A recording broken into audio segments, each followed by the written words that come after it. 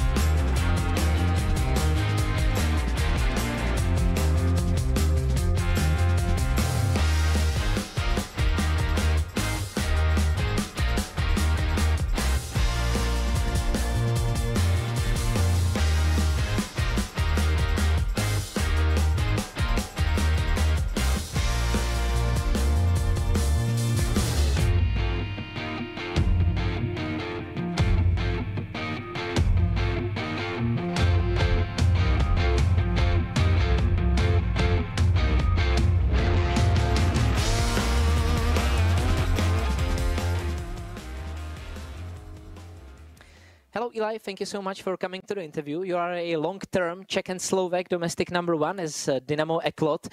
How does it feel to represent the Czech and Slovak scene on this international tournament, but on a home soil? So for us, it's an honor to be the only one representative, so we need to get good results.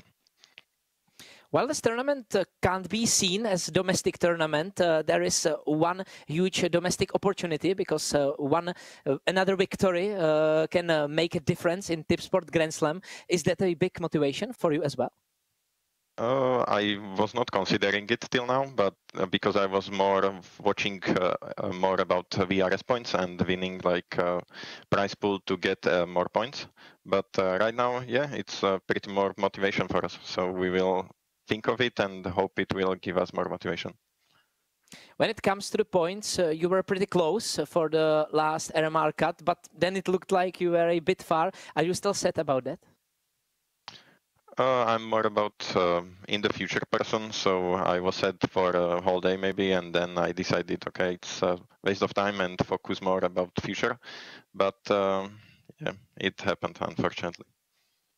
You will face Navi Junior for the second time in a short period. How hurtful was the loss in Yala Conquest semi-finals, where you were so close to getting to the finals? Yeah, we made a comeback on T-side, and unfortunately we were not able to get situations in our favor. So right now we can get more points from them because they have won the Yala Compass. So it will be a revenge for us. Why not? Did you learn anything in the recent match that you can use against your opponent today? Yeah, we analyzed the game and we saw some like things we will for sure consider in another like map against them.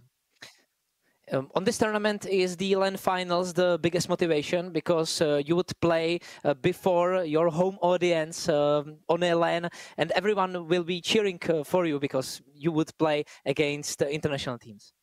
Yeah, also if we meet in the tournament Fnatic and Navi Junior, it would be like best for us because we want to meet them in offline area in our crowd, in our home, I would say. Yeah, that would be great. Thank you so much for the interview and good luck. Yeah, thank you. Bye-bye.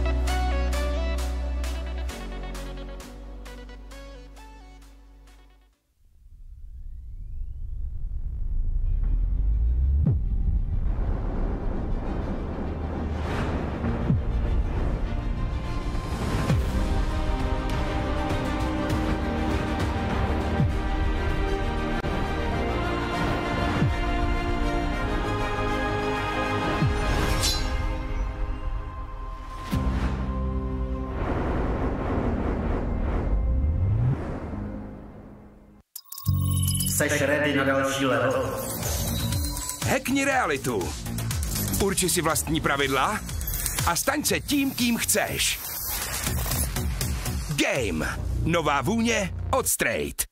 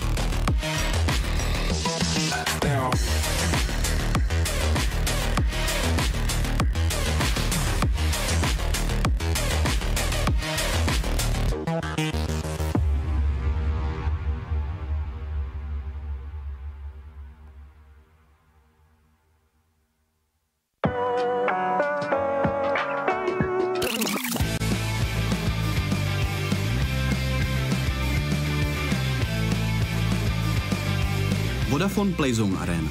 Chceš se bavit? Tady jsi správně.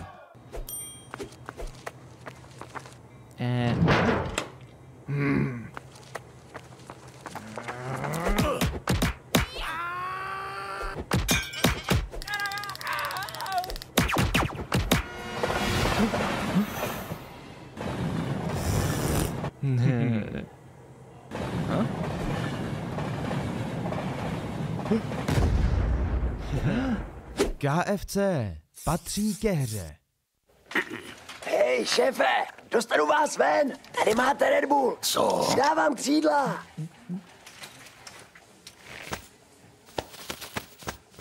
Křídla, jo. Fakt vtipný.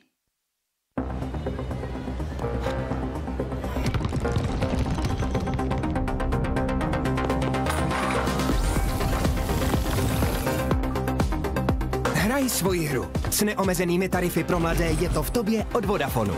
Teď s Apple AirTagem za 1 korunu.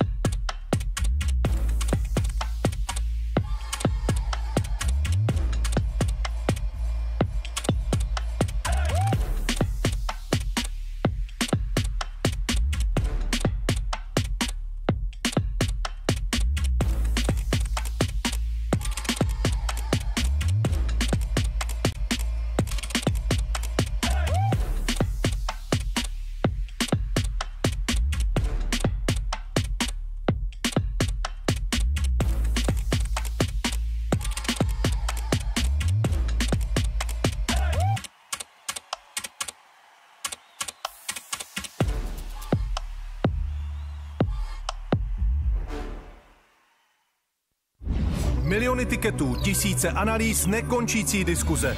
Jedině u Tipsportu jsi součástí největší komunity sázkařů. Najdi top sázky v Ticket Aréně. Přečti si rozbory zápasů a vylepši vlastní tikety o ty nejlepší nápady. Prostě načerpej inspiraci do každého utkání. Tipsport, největší komunita sázkařů.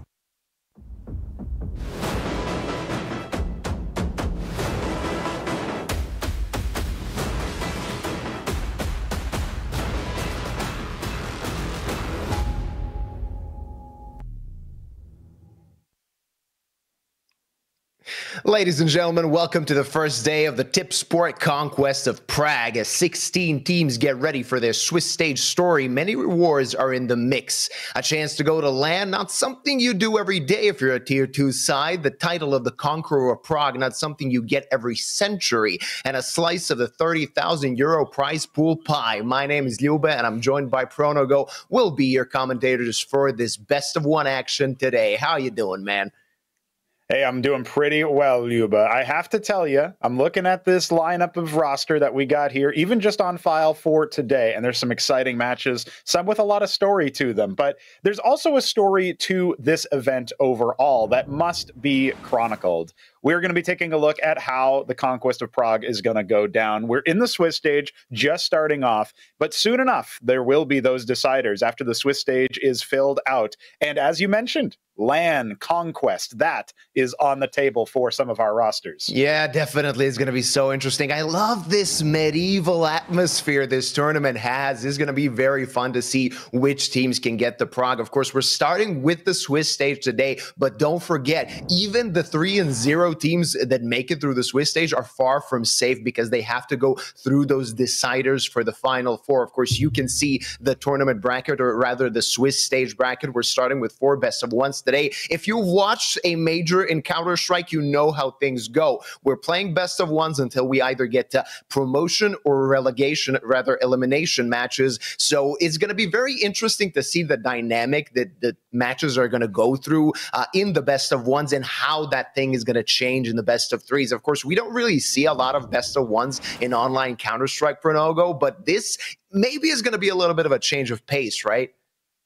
Yeah, honestly, it's something that a lot of fans and a lot of pundits alike have pondered about maybe the authenticity of results in best of ones, especially online. But I think with a Swiss stage, it becomes a lot more robust, especially since essentially those teams have a way of self-relegating, self-organizing, getting themselves into the right categories for us to really talk about them. And that's what makes the opening matches, of course, important, but also so interesting to really dig into. I'm looking at our first matchup. Of course, we have a whole roster of them on the way. But the first one is a juicy one. Oh, yeah. I'm talking Dynamo Eclot, the hometown heroes, the Czech majority team, and they're going up against Navi Junior for the first little bite of the Swiss stage. Of course, further down, we do have a bit of a Eastern European derby coming up as match 2. ENCE versus Maestro, 9 versus Kubix. We're talking about a lot of rosters here with something to prove, particularly those favorites on the bottom end there that I think you're realistically speaking, this is upset potential for them. We just talked about best of one. We just talked about online. So everybody needs to be on their guard. And that's my main takeaway. Kind of if you go into a match as a favorite, you're sort of in a situation where all the pressure is on you, especially in a best of one, right? If it's a best of 3, you know you can get your bearings. If you lose a map, or you kind of choke a map, you can always get the next 2. But in a best of 1, the outsiders are actually the ones that are a little bit ahead. You find the pistol round, you find the conversions, and all of a sudden you could be in a pretty good situation, find your opponent actually in a pretty bad spot, because you know that anything can happen in a best of 1. Of course, as you already mentioned, the first match we will be having is Navi Junior versus Dynamo Eclot. Navi Junior coming into this tournament as one of the favorites. Dynamo Eclot, well, if everybody wants to be the conquerors of Prague, I would say the Dynamo Eclot are the protectors of Prague. They are the ones that want to go to the kind of the biggest city in the Czech Republic and prove their worth. They're on their home soil in front of their home crowd, but they do have to deserve it starting today, because Navi Junior is on a 10-match winning streak, and you want to end that as soon as possible. Yeah, we just saw earlier today, Vitality improved their winning streak to 18, and Navi Junior here trying to echo that on the tier 2 level, being a little bit of a foil to that. Of course, Dynamo Eclot, they have been one of those rosters that have faced off against Navi Junior more than any other squad in tier 2. So there's a lot of history between these two. Most recently, of course, we heard it in the interviews leading up to the show, that obviously Yala Compass went Navi Junior's way, not just that match between Eclot and them, but also the whole tournament. So I do think that the Czech homies are definitely going to be looking for revenge, and also to prove to everybody that they are not going to be pushed over, not when their own home turf is on the line for them. Yeah, of course, we're going to move on to the pick and bans. Of course, we're going to see what map will be played in this best of 1. And it's always kind of interesting to see what they're going to kind of handshake on, because nobody is going to be completely, of course, happy with the map picked, but everybody knows how to play it. Of course, we're going through the maps. Train, Inferno, Ancient Nuke, Dust 2, and Anubis are not going to be played. Of course, the map that is going to be Mirage. Both teams quite good on this map. And the one thing I have to mention, Dynamo Eclot have played 42 Mirages in the past 3 months, and that's an insane number. A lot of teams don't even play 42 maps in total in a span of 3 months. So I think they could come pretty ready for Navi Junior, especially as you mentioned with the defeat they suffered a few days ago. Yeah, that's a really big point to make. Like, even though these two teams have faced off against each other more often than a lot of rosters at tier 2, Eclot does look like they are the most experienced team, maybe in this whole event on Mirage, at least if you take in recent history. So it's no joke that that ended up being the handshake pick. You know, we both like this map. We're both going to end up playing on it, probably a lot in this event. So why not start us off now in the proper way? And yeah, Mirage, it's a great map for that kind of aim style and really get those stars popping off. We know that we've seen tier 2 teams just absolutely run the table, even on better competition. You know, teams that are supposed to be on paper a higher ranking, better than them, they have performed upsets on Mirage specifically, even in the context of a best of 3. So it being a best of 1, I have no opportunity to predict who's going to win this one, but I will absolutely say that if both teams are hot, well, it's going to be an explosive match. It is going to be an explosive match, and there's two kind of main narratives I have coming into this best of 1. Firstly, we kind of have the difference in play style between these two teams. On one hand, you have Navi Junior, who play extremely fast, explosive Counter-Strike. They want to go in your face. Even when they have a better buy than you, they know that you have pistols. They're still going to go for very aggressive plays. On the other hand, we got Dynamo Eclot that are kind of in the situation where they like to play a bit slow. And the thing is, Navi Junior's kryptonite is that, and of course facing Czech teams, because in this entire kind of streak that Navi have had in the past few months, most of their defeats came from Czech teams, either Sinners or, as we mentioned before, Dynamo Eclot kind of got a number of them in that best of 3 they played a few days ago. It was a bit close, of course, but Navi managed to take it. That still means that the Dynamos are coming in pretty hot. Of course, we'll go onward to our sponsor, Tipsport, and see the odds, because the odds are going to tell us something interesting of what team could be the favorite in this best of 1, and it's Navi Junior. I think that's not a surprise. Of course, we got the pistol round winner as an extra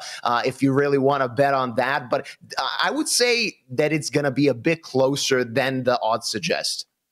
I have to agree with you there, Luba. There's a real chance that Eclot perform the upset. And the betting sponsors, they're thinking, okay, yeah, well, Navi Jr., the man on your screen, Krebeni, he is their in-game leader. We heard from him in that opening interview that obviously he actually agrees with what you just said earlier, Luba, the idea that the play style of Dynamo Eclot, that can be such a problem for a team like Navi Jr. Now, it's a problem they've overcome. It's a problem that they've looked very powerful against, but you had an interesting point in the pregame that I'd love for you to bring out now about the relationship between Navi Jr. and not just Dynamo Eclot, but Czech teams overall. Yeah, they kind of struggle against them a little bit. Not too much, but let's take the facts into account. The last 2 best of 3 defeats that Navi Jr. has had, it was against Sinners, another Czech team. And of course, we know the Czech region, they like to exchange players. It's not uncommon that players who've played for Sinners play for Dynamo Eclot and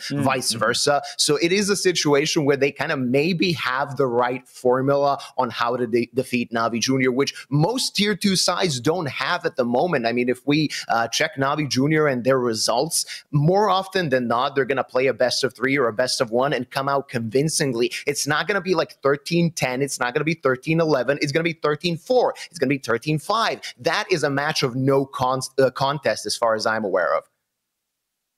Yeah, it makes a really big difference. Even for your future in the tournament, what the score line ends up being, it can tell a story about your level of maybe not commitment, because I think everybody at this point is committed. We heard from both of their teams in the opening interviews that they both have set their sights on that LAN final spot. But definitely in terms of motivation, definitely in terms of, are you hot right here, right now? Is your aim sharp? Are your mechanics dialed in? And do you have a good strategic response to a team that, at least in Krebeni's case, we're talking about Navi Jr. saying publicly that maybe Dynamo Eclot have some kind of stylistic counter. And if you watch MMA, I think it's safe to say styles do often make fights. This is kind of true in Counter-Strike as well, for my money. All right, it seems that we're going to get underway quite soon. As I hear the music, that is always a given that the action is close.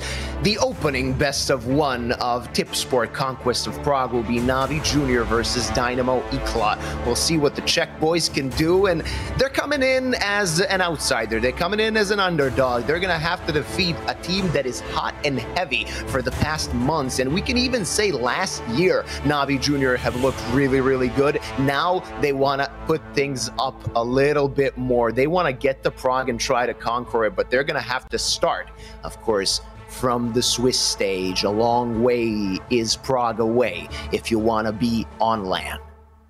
Yeah, and everybody wants to be on LAN, Yuba. It's absolutely the case that Navi Jr. have been without the ability to go to LAN for some time.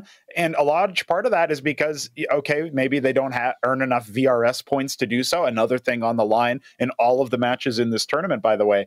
But another reason is, obviously, they're an academy team. And we know how the conflict of interest rules work in this scene to the extent that they do. We're talking about Navi always being at all of these top tier lands. Well, Navi Jr. is not going to be able to qualify in. They're not going to be able to receive an invite no matter how high their points are. So what we need to see now is, okay, is Navi Jr. going to continue their ascendancy? They need to continue their win streak here. They need to keep on pushing forward. And as they stack up those VRS points, as they continue to draw the attention of additional, eyes and, of course, of higher ranking points. We're talking about Navi Jr. potentially being able to be invited to events that Navi, the main squad, does not accept to. That is a huge storyline here. And we are starting off on Mirage with Eclot defending Prague from Navi Jr. Oh, and what you just said, it is huge for Navi as an organization. If you check out the VRS rankings, they're pretty high up there, and they really want to taste LAN. If they can't go to like bigger events, Prague is going to be their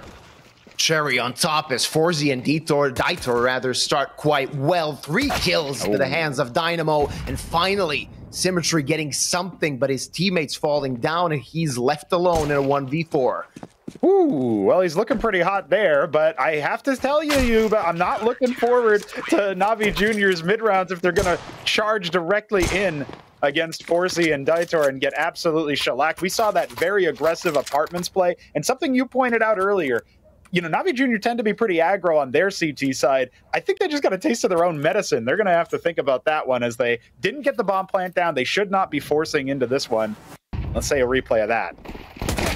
Yeah, it was quite pretty looking what they did, and this is a way you want to start. We said upsets tend to happen in best of ones, and we can't really say that they're massive underdogs, so Navi Jr. is going to really have to work hard if they want to beat Dynamo, because they know how important this thing is. They know how important for the hometown fans it is to actually start this tournament off with a win.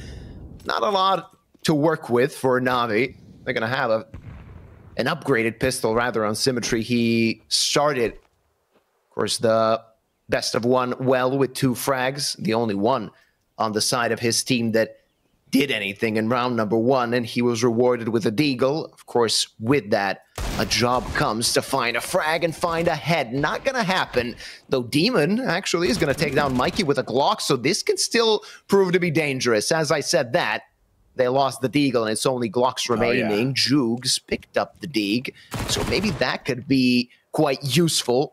As Mikaze falls towards the B bomb side, that's $1,200 in the hands of Daitor. Also, the bomb dropping on B. Navi Jr. definitely playing the angle here, pressuring, getting 1 frag onto stairs. Demon left looking for that deagle, and he will not escape. Forzy cuts him down. It's not a bad strategy to try to pressure one side while pushing towards the other. We saw that they force rotations as soon as one player ends up falling for Eclot. So Navi Jr., they're showing a little bit of depth already in round 2. Unfortunately, they weren't able to isolate exactly where Daitor was. He did really well to position himself behind that default position. So very nice. And this is the shot here we see. Yeah, I think really what it came down to is these 2 frags here. You obviously talked about the economic value of getting 2 kills with an SMG, $1,200 to your name. Yeah. But really, it seals the deal. There's no bomb plant coming. Navi Jr. do not have many legs behind this buy. And it is just going to be rifles. They deny AWP. They deny extensive utility. Let's see what Navi Jr. have in store for us as the first gun round has come out. Yep, they spend a little bit of utility already and left with not a lot. Maybe to take control of mid. You know you need to use a few more smokes, and of course one goes towards the window position from Mikaze. Forzy with that lineup, that Molly is going to go towards top mid, or not yet, at least. Maybe either he missed the lineup, but that's not going to be consequential right now as Mikey takes down Krebeni, and that's the first frag of the first gun round. Now Navi need to bring up the tempo and bring out the pace. They are going to walk towards the A-bomb side and plant the bomb quite easily. It's going to be a retake, but still a man advantage for the Czech team. Let's see what they can do. As Mikey falls, this is a little bit more easy for Navi. Oh, Eli found one through the stairs, but didn't finish the kill. That's Symmetry taking him down from top stairs. It's an awkward setup here for Eclot.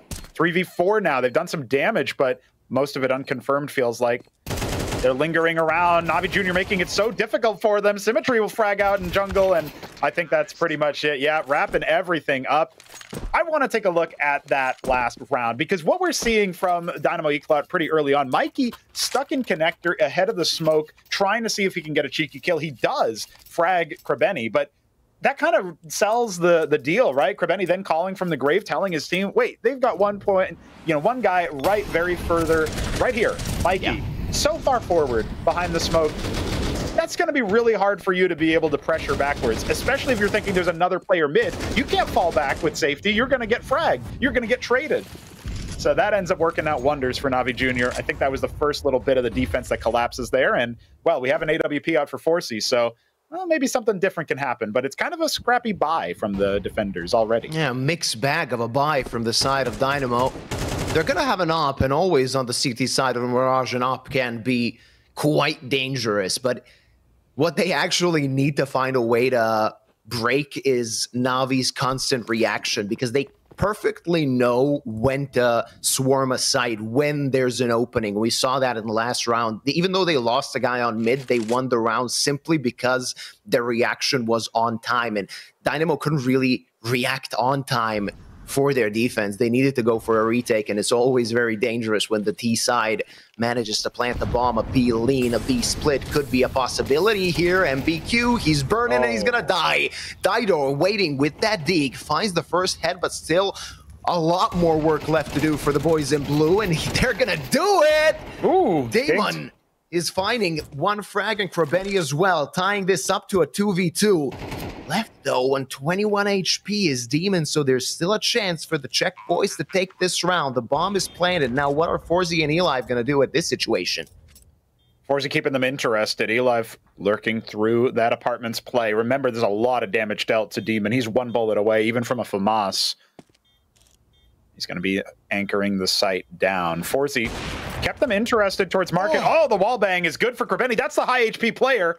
Eli, he's got everything he needs to do here. He is going to get traded. That exposes where Demon is. Oh, he's got the rifle. Remember, the pistol could come out here, but I don't know if Navi Jr. knows. Oh, yes, they do, but it's not enough time. The damage not radioed in time, and really good play from Demon. Wow, what a round. Oh, yeah, that was so smart. He knew he was low HP. He knew that there was not a lot he could do, actually, to prevent them from killing him, but he could at least wait out the clock, and so he did. Navi Jr. taking a round that was anybody's. Tidor, great heads with that deagle. In the end, it wasn't enough. Wow, what a shot from Forzy too. They're trying. And remember what I said in the camera segment there, Leo, but we're talking about a team that if they're hot, if they're both hot here, that is going to be such an explosive match. I think it's already delivering, and we're only on round 5. AWP for Forzy, the hero investment. I mean, obviously, there's nothing around it. It's just the saved op, but we're talking about AK-47s, Galils, Navi Jr. They've got everything they really need to break this little save by. Yeah, but can they read it? That's the question now, as a B stack is there.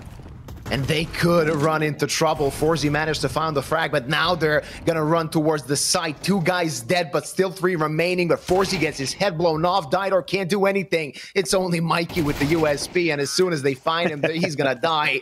Navi Jr., they don't care it was a stack. They don't care they're gonna run towards an op. They're still gonna click heads. And 3 rounds for them. 3 rounds in a row. Yeah, listen, that's pretty impressive. I mean, when you find where the saved AWP is after fragging someone with only a pistol, you know what the game is. You know exactly what the strategy is. And they still decided to just go straight into it. Said, nah, we got the setup. Everything's all good. It's quite incredible. Pretty impressive stuff, yeah. Of course, now a goodbye on the side of the Dynamo. They got 4 M4s, a little bit less utility than they would have liked, but Forzy on the op, and he has been fragging a little bit since this map began, so his op is going to be valuable for the side of the Czech team. On the other hand, of course, Navi doing what they have been doing throughout this game so far, taking control of mid, and with the lack of utility on the CT side, they can do it for free. Don't even need to spend as much utility as they normally would. MBQ out of short, can't really force any pressure from there. This seems like an A split from what we're seeing, as Jugs might die if he is uncareful.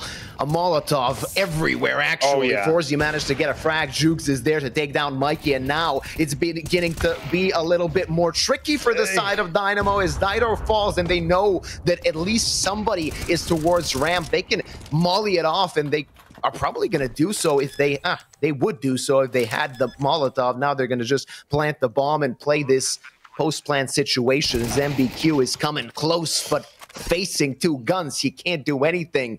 Eli and Forzy, they've been contemplating this retake, but now that their teammates are dead, they know they have to save. Navi tying rounds, and this is becoming to be increasingly difficult for the hometown team.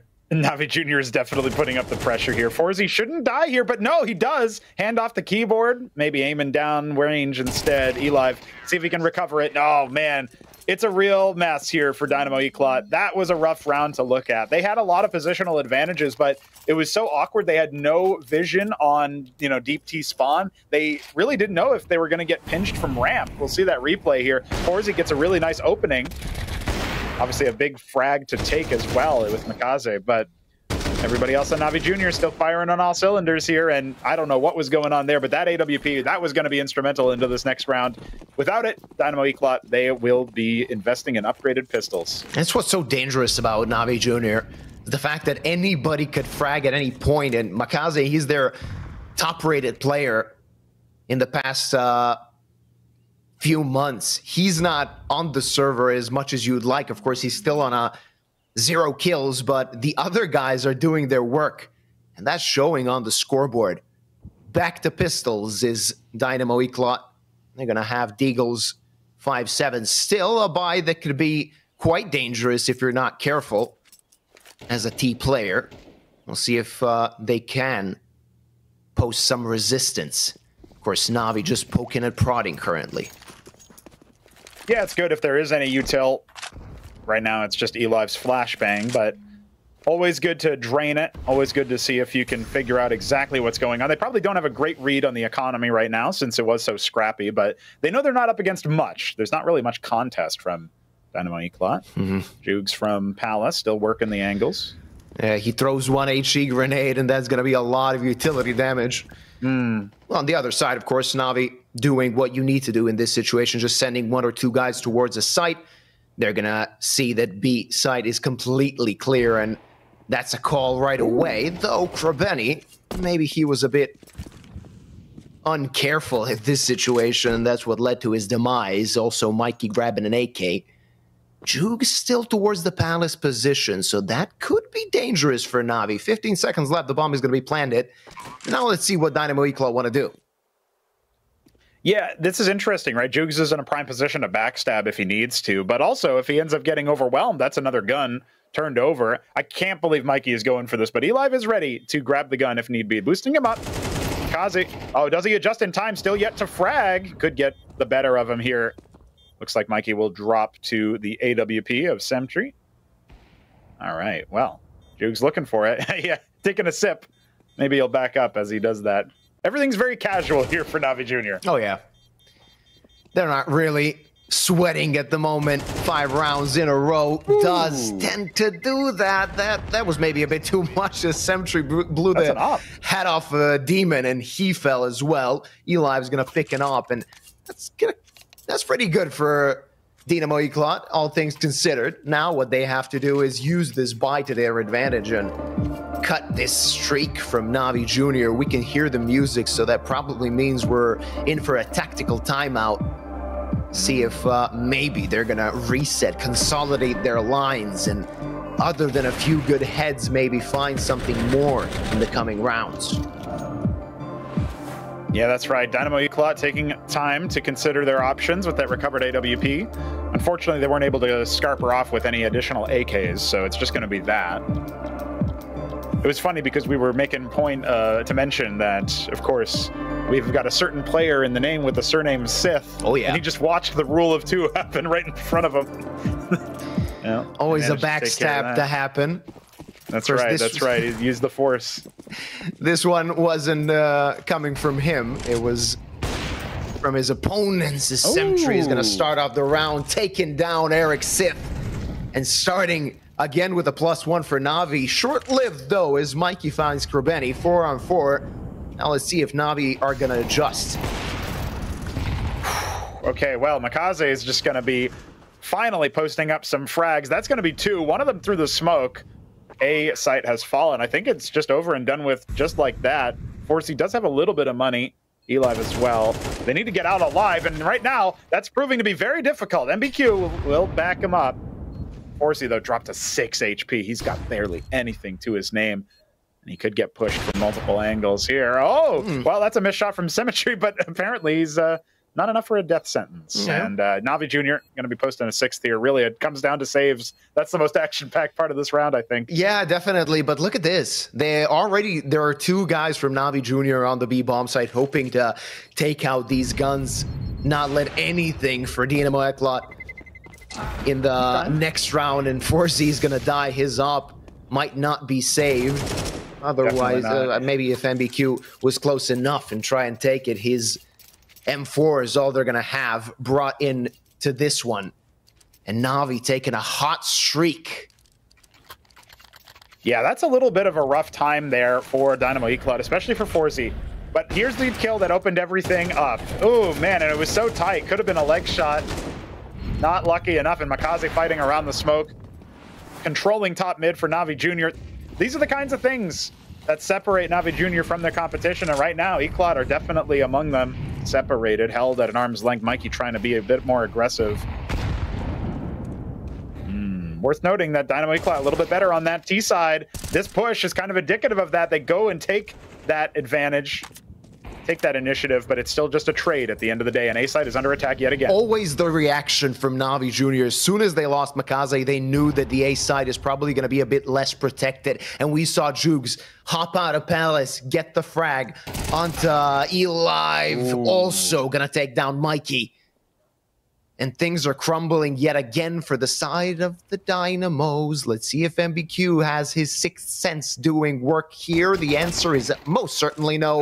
Glock's going to take him out. Everywhere they go, there's a Navi Jr. player waiting on the other side, ready to take their head off. And so is going to happen to Didor. Only 4Z remaining, and they're aware where he is. This op is not going to be saved. That's for damn sure.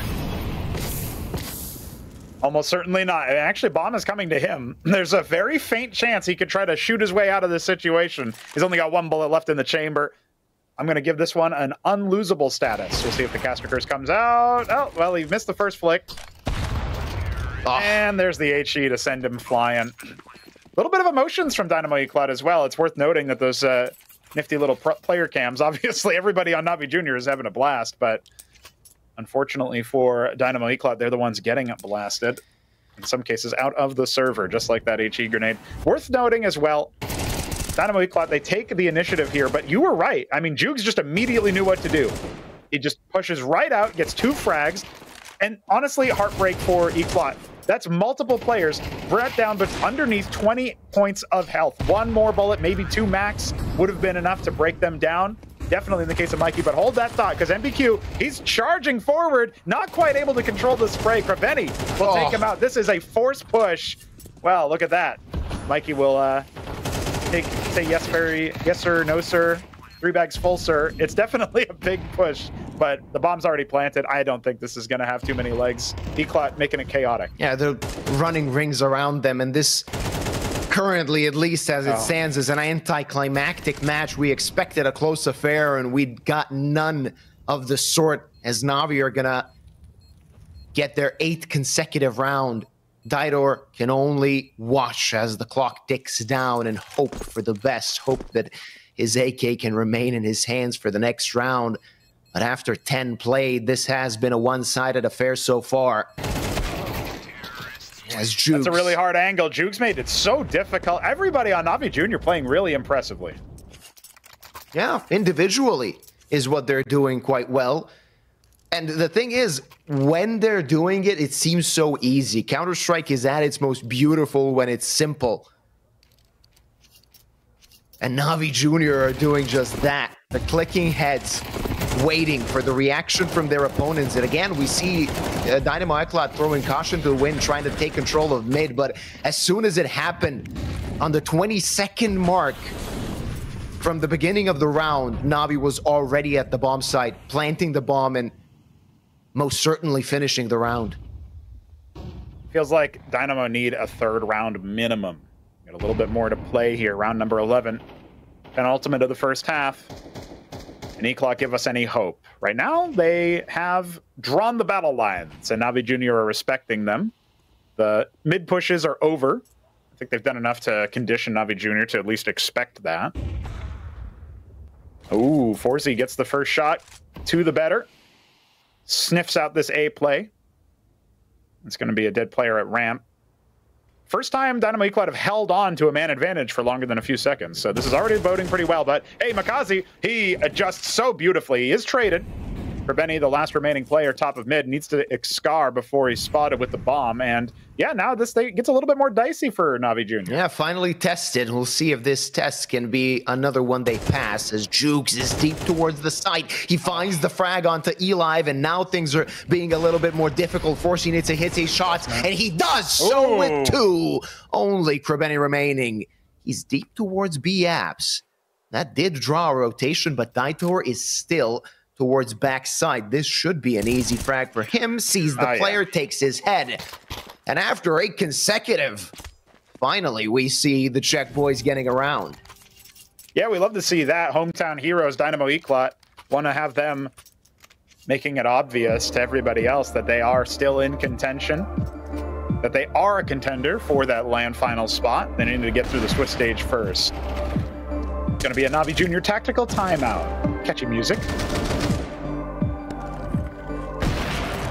Oh yeah, this was a really impactful frag here. The adjustment onto stairs, diving back, managing to refrag. Remember, A-site was basically compromised. If Forzy goes down there, that becomes a lot more winnable for Benny. So hero plays from the Opper. Hopefully he's dialed in. I don't know what happened to Mikey's camera. Maybe he tossed it at a certain moment.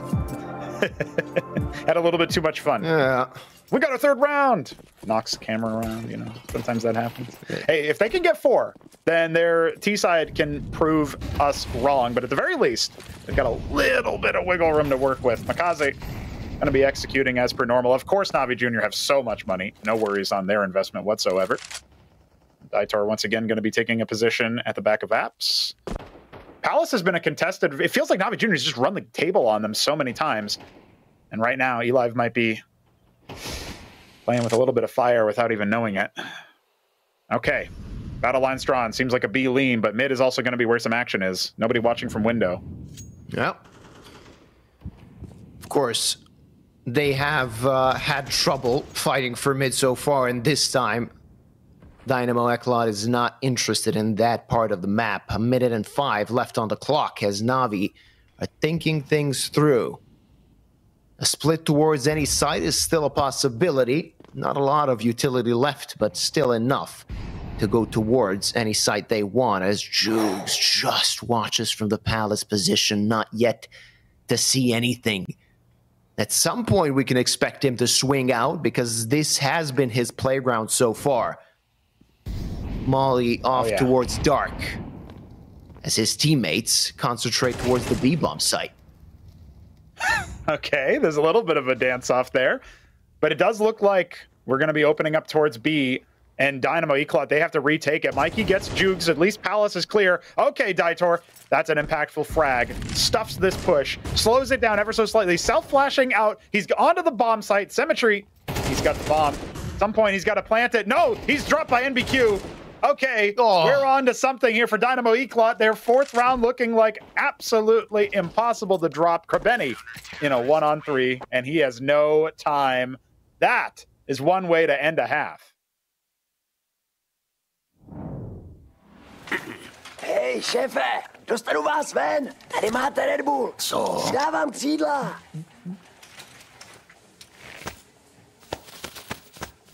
Křídla, jo. Fakt vtipný.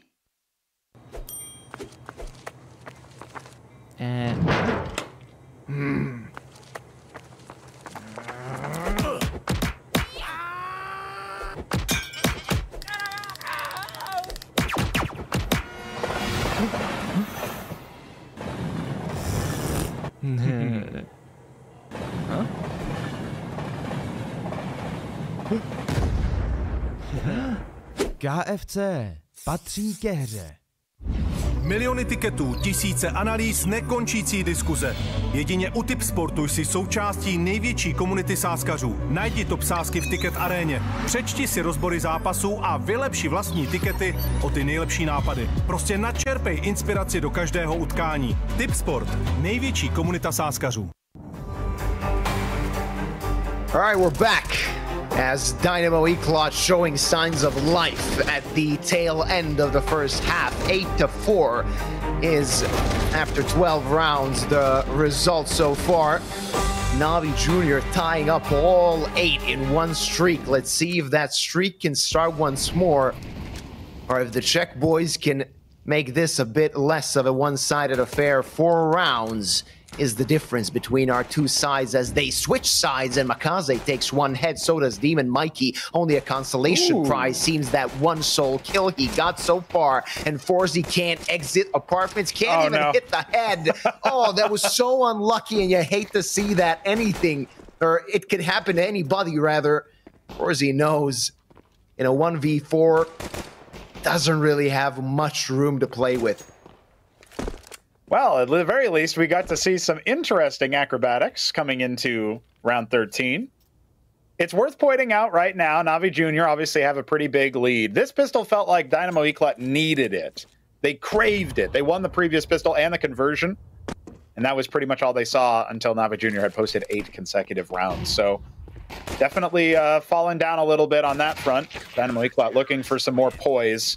They will be stuffed at the B rush, and it looks like they're going to need to feel their way out. Hey, Navi Jr. did 8 rounds after losing the conversion and the pistol with no bomb planned on either round. So, you know, it stands to reason we could end up seeing Dynamo Eclot do the same. They'd have to channel their opponents to make it obvious that Navi Jr. are not their betters.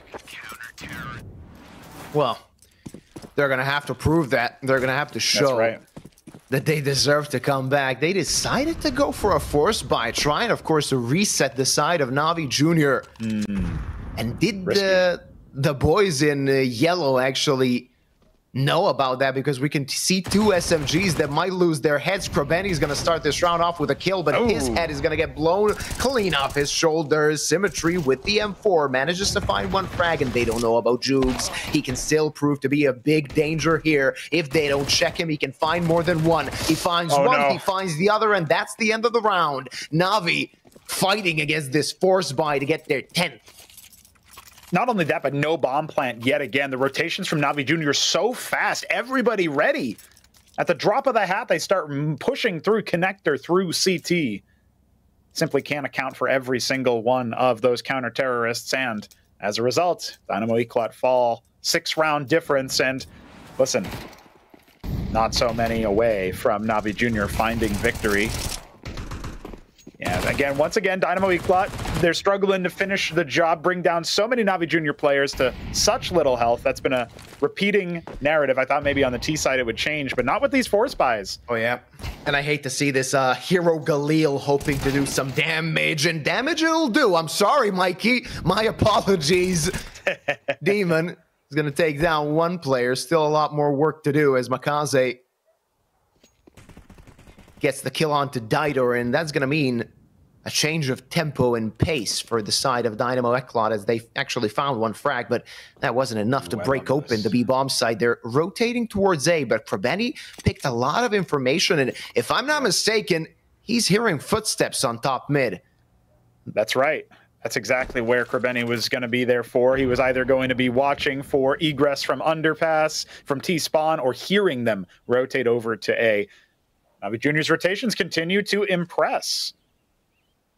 Already have 2 men here with superior equipment, and that's going to be 1 dead ramp. Mikey drops. The bomb is coming out of Palace with a little bit of help, but it needed a lot more. Navi Jr. posts their 11th, and it looks like we might be in for an early first map. Oh, yeah. It seems that map number 1 might close out a bit more quickly than we would have hoped for. Of course, when Swiss stages begin, and we can find one-sided affairs all around. We know how it happens at, of course, the Counter-Strike majors. That's right. So it's not completely surprising, but this is a match I was hoping to see. Yeah, I think we need to see a little bit more life from Dynamo Eclot here. They certainly have the tools, although they have deprived themselves of that the first few rounds of this half. Ditort doesn't get opt by Symmetry, but definitely showed a little bit as the Navi Jr. sniper will withdraw from that position. Pretty standard split here on the defense, although boosting up to bricks, that might be an option for them later. Great overwatch, this double rifle spot in short. And quick rotations afforded as well, as the A play is going to come out. Jugs smokes Needs to just keep him held. That's where bomb is, and it is starting to drift away. Minute left on the clock. But this is a good setup towards mid. This is going to be very tricky for the Dynamo players to fight against a good peek, but Makaze's ready, takes down 2, and puts his team at a +2. Now the only part of the attack Dynamo have left is from ramp. And Jugs and Krebeni just waiting at the ready. The jump spot is going to spot at least one player out. Jugs does get the frag onto Elive, and as the Sith falls, there's always the younger one, NBQ. Maybe he's the master of the Sith, trying to find have more. To be now. Rough stuff right now for Navi Jr. Listen, Dynamo Eclot, they have been attempting to push forward a little bit too quickly, it seems, and now the clock has run out for them. Makaze, he popped off on bricks. There's no help coming for Forzy, and it's just going to time out. At the very least, he should be able to hold on to his sniper, but Yuba, that did not look like an attack that had any legs. If it wasn't for NBQ with the 2 frags, we wouldn't be talking about this round at all. Oh, yeah. NBQ had a chance. Gave them, rather, a chance with those 2 frags. Had he finished the 3rd one, that could have been a highlight for him. First one, second one, that was a spray transfer and a good one at that, but Makaze was ready. Makaze started off 0-6. Yep. He is now a little bit closer to an even scoreboard, but his impact in some of these rounds, it's just sealing the deal. Dynamo Eclot would be a lot closer to something approaching parity. Oh, but Mikey, he's going to pop off. He does his own little spray transfer. Learned that trick from MBQ. Suddenly we're in a 4-on-3. Oh, but Jugs, his position towards Ninja has been so tricky.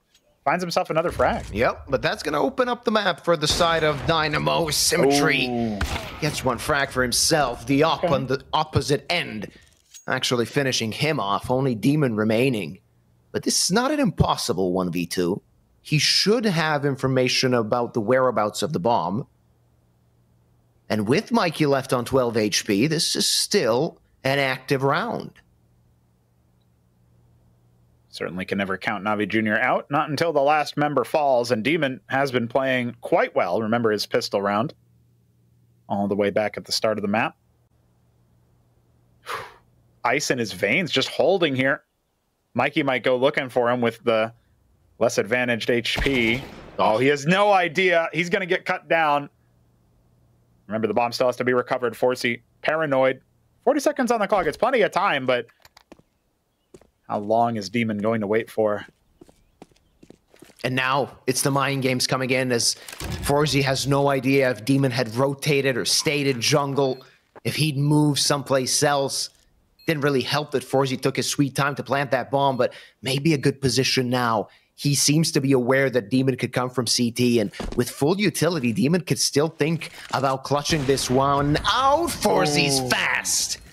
And that's going to be 5th for Dynamo Eclot. They're still alive, but only just. Only just. Staving off victory of Navi Jr. They thought maybe they had summoned an uncontrollable beast, but it turns out Forsey was the wizard with Dispel Magic. There's some nerd language for you.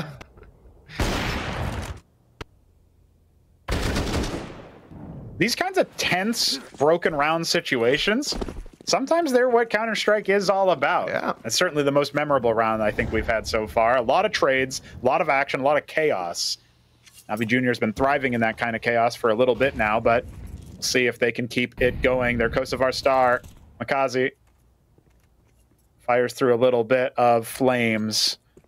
And we'll see. I mean, right now, as of right now, the play from Dynamo Eclot is still taking shape, but Navi Jr., they might get a little bit more testy. Symmetry with the shot in the last round. He needs to hit here. Mikey going to set himself up for it. This is so hard for Mikey to win this aim duel. Oh, but win it, he will. Not going to double up, though, as Daitor takes down Makaze, though. Still a 1-for-2 trade, or 2-for-1, rather. Definitely good for Dynamo Eclot, and I don't think they really have the luxury of Demon fighting from the apartment's position, as he's isolated solely on B. If he falls, that could be the round for the Czech team, and so it will be. It's a little tricksy. Krapeni's so far forward in Palace. He might catch them on the rotate here, but surely he's not going to get a 3-man spray down. Bomb lingering behind. He does find the first relatively easily, scrambling to pull their weapons out. Daitor marking the territory, and Forsey will finish the job. It's just Jugs left. Radioed in. Now the bomb has to go back. 30 seconds on the clock. Boom. If Jugs was back on B right now, well, actually, hold that thought. It comes on back around. Oh, yeah. They kind of overcomplicated this round, and Jugs could spoil it. He could spoil the party and end it quite quickly, but now they know his position. Utility starts to rain in. Jugs is fighting, but he's not going to win it. Liuba, I really thought that there was a way that Dynamo Eclot would drop that round. That was so tight. Gonna need a stretch after that one. Well, that mid-round definitely ends up being really important for Dynamo Eclot. Take a little bit of time to push forward and course correct. In fact, the last 2 rounds have been very chaotic, but for different reasons. Oh, yeah. Maybe there's a little bit of thriving in that chaos. Method to the madness for Dynamo Eclot. Now they're up against Pistols. This should be the easiest round of them all. Don't jinx it. Don't do that. This is an unlosable round for Dynamo Eclot. There's plenty of Czech fans that are going to knock on your door if you come to Europe anytime soon. All right, only starting Pistols in the hands of the Navi players. 6 rounds up. They seem quite comfortable so far. A good nade to take down Makaze on 48 HP. Of course, they're not going to take a small amount of time getting to the site. Daitor just cleaning things up. And as you said, a round that could hardly be lost and not something you see every day is a team losing against starting Pistols. Not going to happen this time. Eclot. Mikey. A little bit of damage here. That's all that Navi Jr. really want is a little bit of damage. Whoa. A little bit of damage, I say. It's a 2v2 all of a sudden. Krapeni thriving in the chaos. He's picked up a sniper. Nuba, have I jinxed it after all? Do I need to reinforce my door? Czech fans come here. Dynamo Eclot. They are down 6 rounds. They need this one. This is match point. No. And Jugs has found the round. Has he found it? Elive brings it back into a one-on-one. It's not over yet, Krapeni. Okay, Krapeni was saving the AWP. Whew, see, I told you. There's not a chance. Yeah, that was not stressful at all for the side of Dynamo Eclot. Completely fine, and had they fumbled this round, that would have been painful. Still alive on Mirage, but that was close and unnecessarily so. A 5-on-2 was the situation, and 1, 2, 3, the kills went towards the side of Navi Jr. A good call from either side to take that tactical timeout, consolidate and talk things through as to how to continue this map. How to control the chaos. Wouldn't have surprised me if this was Eclot's timeout, but it is Navi Junior's. I'm going to take a moment to consider their options, as you mentioned. And, you know, what's going on here? I mean, if Krapeni had actually attempted that with the AWP, I feel like that would have been the round, the game over in favor of Navi Junior, of course. But Dynamo Eclot, they're clawing back. Now they're up against a saved AWP and plenty of rifles for the Navi Junior side. This Academy roster proving itself again and again. Symmetry has that op in position, but as the smoke blooms, he's going to need to find a different spot to be. Well, you take a bunch of crumbs, at some point you can make a cake out of that, but not a lot of crumbs collected on the side of Dynamo Eclot. 5 left to go if they want to get to overtime. Round after round, they're still in danger of falling into that 0-1 bracket. And Navi Jr. now with a full buy with that op in the hands of Symmetry. It's what they were waiting for to finish things out. Yep. Trying to build some kind of crumb cake. Dynamo Eclot working their magic, channeling the energy of the Czech fans around the globe, and mostly in Prague. Yeah. Another smoke comes into a window, help them control mid, as Makaze is in ladder. Very dangerous position for the opposing side as Mikey dies. +1 for the side of Navi. He's still a factor in that smoke for Benny. Now's his time to shine as he takes down Didar, Forsey, and Eli getting the frags, but maybe that's still not enough as Demon is at the backstab, and this is very hard to control as 20 seconds is ticking off the clock. 2v2 situation. They need to get this bomb down, but they can't really do so with the positions of their opponents. Semtry taking out the last two, and it's Navi taking this best of one and starting things off towards being conquerors of Prague. This is a good step forward. Their 11th official win in a series of victories. Navi is not stopping, and the Protectors of Prague taken down in the opening match. Yeah, real big moves here from Navi Jr. It looked easy for them in the first half. Must be said that this last round, chaotic though it may be, Navi Jr. finally wrangled the snake and put it in the urn. Dynamo Eclot. They do fall, but at least they have a little bit of redemption at the end. They did not go quietly into that good night, and they will have another chance. Of course, actually 2 more chances, as this is, of course, a 3-round Swiss stage, and it's only the first phase of the Tipsport Conquest of Prague. So, hey, at the end of the day, Navi Jr., 11-match win streak, as you mentioned, looking very solid, looking very good. I'm really excited to see the future development of this team because I did think that they showed very good measured approaches to their T side. They were controlled. Their CT side, sure, they talked about their weaknesses versus Dynamo Eclot. On the Dynamo Eclot side, they could definitely show a little bit more here in this tournament. By no means is a best-of-1 defeat a sign that they are out and down. I do think that right now, this is going to be an interesting set of teams to watch as they proceed through the rest of the tournament. There's probably a good chance to see them rematch later on in the next phase of this very tournament. Yeah, who knows what the future holds. Of course, this one wasn't as close as the one before, of course, when they faced in a best of 3. Of course, you can see our schedule as we're 1 quarter done for today. Dynamo Eclot lost against Navi Jr. Next match is RUSHB against Gun 5, and that's going to be an explosive best of 1 if I do say so myself. Yeah, I think I can second that one. It's the Eastern European derby. Of course, Russian majority squads on both sides of the roster. And honestly, every time I look at a team like Gun 5, and perhaps also to a lesser extent RUSHB, they've changed a player, they've changed something about their roster, people coming in and out, but that does add to the fire. It adds to the chaos, and I have a feeling it's going to be an even more explosive match than even this one delivered at times. Perhaps we'll be in for a more of a contested scoreline. I am casting with the overtime magnet, of course. So, you know, Yuba, you're going to be my little good luck charm for getting more experience for the rest of these squads under their belt as well. So looking forward to that.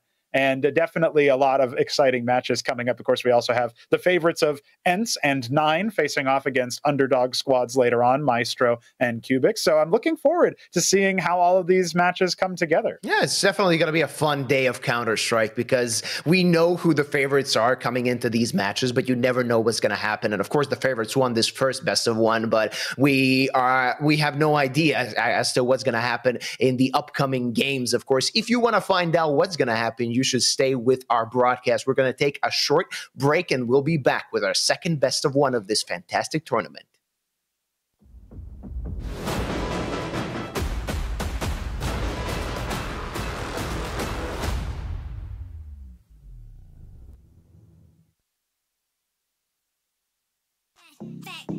Would you let me go? No, you never come back.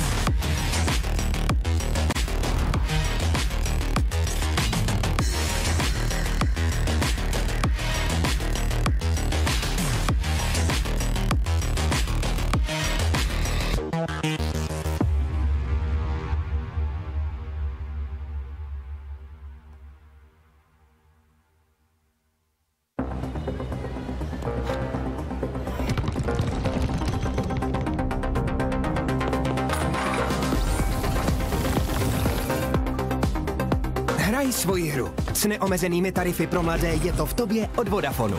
Teď s Apple AirTagem za 1 korunu.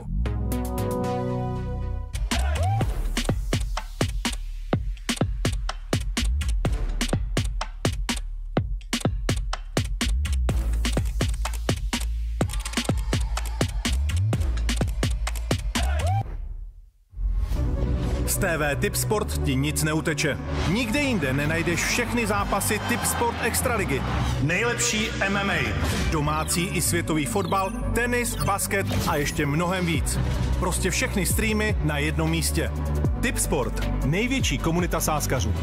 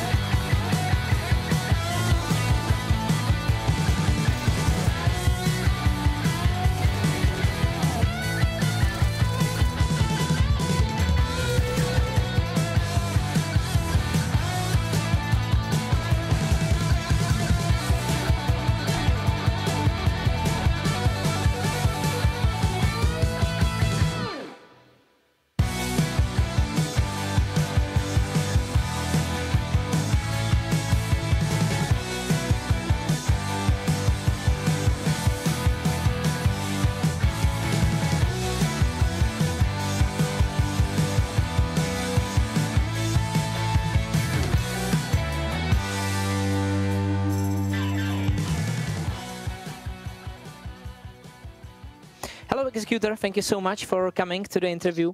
When it comes to Tipsport odds, your team is among the underdogs. Do you personally feel differently? Yeah, I think like we have a good chance to qualify for the LAN event. So maybe this position suits you or your team because there is not much pressure. Yeah, we kind of play like this all the time, so it's nothing new for us. When it comes to odds, you are underdogs as well in your today's match about guns.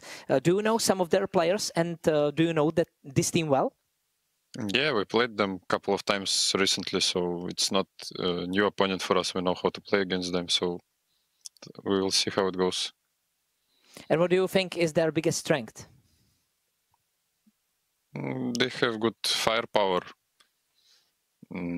Like they're playing a lot of Face It, and I know their players, they can shoot well, so I think that's the strength. But I think we are not worse in that aspect of the game. And when it comes to your opponents or possible opponents in this tournament, you lost against home favorites, Dynamo Eclot, in the recent past. How do you see strength of this team? I mean, we had a close match against them. I think we could beat them that match, so I don't think it's a really hard opponent for us, at least.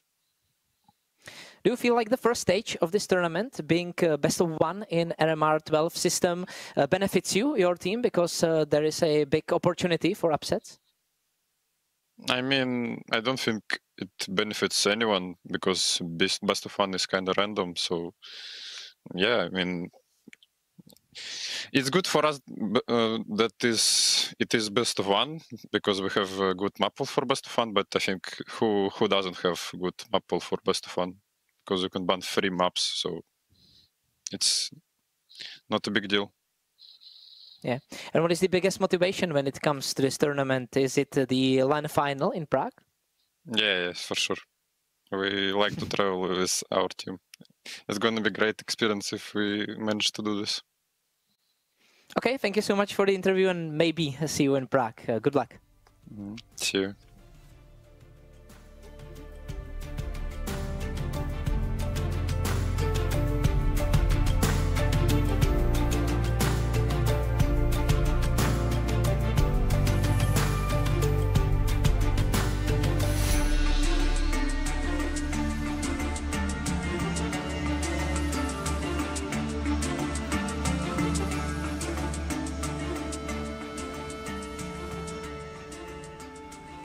Hello, Selter. Thank you so much for coming to the interview. How are you feeling today before your first match of the tournament, and what is your expectation from the tournament as a whole? I'm feeling as always, I don't know. Like, the main goal is to win, so I played a lot of officials in my life, so I'm not feeling like something special, but just a regular day, I don't know. Okay, you were not very successful on a Yellow Compass in the recent days. What went wrong in your previous tournament? No idea, to be honest. I don't know. I think I cannot tell like why, but I think we like during the past few days we tried to fix it, so we will see. In this tournament, you can play against pretty much the same teams as you did in your previous tournament. Is that maybe a good thing for you because you can prepare better? I don't know. To be honest, I don't think we even care like who we're playing against. So it's always the same preparation. Like everyone is doing their thing. So I don't think so. But on the sunny side, against RUSHB, you will count as favorites. Do you agree with me on that? Yeah, of course. And since you will play against all Russian teams, all Russian team in this case, do you know any of your opponents and their play style well? I know one thing, that Taxi from RUSHB is living in one flat with our sniper Feinstein. They're living in the same flat, so yeah. That's everything I know. And how do you and how do you see your overall chances of getting to play in face of this tournament? I'm not going to talk about chances, but I'm going to say that I really want to qualify for the LAN tournament because I already was one time in Prague and it was like an amazing experience. So I want to be back there. Glad to hear that. I was actually about to ask for the LAN. Is the LAN the biggest motivation in this tournament? Yeah, of course. A lot of VRS points plus beautiful country. Why not? And is there any team in particular you would like to meet there in the LAN finals or through the tournament? No, not really. Just want to qualify for the LAN and win it. We need some VRS points because we lost a lot. Yeah, same as everyone. Okay, thank you so much for the interview and good luck. Thank you. Bye.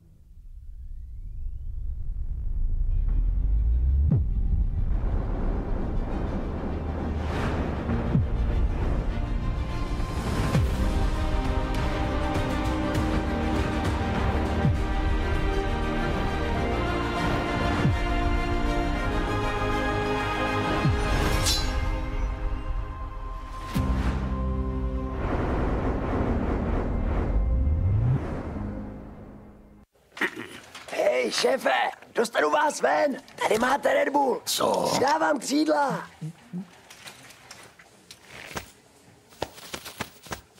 Křídla, jo. Fakt vtipný. Seš ready na další level? Hackni realitu. Urči si vlastní pravidla a staň se tím, kým chceš. Game. Nová vůně od Straight.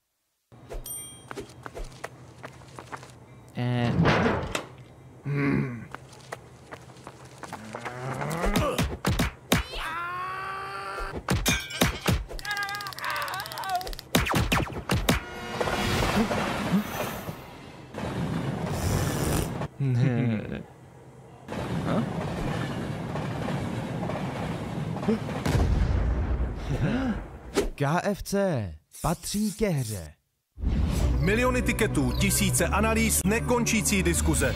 Jedině u Tipsportu jsi součástí největší komunity sázkařů. Najdi top sázky v Ticket aréně. Přečti si rozbory zápasů a vylepši vlastní tikety o ty nejlepší nápady. Prostě načerpej inspiraci do každého utkání. Tipsport, největší komunita sázkařů.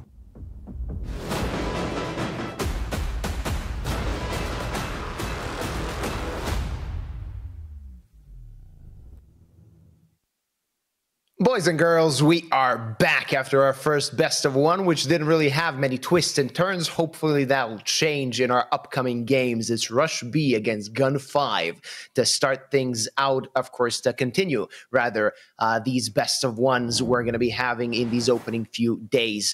Pronogo and Luba here with you. We get to see our schedule and we know what's going on. We know what's up. This match, I would say, is going to be a bit less one-sided than the previous one, right? I think so. You see Gun 5, or Guns, as some people will call them. You know, we love that leet speak gamer lingo. You know, you got to throw the name in there. I'm guilty of it myself.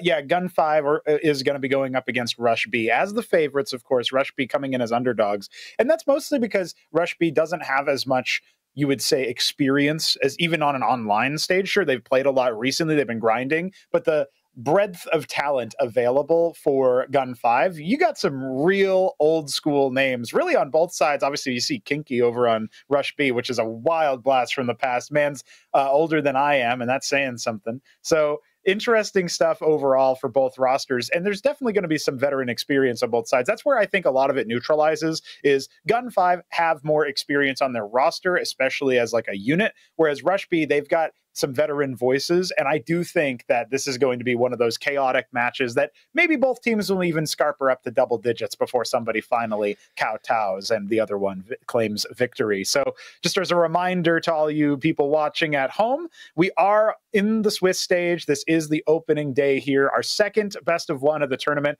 is going to go live very soon. And we just need to see that nifty map veto to see exactly which battleground we're going to be facing off on. Oh, whatever it is, it's going to be a fun one because both teams know how to play some explosive Counter-Strike. Dust 2, ladies and gentlemen, is out. Don't mention the graphic too much. That part doesn't matter. Of course, we're going to get the fixed veto, I would assume, at some point. The important part is both teams have kind of been struggling lately, right? When you check their results, they're not perfect. Yes. They've lost some matches quite convincingly. So Gun5, just to mention, it played that Yala tournament a few days ago, and they bombed out of the group stages. It didn't look as good, and they want to bounce back online, especially if they can actually get to LAN. We got the fixed map veto here. Dust 2 and Mirage are out, so we're not going to be looking at those two maps. Maybe something a little bit more tactical. Train, Anubis, Inferno, Ancient are gone, so what is left is Nuke. There's no other way, and Nuke is going to be the battleground between these two sides. Yeah, talk about tactics. Okay, this is going to be an interesting look from both teams. We'll get an opportunity to see which one of them is going to live up to their namesake. Is Gun5 just going to be shooting everybody down? Is RUSHB going to be ignoring the A bomb site? I mean, this is going to be an interesting battle. We'll see if the names mean anything going into this one. But the veto is pretty significant. We did hear Executor on the side of RUSHB talk in that opening interview about how, realistically speaking, everybody's got a doable map pool. You only need to have a small handful of them. And generally speaking, in best of ones, you're going to get to a handshake map where maybe it's not your best, but everybody has a fighting chance. I think we saw that on Mirage as well, a map that is perennially one of those maps where if you're hot, you're going to be doing well. If you're not, it's going to be a struggle. Not as many tactical little twists and flourishes that you can try to leverage in order to gain victory. On Nuke, that's a very different story. You can win through firepower, but this can also be a thinking man's game of Counter-Strike. Oh yeah, it's going to be a very tactically interesting match to see,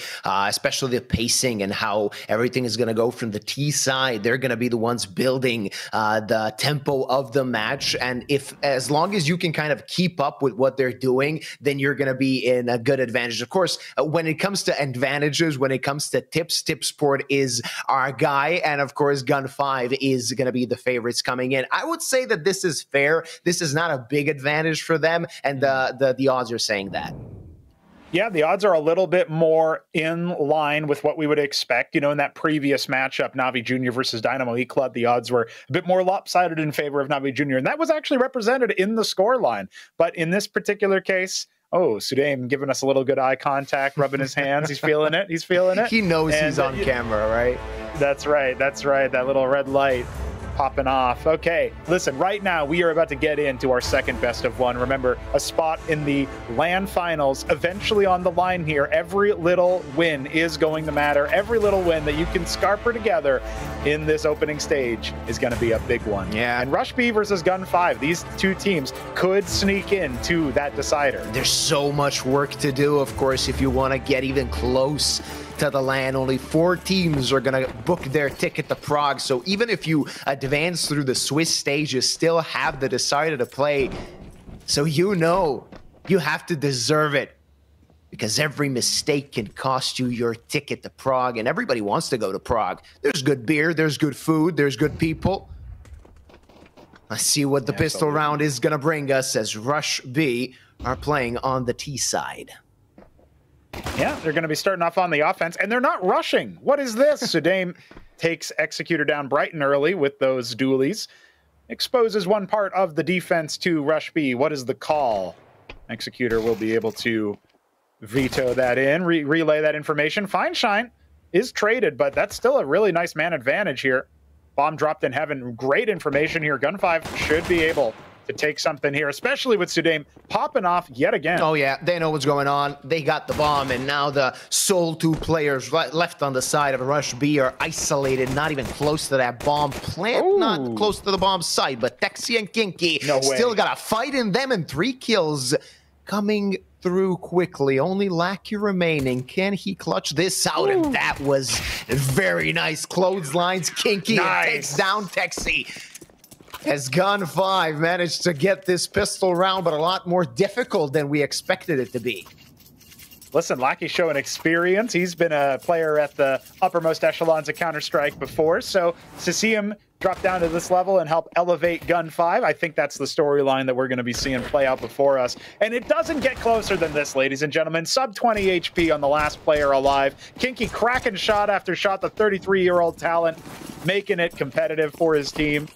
But not to be. Gun 5 will post that first victory. No bomb plant means no buy. It's just going to be a couple of upgraded pistols. Kiro with the Zeus will get some interesting angles had, but Elo has an interesting move here with that lovely little auto shotty. All right, let's see what the auto shotty's going to do.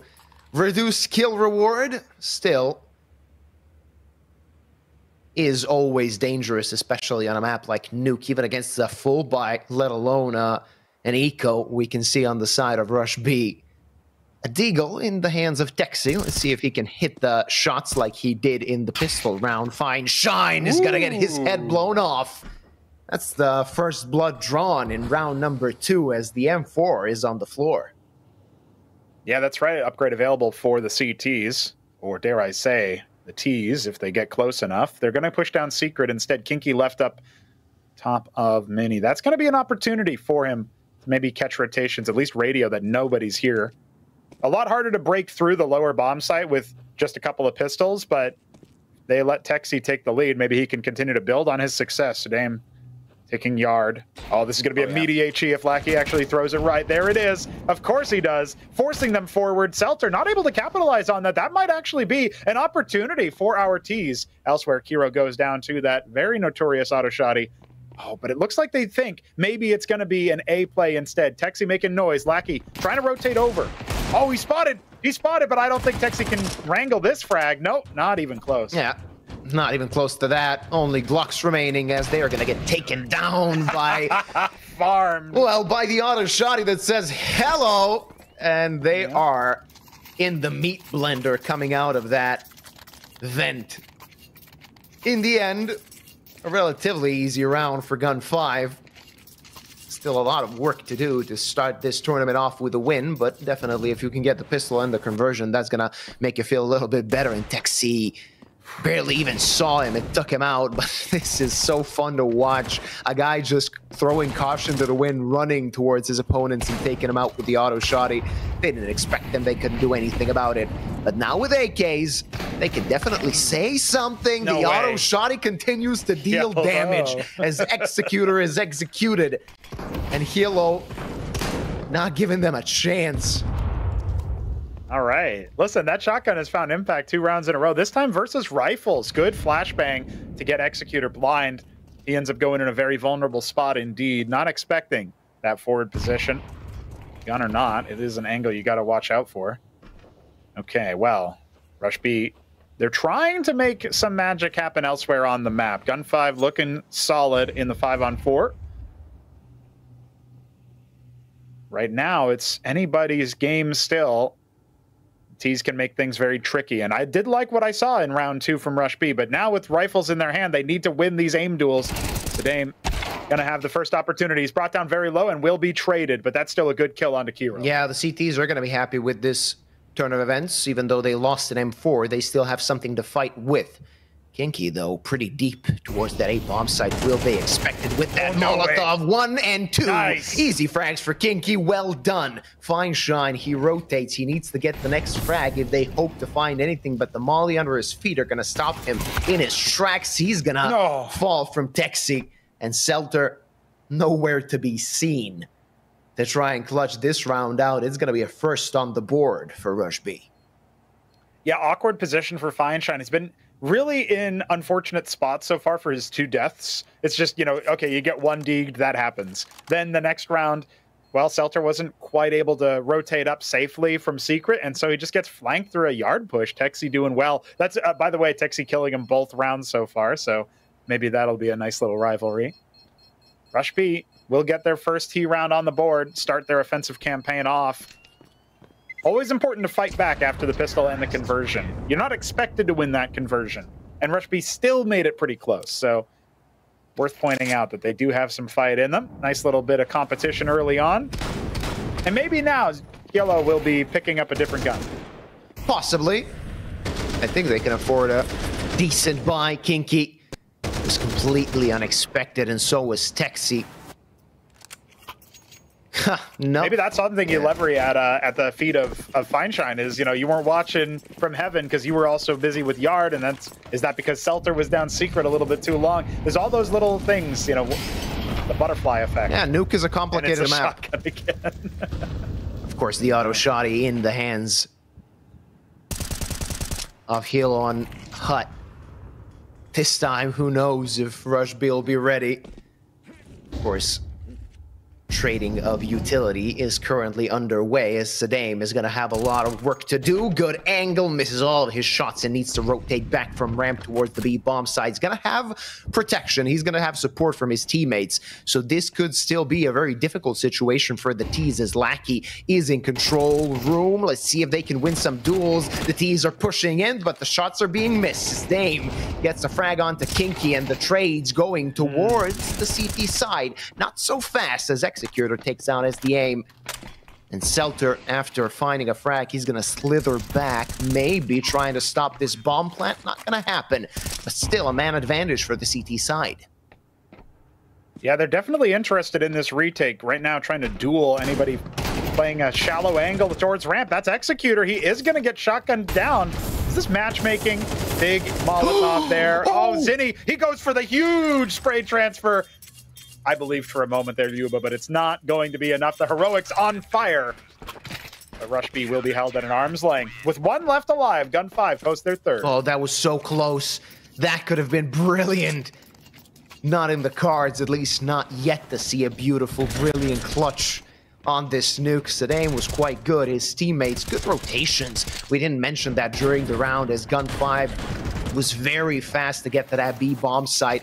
Even when the bomb was planted, the T's couldn't really have the time to actually put themselves in good post-plant positions.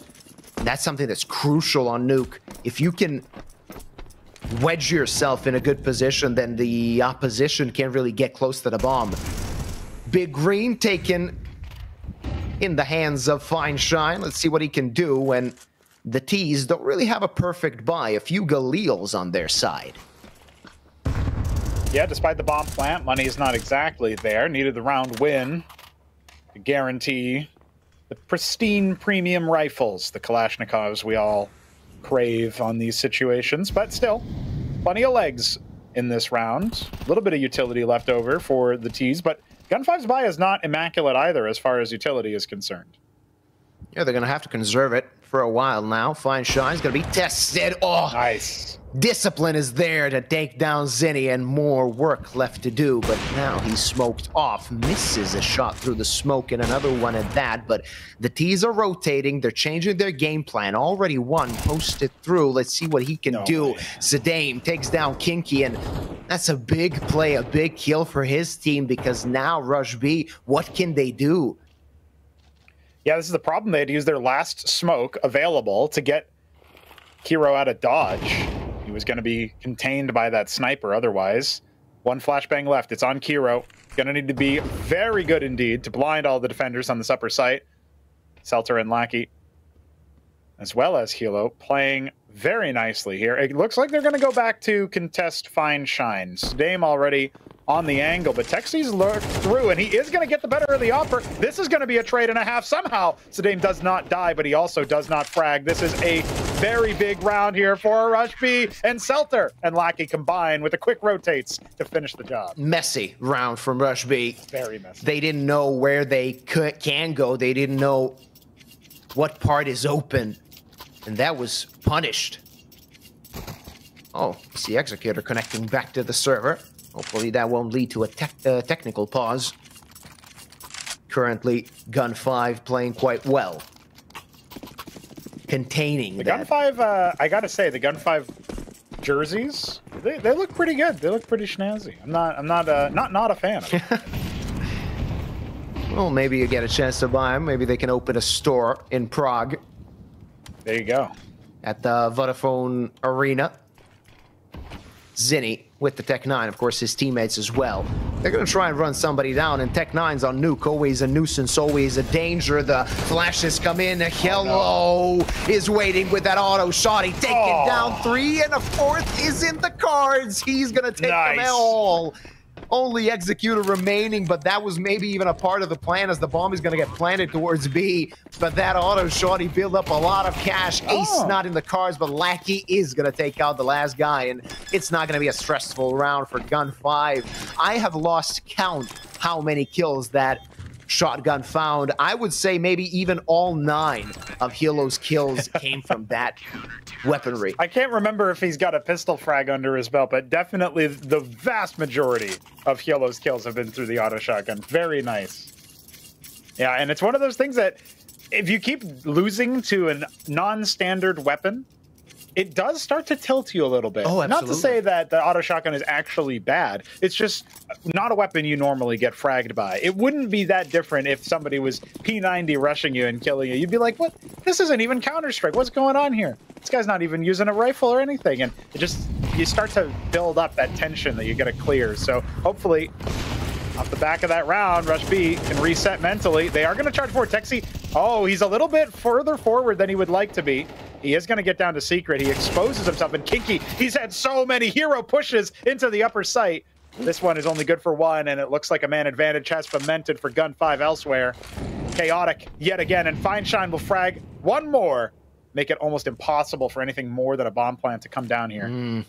Lackey, will he expect Hero? This could be 2 quick frags. This could be amazing if he could put himself in a good situation. Executor is going to take down Lackey, and this is still an active round, more than an active round for the side of RUSHB. 1 kill secure. Well, I wouldn't expect him to go for the knife, but will he?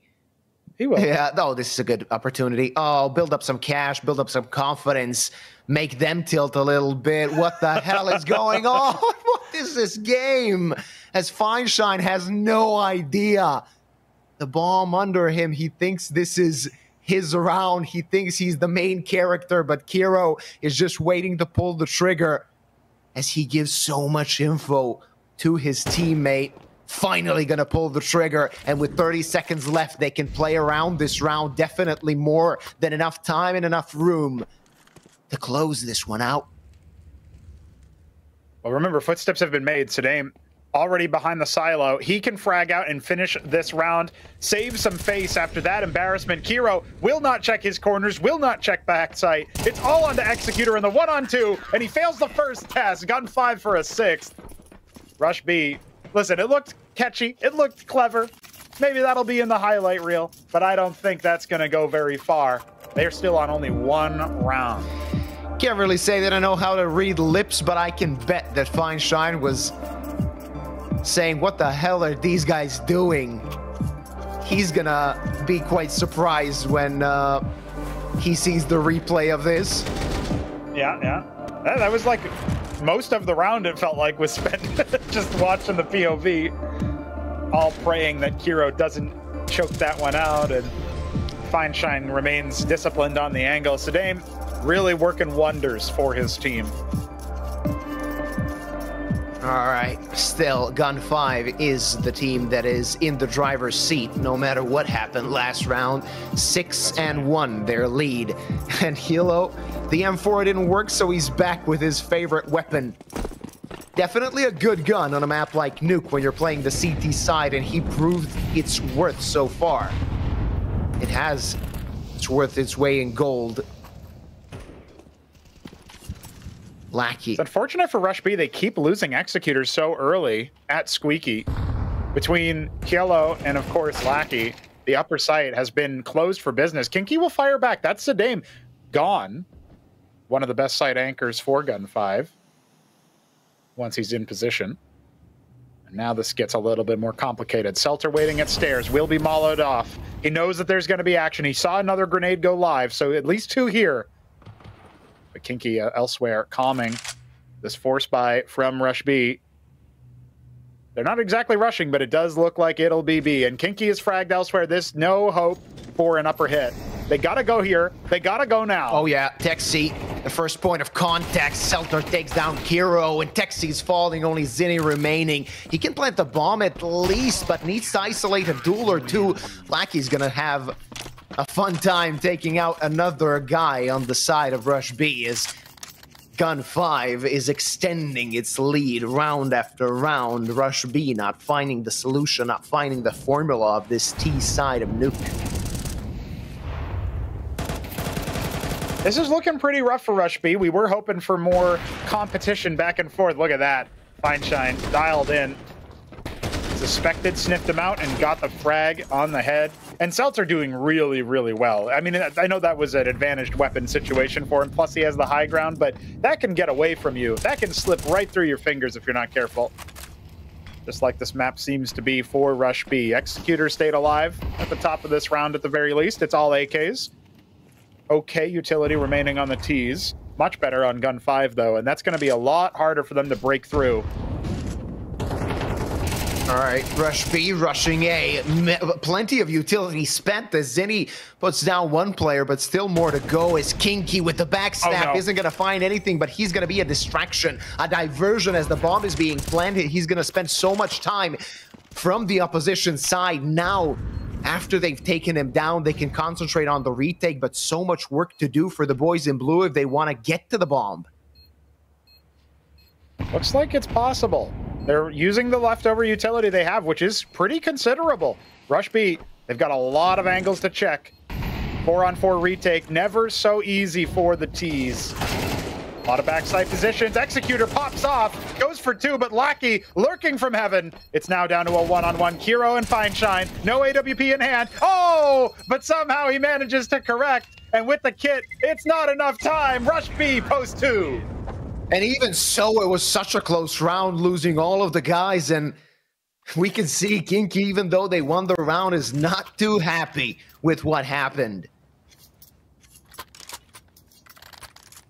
No, and you know, I do think that the way Kinky played this is pretty well. He does go outside yard, finds 3 people, just tries to delay as much as possible. And to their credit, Gun 5, they went right in. Seltzer goes straight for him, goes for the hunt, knows he needs to alleviate that pressure from the flank, but still burned enough time, as you said, and that's enough for RUSHB to get another round. See what they can do. This has got a MAC-10. This is a rush for sure. Zinni will take Lackey down with that SMG, and now this is a very awkward position. Seltzer through the smoke is able to fire back. 4-on-4. Trade is found 1-for-1, but the bomb is planted once more as Hilo is gonna grab that M4, but are they contemplating even trying to go for this retake because not a lot of money left on them, and we can see stopped in their tracks, not even considering getting to that B bomb site. Kinky playing the flank, he's gonna get taken out, but that is the end of this round, and RUSHB managed to get their 3rd, and as soon as we counted them out, as soon as we said that Gun 5 is building enough of a lead, RUSHB have bounced back, got at least so much that they can meet the quota on the T side of Nuke. Still a lot more work to do if they want to only leave their opponents with a minimal lead at halftime. Yep, that's right. Plenty of rounds left to be played in this best of 1. Let's take another look at this. This is the highlight from Gun 5. Obviously, just a few frags to their name. Seltzer, though, perennially annoying for RUSHB to get rid of. Eventually, they do conquer that upper site.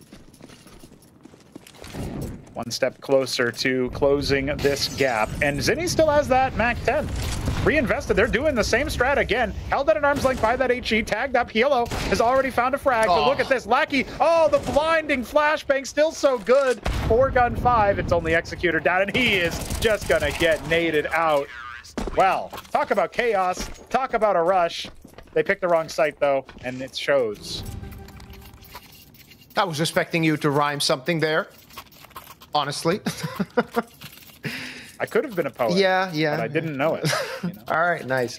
Anyway, they tried to change the tempo once more, actually to continue that fast-paced gameplay that won them their third round. Not going to happen this time. Completely different positioning from Gun 5. Led to them getting the 8th on the board. And one more round left remaining in the first half of this best of one, as RUSHB are looking for something more than only 3 rounds at the half. Gun 5, we said, and so did Tipsport. They come here as favorites. So currently, it's not a big surprise what's going on the server. Yeah, I did hope that RUSHB could post a little bit more offensive rounds. But as of right now, Gun 5 have the better of them. Just a little bit of chip damage in yard. 4th round being chased by RUSHB. Oh. It's an unfortunate smoke. That's what happens when you shoot a fire extinguisher with anything, right? You get smoke, so kind of thematic. Absolutely. Kinky again, the first point of contact. Let's see if he can find the frag. Already shown. His teammates are just rushing forward as Kinky's going to get the trade, but he's going to get traded himself by Fine Shines up. Still a lot of room left for RUSHB to play with as they have control of outside. They can maybe split towards the A-bomb site. Okay, that's big from Executor. I was just about to say that they kind of ceded lobby control a lot. Kiro, oh, that's a humongous frag. Now a 3-on-2. Looks a lot better for our T's. I'm not quite sure how they pieced this one together, but Executor just brought it even more in their favor. Fine Shine, oh, he almost had the head. Would have been his 3rd or 4th headshot so far this game. He's going to upgrade to the AK-47. It is an upgrade in this situation, but he's held back by a Molotov. Yeah, the bomb is ticking down and he needs to find these frags, but whenever he peeks from heaven, his head could just pop like a watermelon. Let's see if he can isolate these duels and maybe give himself a chance, but the bomb is so far ticked, even if he could get the frag, it was not to be. And RUSHB are going to get this round at the half, 8-4. Hej, šéfe, dostanu vás ven. Tady máte Red Bull. Co? Dávám křídla.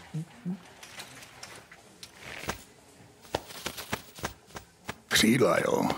Fakt vtipný.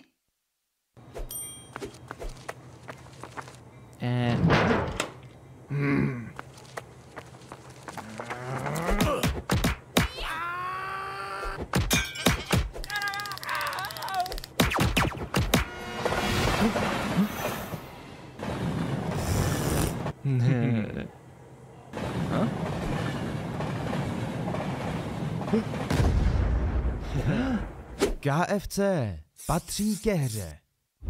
Miliony tiketů, tisíce analýz, nekončící diskuze.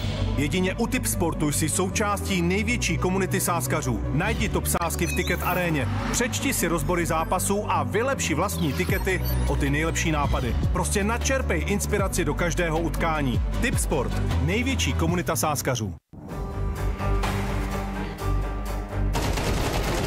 We're back, ladies and gentlemen, to see what's going to happen here as RUSHB are clawing their way back, maybe, to a tie result. 4 rounds to go if they want to tie things up, as now the sides have switched, and we'll see if their CT side can do one better than their opposing side, of course, in the first half did, as Gun 5 is swarming towards the A-bomb side. Hello gets one frag, gets traded back. Zinni completely blind, but they haven't spotted him yet. Finally, are going to take him out, and heads are rolling. RUSHB players falling. Gun 5 on 9. Yeah, blink and you miss it. That pistol round, I was about to say, RUSHB really looking for that one. Unfortunately, the more you look for something, sometimes the harder it is to see. Gun 5 take on yet another round. And the last time they were good on the conversion. It was the 3rd round of that first half that RUSHB posted. So if history teaches us anything, it's that Gun 5. They're going to have an easy time doing it. And look at the buy, or lack thereof. RUSHB not going to force up. They're going to wait. They're going to seed this one. Most likely a 10th on the cards here, and that makes the comeback a lot harder. Oh, yeah. Comeback is not going to be easy. Unless P250, 5-7, maybe a USP double ding, and who knows what could happen. Doesn't seem like it's going to happen as Sadame takes down 2, and it's Lackey there as well to collect some frags for himself. A good flash from Zinni, and Executor gets an easy kill for himself. Of course, Gun 5 now turning their sights toward the A bomb site, and the bomb is going to get planted. It's Selter is the one awaiting the push from ramp. Not going to happen yet, but they took 2 Galils off the ground, and I would say when you come into a round with nothing, getting 2 rifles out of it, not a bad deal at all. Yeah, even those discounted ones, we'll take those any day of the week. The question is, can they escape? Yellow has the opportunity to fight back. He's a little bit wounded, but darts over to the other side of the crate. That is a good 2K. Not really any silver linings here for RUSHB, but they do have a rifle buy available, although AWP not going to be part of that fixture, most likely. Hasn't really been instrumental for them on the nuke T side, but still waiting with bated breath to see if they can prove their worth, their value. Now that we're on for them as the defenders. Round 15 starting up here. Indeed, no sniper, 2 SMGs, a little bit of concessions here. What can they do? All right, again, fast-paced Counter-Strike gameplay running towards the vent, trying to get a fast bomb plant on the B side as Executor is going to get taken out. Kinky, his rotation is going to be relatively quick, but the site is already taken, and a man, it's a disadvantage for RUSHB. It's a moment where they maybe should consider saving, especially now. Hero gets 1 frag, Texi 1 for himself as well, but that man advantage is maintained by Gun 5. And Texi, I was gonna say he can't even run away, but now Sadame only 1 remaining, and bomb has ticked down to half, so still time for this retake to happen. Great incendiary. Excellent utility usage here from RUSHB in the dying moments of this round. The defuse coming in, Zinni will take it over, and the rush to B, well, and is it any surprise who ends up winning that one? They know how to do it. Gun 5 tried it, and it did result in a bomb plant in the end, but that wasn't enough to get the round. Easy frags, I would say, maybe unnecessarily so. The side of Gun 5 provided RUSHB with the duels, 1v1 and stuff like that. That could have been avoided to get another round under their belt and extend the lead they have, giving RUSHB a chance with this round. It'll be a Gun 5 tactical as we wait round 16 on the way here. Still very much in the lead are our terrorist side. I'm liking the look of the defense a little bit more than the offense, and I know it's early days to say that, but RUSHB, I feel like they still have some life, they still have some fight. We might still be in for that late game resurgence. It would certainly match how the day has gone so far with the last matchup, Navi Jr. and Dynamo Eclot facing off against each other. Took a little bit for the underdogs to get activated. RUSHB, they want to do that right here and right now. Yep. Not going to be too easy, though. This is a mixed buy with a lot less utility they would have liked. 3 AKs in the hands of the Gun 5 players. Deagle in the hands of Fine Shine, and Galil to finish things off. Of course, the other side not so happy either. So this is an important round for both sides. A win for RUSHB can result in them tying up a few and maybe getting close to tying up the game. On the other side, Gun 5 with winning this round could maybe finish this best of 1 off more quickly than we would have imagined. It could absolutely collapse here for our defenders. You are right about that. So right now, Fine Shine on the Deagle, saving up for that AWP. Well, you'd say so, but he's got 50 bucks to his name, so probably not.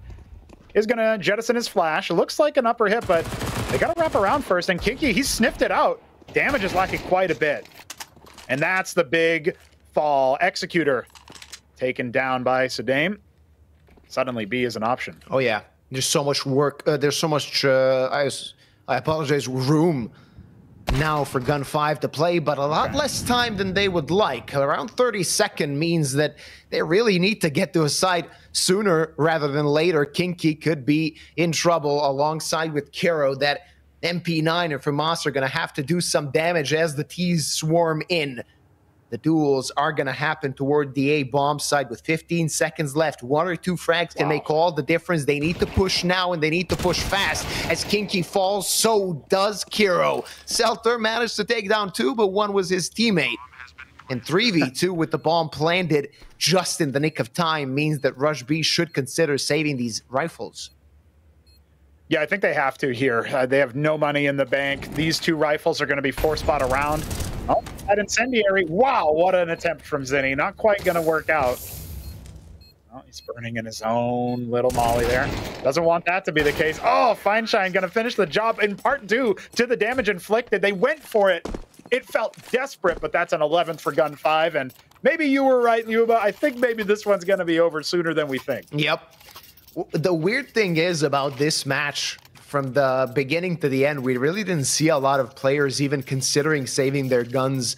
So you're in a disadvantage, 2v3, with the bomb planted, playing, of course, on the CT side of Nuke. You're hoping to get to the retake, which a lot of teams would not even think about trying to get to the retake. I mean, it's commendable for the side of RUSHB to actually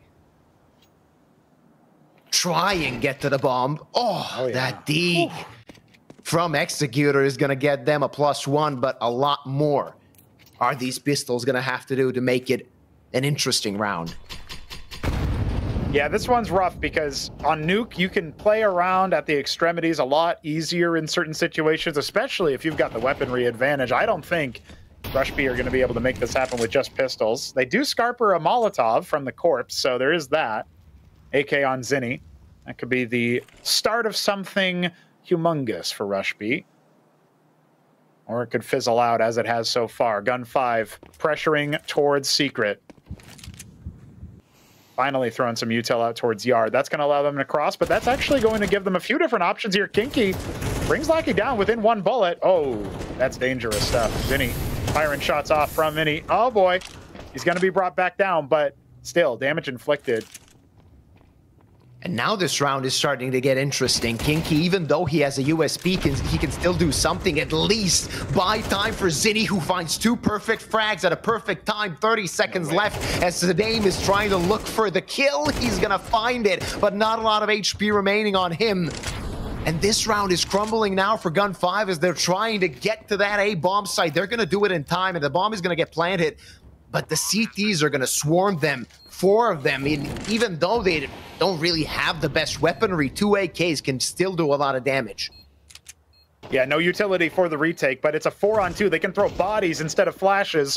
Selter has a lot of responsibility on his plate. There's so many members coming for him. Only Kiro with a scavenged flashbang, and there's a Molotov as well, flushing out positions. They've picked up the utility from the corpses, but they're only adding more bodies to the fire. Kiro, oh, he's against Selter with 19 points of health. This is the clutch that he needs, and it's not going to happen. Match point, Gun 5. 7 match points to start this tournament off with a win for the favorite team in this duel.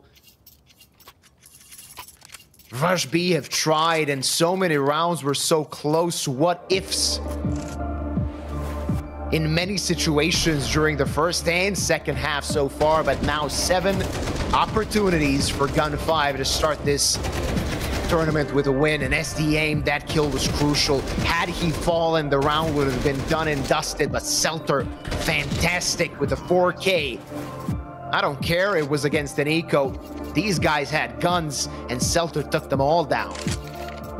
That was really impressive from Selter. And yeah, sure, it was against an eco, but at that point, when you're the last man alive versus no buy or hardly anything invested from the other team, the pressure's on you, man. You're going to be the one who's got to set things right. You choke it there. Whew. Well, that's not an easy kill to find, and maybe then that's a little bit of momentum gained by your opponents. It's a full rifle buy for RUSHB. Same, of course, for Gun 5, who have a little bit more money in the bank than their opponents. And right now, it does look like it's going to be a little bit more pace to it. Just nading that door, of course, towards Secret. Yellow, thinking about dropping down to Mini. Nice and early. Tries the silent. No, it's not silent, but it's still deadly. Yep, he managed to find the frag, and now things are starting to look very dangerous for RUSHB. As Hello is going to get taken down, and so is Feinstein. Getting control of things is the side of RUSHB. Still, the danger is close. Selter falls. Do they expect the guy in T-Vent? Yes, sir.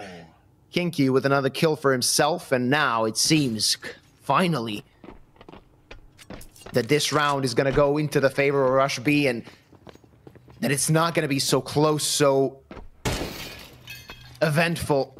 Lackey's searching for the next kill, but they're going to double team him, and he doesn't really stand a chance here. His Executor is going to take him down. Round number 6 for RUSHB. Still a lot of work to do if they want to make this a close affair. Well, they can get one more round and then get the counterpunch. It'll be the same scoreline as our first map. RUSHB trying to do better as the underdog than Dynamo Eclot did. Right now, they are trailing. And worth pointing out that in this head-to-head matchup, we have seen some really nice aim plays from pretty much everybody, certainly from both teams. But right now, it does feel like as good as Texi's openers have been with the Deagle, he is struggling quite a bit in these rifle rounds. So hopefully he can be more of a rock for his team. A lot of anti-strats seemingly coming out from Gun 5. They say they don't prepare for any particular players, but whatever they're doing is just naturally countering a lot of what RUSHB want to do on that upper bomb site. Gun 5 will take another tack, see what else they can come up with for a strat. What's the counterpunch to send them home? Because there's a little bit of momentum building now for RUSHB. Oh, definitely. A little bit. Not too much. Still, I would be pretty confident if I was on the side of Gun 5. Oh, look at this. Oh, this is going to be interesting. I always like to see a hero AK, and Hilo had enough cash for that. His teammates with pistols, Tech 9's always a nuisance, always a danger, what they pose. Let's see if that hero AK can prove its name, as Sadame is running forward with the Tech 9, not finding anything, and Seltor falls as well. 1 by 1, Gun 5, Rush A, and 1 by 1, they get stopped. Bodies are hitting the floor. The bomb's gonna get planted, and Hilo managed to get 1 frag, so this still could be an interesting round. Feels like it's just for damage. Okay, he takes down Taxi. All right, we might be on for something here. It's turned into a 2-on-3. A little bit of utility thrown. Yellow trying to put his team on his back for the final round that they need. Oh, but he is going to be taken down, and it's just Fine Shine with 10 points of health, flanked by Zinni. They still get a bomb plant. They still get damage. They are slowly pushing RUSHB off the cliff. It's attritional warfare for Gun 5. So far, so good. Even though they lost the round, that looked pretty dangerous for RUSHB, and you want to keep them on their toes. That's the thing. When you're on 12, you still have all the advantage. Not only result-wise, but mentally. You can drain them. Yes. And when you have the buy, you can consider playing it slow and wait for them to make a mistake. That's probably what Gun 5 is considering at the moment. Of course, with the bomb plant, they can opt for a few more pistols in this eco round, and that's what happened. They got 3 Tech 9s, few nades to work with, armor on a few players, and they're rushing towards the ramp position. Executor waiting for them. The rotation is coming in with that op. Still danger as Executor falls. Oh, this is so rough for RUSHB. They're crumbling in the final moments. Gun 5, they only need this 1 round. And with this weird half force, they are absolutely cracking off. Executor and Kinky have both dropped, and Texi, he's got a lot on his plate. 3 on 4. Only Sadame has gone down so far. Gun 5, the rest of them mostly healthy. Obviously not the best weaponry. Lackey low. Retake on, has to be. They're seeing themselves already with this win. They got the control of the bomb site. They have 1-man advantage, and they don't even need the face, but Texi shoots Executor and Hilo in the face. He still wants this match to go. Bomb smoke down. They're gonna keep this hold. They're gonna keep this defuse, and Texi's taking them all out. This best of 1 is not over just yet, ladies and gentlemen. There we go. RUSHB bring the lead down to 4 for their opponents. That was 7 match points to start off, so they're almost halfway there. Of course, it's not horseshoes and hand grenades, so it doesn't count for much just yet, especially if Gun 5 turn it back around. They are getting bomb plants. They're keeping their eco healthy enough to still make these dangerous buys a thing. And now the loss bonus is actually working out quite well, so I do think we're going to see a full proper buy out of Gun 5. The offensive side is going to have everything they need going into the next round. Oh yeah, especially with the bomb plan. They have more than enough money. Didn't opt for the op in this round. I think they could have considered it. Only AKs on the side of Gun 5. up in the hands of It's in the Kiro. name. That's all they need. Yeah. I am expecting a little bit of an explosion here. It is delayed. Gun 5 have been peppered down a little bit. That trade damage, unconfirmed though it may be, still a pretty big deal on Nuke. You think about outside yard, you think about Squeaky. That's been the domain of Gun 5 so far, but so far as well, RUSHB trying to right that ship. Utility still okay for the defenders. Better for the offense. Gun 5 going to start executing towards yard. And this is what I was talking about.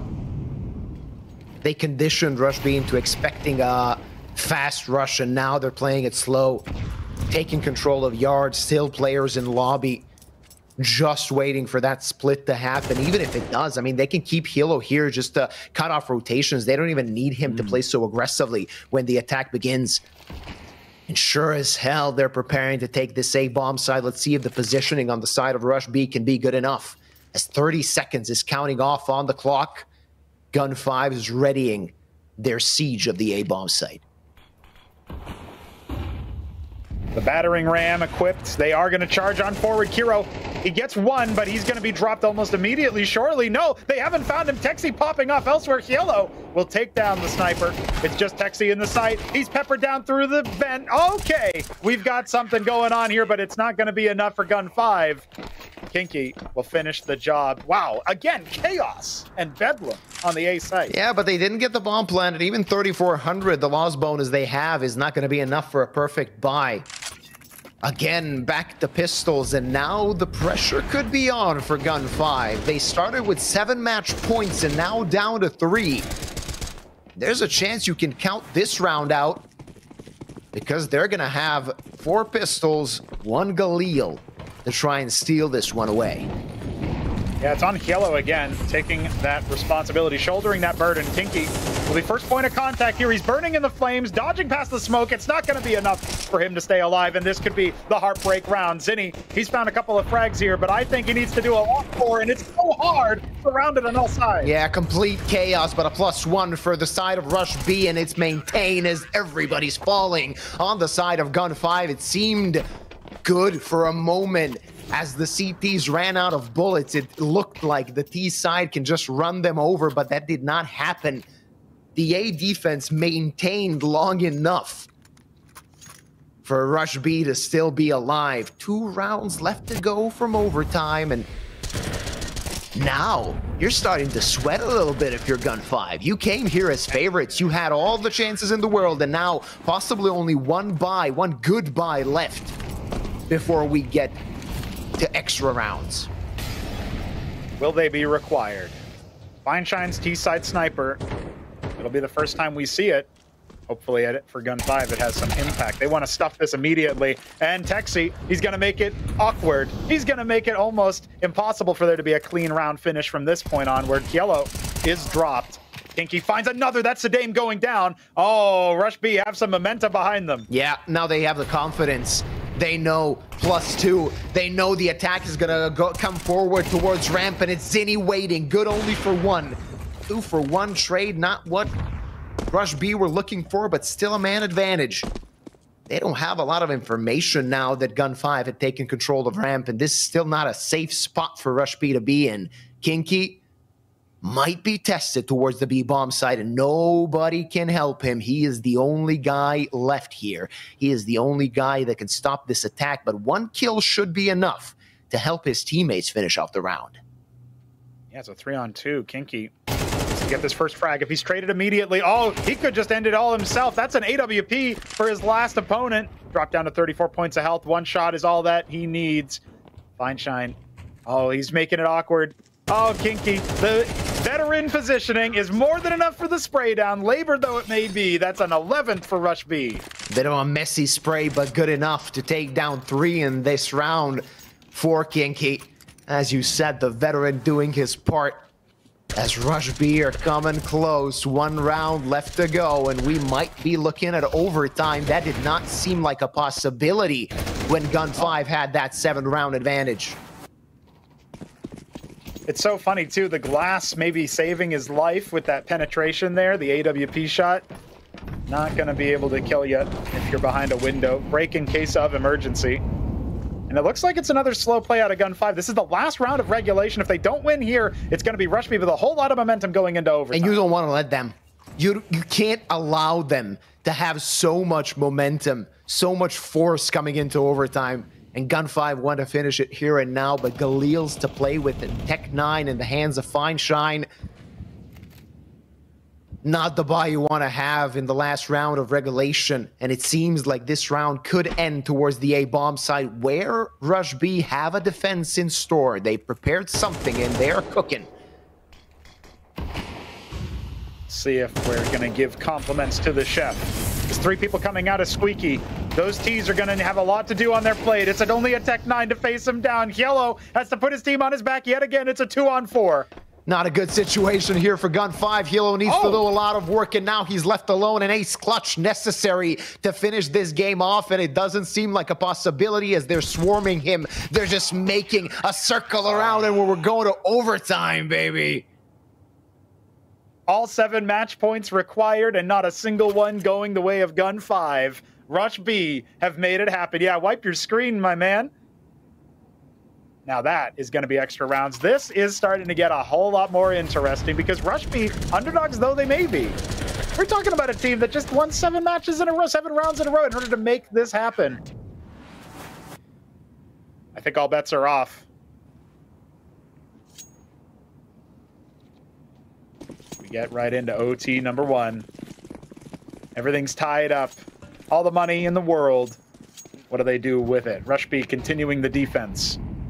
Let's switch over after 3 rounds. It's not going to be an attack with pace. Gun 5 feeling them out, trying to reset a little bit, maybe take a slower round, talk things over.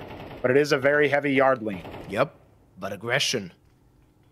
Oh, yeah. Reaction plays from RUSHB as they've taken control of ramp and have an angle towards lobby with that op. That op is going to find a frag as Sadame gets taken out. And as you mentioned, they have the momentum. They're the ones in the driver's seat now. They are the captain. Ooh. Now Marcelo, a running headshot, is going to be short-lived. There's 3 frags going to the side of RUSHB and only Lackey remaining for a moment. As Hilo managed to get a kill for himself, it seemed like Gun 5 have a fight here in round number 25, but that's good for nothing as Lackey is in a tight spot and they know where he is now. His position shown. HE grenade just gonna confirm a 13th round for RUSHB as they get the lead. And they decide not to go for a double op setup as well. There was a sniper available on the other side of that fence. Your arms in Counter-Strike are a little magical. You can do interesting things when trying to retrieve weapons. But look at this. Hero getting that first shot, very impactful. Yellow tries his best. He has tried his best. Running headshot or not, he has been a standout player for his team, but it's not enough. Now RUSHB have a lead. That never happened. It took extra rounds for them to get a lead, and they might close us out here once a few more rounds tick on by. Gun 5 still in it. Sniper deployed for Feinstein. Lackey left wanting in the last round. Maybe he can do a little bit better now that he's dueling for yard. Well, let's see what's going to happen now. After 25 rounds, a 1-round lead towards RUSHB, but let's not forget that was their 8th consecutive round they got. That's right. Scary for Gun 5. Gun 5 can only wash as they're completely deflated at the moment. RUSHB currently with all the control, but the control of outside goes to the hands of Gun 5. They can go towards Secret, and 3 guys on their side will. So they can consider a B split from here. They can consider an A split as well. Now they have the control that was necessary, maybe a control they needed in the previous rounds. With 15 seconds left, they still can take their sweet time to attack a site. Yeah, they never got this deep with all 5 alive. Not in the last 8 rounds, that's for sure. So there's still some legs for sure. Esdame trying to sell this up the upper hip, but Texi, I think he might have spotted somebody. Falls back from stairs. More advantaged angle. Gun 5 gonna lurk out. Oh, Yellow walks right into the crosshair. This one could be awkward here. Well, at least he's traded. Lackey does take some damage, but Executor has rotated down already. The rest of the team needs to get down here lickety split. Otherwise, RUSHB. Oh, never mind. They stay. They stay. They read the play. It's going to be an A hit after all. Oh, and Kinky, they don't expect him. They have no idea he can take down Lackey. Not good timing, but he's going to get the frag. The bomb is planted. Celter remaining. But 33 HP against 2 players. This is not a good position to be in. Now a bit easier, but does he expect Executor? Can he expect him? The answer is no. Gets shot in the back for the 14th round of RUSHB. It feels like Gun 5, they need every single little advantage that RUSHB can possibly give up to them, incidentally or otherwise. It's really rough right now for Gun 5 to post up. They get all of these potential advantages. They get so deep, so much map control, but even then it's a little awkward. Feinstein has to watch for maybe a red push out of lobby because they don't have any control there anymore. Everybody's gone towards ramp or secret. It's a little bit harder for Gun 5 to really feel like they can be confident on the map. So their approach is maybe a little bit slow, a little bit disjointed. They trade out okay, but Lackey, man, if he wasn't able to get more than 1 frag there, that would have been a very different round, of course. He's trying to reset himself. You can see the body language. They are a little deflated, as you mentioned, Yuba. I'm not really feeling the Gun 5 anymore. I know it's only a few rounds separating these teams, but I haven't seen enough fight in them to really back them now that we're in overtime. It seems like they feel that they're being outmatched by a team they were slaughtering at certain points of this best of 1. And don't forget, it's a best of 1. If this were a best of 3, they probably wouldn't even care if they lost map number 1. They would continue on other maps and continue the battle. But when it's a best of 1, it's so much more difficult because you know a few rounds can cost you a victory. And losing 2 best of 1s means that you could be in an elimination match before you really like it, before you know it even. That's right. Well, Sadame gonna provide a little bit of relief. Kinky falls through the smoke. Hero trades onto Lackey, but it usually ends up favoring the T's as they try to take a little bit more control. Bomb yet to be spotted in the back of lobby. Sadame and Celter trying to combine. Kiro's op, aiming towards Hut. This looks like it's still a good setup here for RUSHB. Gun 5, if they can post 1 round in the first half of OT, they can do a lot better on their CT side. We know that for a fact. 8-4 was the first scoreline coming into this. Yep, that gives him the chance. It was a bit of an uncomfortable position for Kiro a moment ago, but now that he's in Hut, makes it a bit easier. And Sadame, he's shown his position. He needs to pull back, but fight he will as Kiro falls. Now they can concentrate and pounce toward that A-bomb side. Zinni's a dead man. The best he could do was that 1 frag, and it's only Executor remaining. They know where he is. They know his whereabouts, and he's trying to hump them, search for a frag. Finds 1, more needed, but nothing is going to happen. And Gun 5 with 13. As you said, they have a chance. Yeah. They do have a chance, and it's finally them posting after 9 consecutive on RUSHB's side. That was well executed. Oh, emotions out of Feinstein. He's trying to rally the troops, it looks like. Not only that, I think Feinstein and Texi live in the same apartment building as it was stated during the interview. So this was probably not directed towards his teammates. It was probably directed at Texi. The flatmate, yeah, on opposing teams. How often do you hear a story about that? That's Counter-Strike Esports for you. I wonder if they turn down their teammates so they can hear each other calming through the walls, you know? Like... That could be a factor. Not something that you can take into account usually, but... That's right. He's bugged my room. He's bugged my room. No, it does look like right now, RUSHB, they are pushing out towards Secret, clearing everything out nice and easy. Kinky was a menace in Yard, and it looks like he's trying that yet again through the smoke, through the window. He might end up falling here. Not quite. Okay, still working out all right, but he does end up getting a lot of damage, and that one will be a little bit easier to confirm. You know somebody's lit if you tag him a few times. Oh, yeah. He's going to be leading the charge downstairs. 60 seconds left as Celter has an easy frag, but Texi good on the trade. 4-on-4 with 55 seconds on the clock. Now some control in the hands of RUSHB, as they can change their minds and turn their attention towards the A side. Hello gets taken down, and Lackey as well. The A site belongs to RUSHB, and they are very close to grasping match point. I can't believe we've flipped the roles, flipped the table so heavily here. Feinstein He's rocking out with his deagle. Don't worry, that wasn't him on the camera. That was Kinky. He's having a good time too. Taking a drink. Was traded out nicely. Yeah, Texi's able to finish the job. RUSHB now, they've got a pair of match points here. Gun5 have exhausted all of their tactical timeouts, by the way. That was them taking the one a few rounds ago. So there's nothing left for them to slow things down. They've got to come up with a strategy on the fly that's going to get them some success.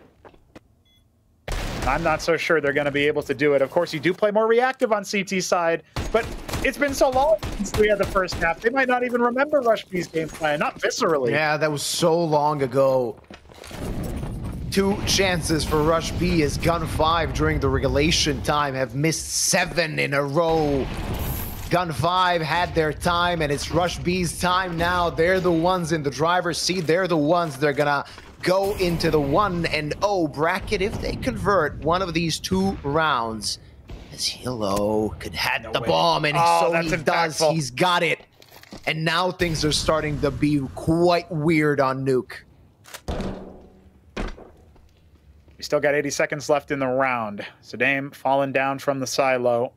Drops down from heaven like an angel. What more can he do for his team? 19 frags. Not the most in overtime, but still been a steady enough player. Very aggressive on the T side. Didn't end up converting a lot of rounds. Right now, he needs to do one better. You're going to camp this bomb. Retrieved by Yellow. It's like playing a very weird retake at the moment for the side of RUSHB. Imagine if there was a bomb plant, or a bomb site rather, in lobby. And that's what Gun5 is guarding. 3-on-3 with Hilo being quite low. That gives him a chance, but with 30 seconds, they got to speed up and search for these duel. Flash comes in as Executor sees one, but he gets taken down. Hilo is dead. 2-on-2, 20 seconds left. They need to find the kills, but kills they won't find. 1-on-2. Kuro still alive, searching for the last guy. He should have an idea where Selter is, and he could find him right now, but not gonna end the game. We're going to 30 rounds. Every single one required. As soon as we hit OT1, you knew it. It was going to be a little bit more labored. One more match point here for the side of RUSHB. They have averted their fortunes. We could be going to a second OT. That is also on the cards. That's the other option here. Messy rounds, of course, down to the wire. 1-on-1. Seal the deal. Was not to be. You can see Esdame trying his best to keep things going there, but it's Kiro who is not able to cross the finish line, and now we've got a little bit more pace, perhaps. RUSHB, will they live up to their namesake? Well, it should be the correct timing to do just that, but they didn't opt for changing the tempo, though Texi are already in secret. That gives them a lot of room to work with 90 seconds on the clock, a little bit less, of course. They got a guy in that part of the map, and that could be influential, at least in a way that, of course, Gun5 needs to rotate somebody towards that B bomb side. That's going to spread that defense out a little bit. Selter just jump spotting. He has a smoke to slow them down, but a smoke won't really do that once they decide they want to take B.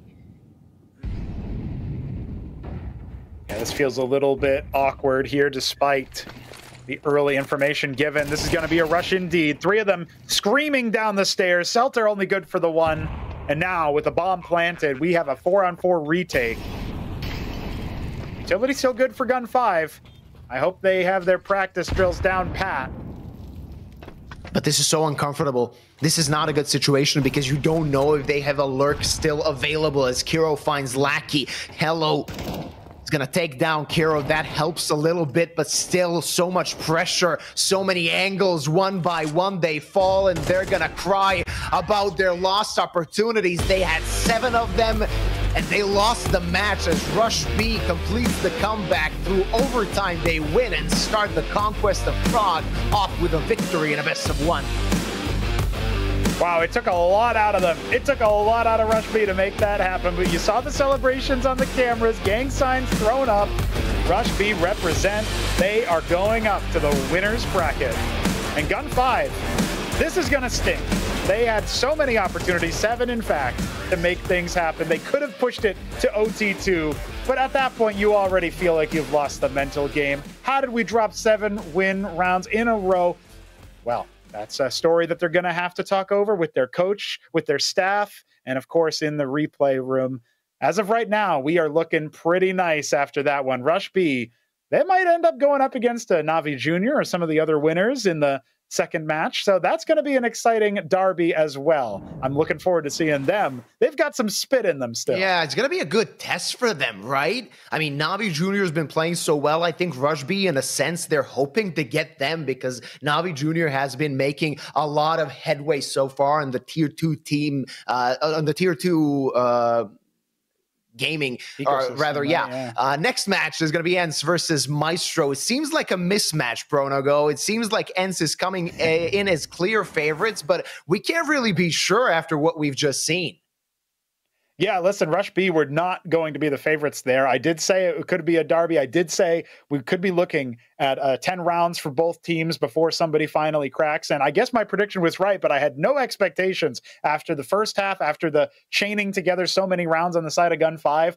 That wraps up that second best of one. And I do think that ENCE have to be on their guard. The underdogs have already taken first blood so far. And, you know, Dynamo Eclot didn't look super shabby either. They were eventually run over, but they had a little bit of fight left in them in their late game. I think now we're seeing this is the storyline you got to watch out for. ENCE have to be on their guard. But Glaive, legendary IGL, formerly of Astralis, he will be taking to the stage, proverbially speaking, from the online computer setup. He's going to be looking to lead his troops to a victory. And I'm sure if you've played as many Counter-Strike matches as he has, you're kind of looking at this as, okay, this is the walkover. We'll be out of here. But they got to be on their guard. They can't just count their blessings. They count their chickens before they hatch. Just another day at the office for Glaive, possibly, but we'll see if ENCE can pass this test, because a test it will be against a mixed team. You never know what you can expect. Of course, ladies and gentlemen, 2 best of ones are over. 2 best of ones are ahead of us. We're going to go on a short break, and we'll be back with our next match.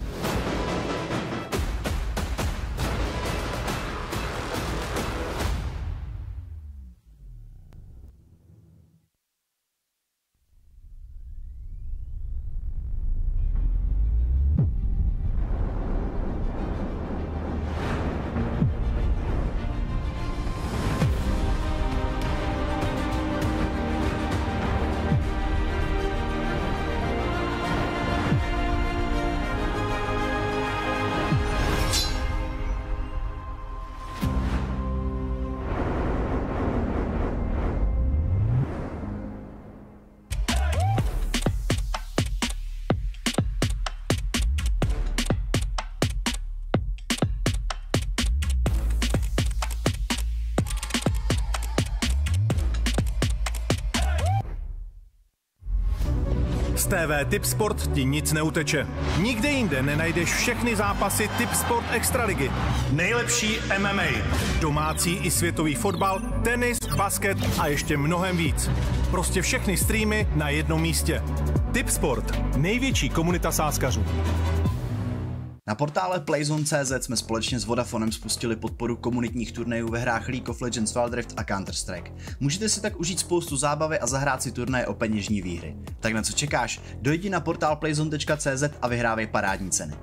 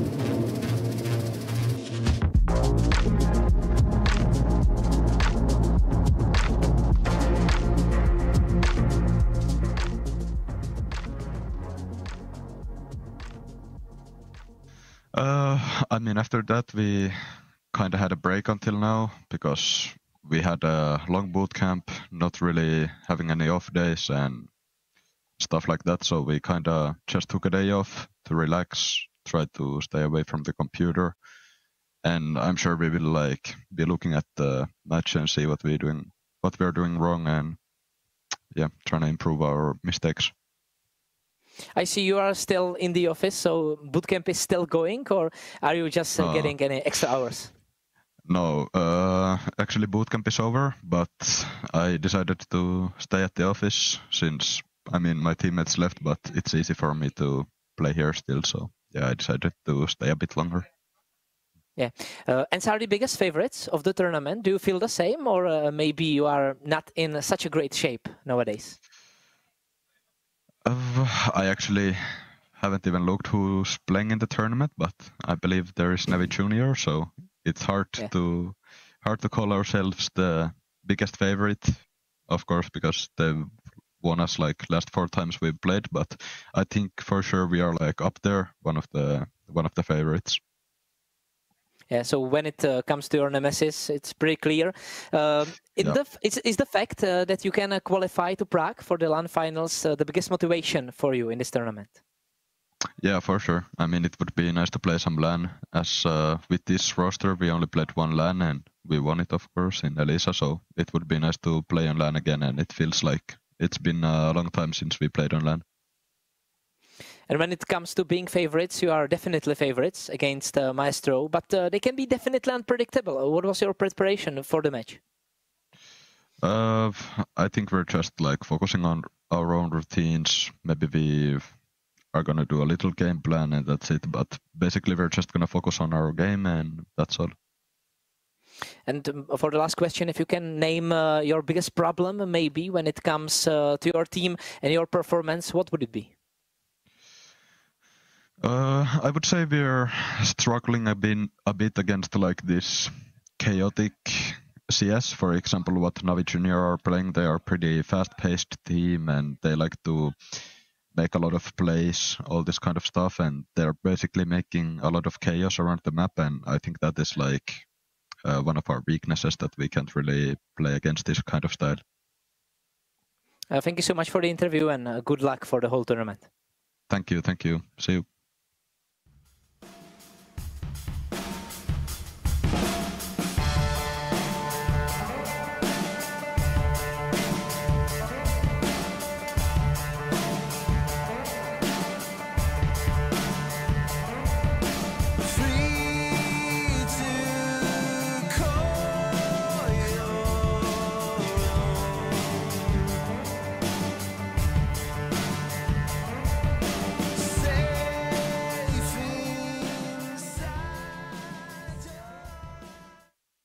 Hello, Drew Ranger. Thank you so much for coming to the interview. Your mix is the biggest underdog of the tournament when it comes to Tipsport odds. Do you feel the same or are you against it? Hello, everyone. I don't think same because we were going like long way for it. So we will show our best game, I think. I don't think that we are the biggest underdog. We will see, you know. We are preparing a lot. We were hard working like full week, so we will see what will happen. So what was the journey like? Were the qualification rounds tough for you, or was it easy to get to the tournament? I think it was a lot hard, you know, like a lot tough, because we were playing like 12 hours.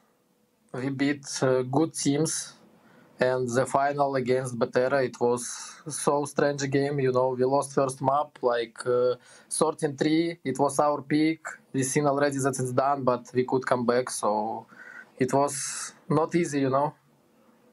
Yeah, so it was fully deserved. You are off to a very tough start of the tournament, playing the biggest favorites. Do you feel like you can upset ENCE at MR12 in best of 1? Yeah, I think everything can happen because it's BO1, you know. We have like more chances, but in BO3 I don't think we're ready yet to win them, but in BO1 I think it can be. What is the biggest strength of your team you can use against them? I don't know, just show our best game, I think. Okay, and is there a team besides ENCE you would like to play against?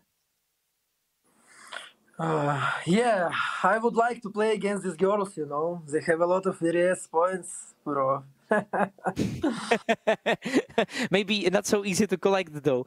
And if you can introduce your team to the fans, what is the main thing they can cheer for? Can you repeat, please? If you can introduce your team to the fans, because they might not know you so well, what is the main things? What is the main thing they can cheer for? I think we have a very strong game, everyone, and we are playing smart. So everyone will see everything, you know, after first game. If you don't fuck up, I think everyone will understand that we are best. Okay, looking forward to it. Thank you so much for the interview and good luck. Yeah, no problem. Thank you also. See you guys.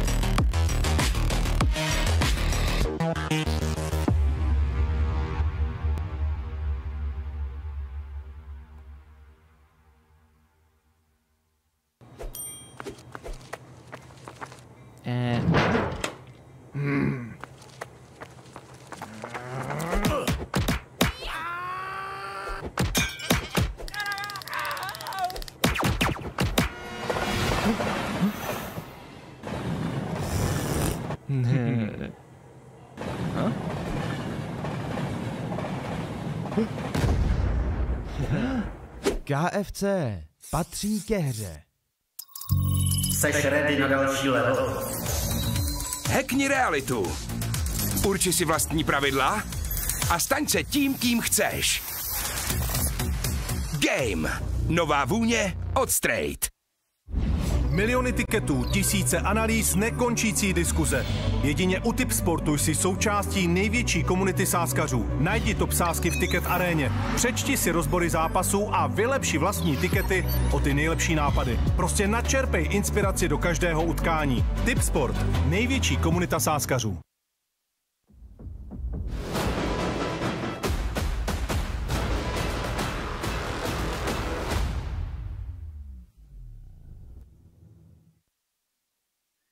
And we're back as ENCE take on MAESTRO, one of the 4 teams that came through an open qualifier. And it's always fun to see open qualifier teams. I would say more than fun to see the team of MAESTRO because we don't know really anything about them. We know their players here and there. They've been in some bigger sides so far. But Pronogo, we're still confused as to what they can do in a best of 1 against ENCE. All cards are on the table. And honestly, I have to expect somewhat of a surprise coming from MAESTRO, whether it will be like a tight game or maybe even they can take it away from ENCE.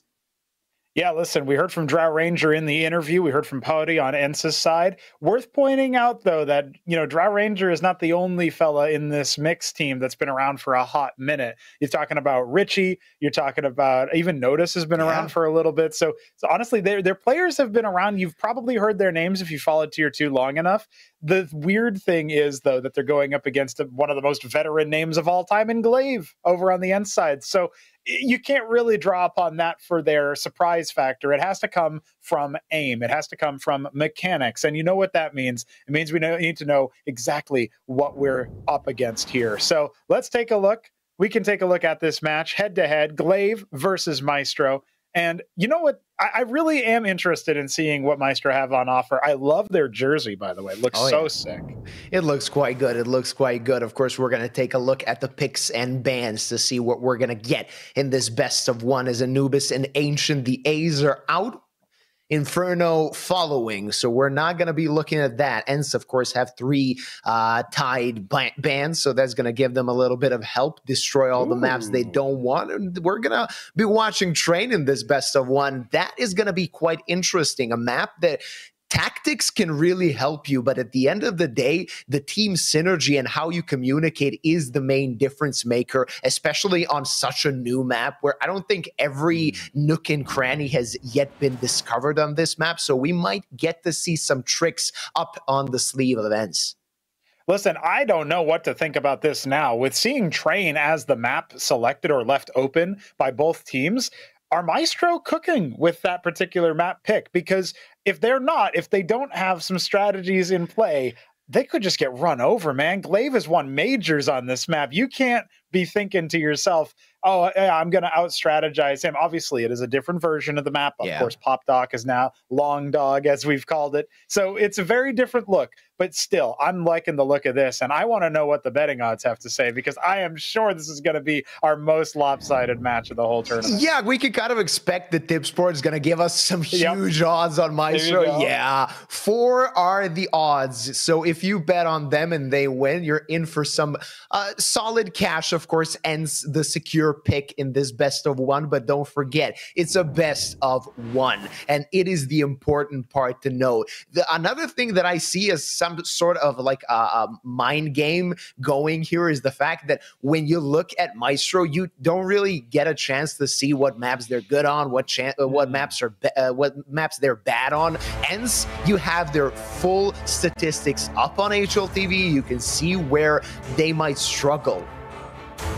Yeah, listen, this is a really interesting test for ENCE, because obviously they did go up against Navi Jr. earlier in the Yala Compass finals. They did not claim the trophy there, nor the lion's share of the prize money. But as we get into our matchup here on Train, we're going to see Maestro Gaming are going to be on the T side.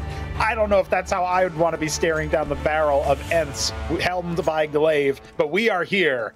Let's see what ENCE have in store for us. All right, let's check out the buys. A few pieces of utility in the hands of Maestro. We can expect some puggy Counter-Strike, but Drow Ranger is already out, and Kaspersky is ready with these dualies to take down 2. There's Glaive with 1 frag for himself, and it's only Notice remaining. I would assume he already noticed that his teammates are on the floor. 1v4. Is the situation for him, and he not even the bomb on his back, so he can be a little bit more creative. Now he's been seen, and they can swarm towards him, making a tight circle, a noose. And SDY is gonna kick the chair from under him for the first round of ENCE. Yeah, well said. I mean, SDY looking here with the very sharp kill to open things up with the USPS. And realistically speaking, I don't think that Maestro had a good game plan here in terms of their utility usage. They didn't blind most of the players. Kaspersky, obviously, the defender, the antivirus, defending from the electrical box. There's something about computers there. Oh, yeah. And yeah, I know. We talked about this before during the break. Liuba, I'm thinking Maestro could end up falling flat real quick, but ENCE can't let their guard down. The thing is, I expect this best of one to either go to ENCE very, very convincingly, or Maestro coming up with something that breaks ENCE's game plan. Of course, we're not going to get to see that in this round because they only have 1 Deagle to use, and that Deagle is out of their hands, though Fleeve actually still has it, trying to catch somebody peeking. But now, as they lost 3 already, we can see Glaive hunting with an MP9. Natu with him as well. They want to get some cash as soon as possible. Drow Ranger's a dead man. And Fleeve's going to follow him to the grave. Yeah, it might be in the wrong game. Where have I seen Drow Ranger before? Well, different Valve game, not this one. You know, SDY and Natu have been so good for ENCE in the last couple of matches, tournaments that they've played. And to see them both getting proactive, even though SDY has been the main fragger so far, cleaning up these ecos, holding the Ivy push at an arm's length, it definitely bodes well for ENCE. They're locked in. They're obviously here to just clean this up and go into the next round. See if Maestro can be more than just a speed bump along the way. I've seen Fleeve play. He was in many major qualifications during the time when majors actually had open qualifiers. He was an open quality merchant playing for Balkan Mixes. It was interesting to see a player you know from before. Some might not. 7-kick with his AK. AKs across the board for Maestro, rather. They lost a lot of utility so far, but so did ENCE, and with 70 seconds left on the clock, ENCE are gonna have to wonder what the game plan for Maestro is. A good flash. Not gonna do much as Drow Ranger takes down 2. Double kill. Oh, sorry, wrong game. That's actually gonna set them up for a really nice spot here. It's 5 rifles. Oh, all right. Well, SDY, he's under some pressure. Under the pump. I think he spotted just the hairline, a 7-kick, but that is a really nice hairline, actually. Nice work. Cleave making things happen, but he's low on ammo. He got to reload. Oh, he fakes it out. He's trying to bait him forward. There's more than one body thrown at him, though, and it's well played, but Potty will trade. Still, great advantage for the teams. That's what I was saying. A lot of puggy Counter-Strike we can expect from Maestro, as that's what gets them their first round on the board. An interesting trick used by Fleeve to get one frag for himself, and that was enough to finish off this round. SDY can only hope to save this M4, but hopes could get taken away as the timing suits him. He managed to get away. At least so far, so good. Round number 1 for the mixed team that got through the second open qualifier as seed number 1. That doesn't really help them much as they're facing ENCE in their first match, but already showing that they can be worthy opposition as they win the first gun round.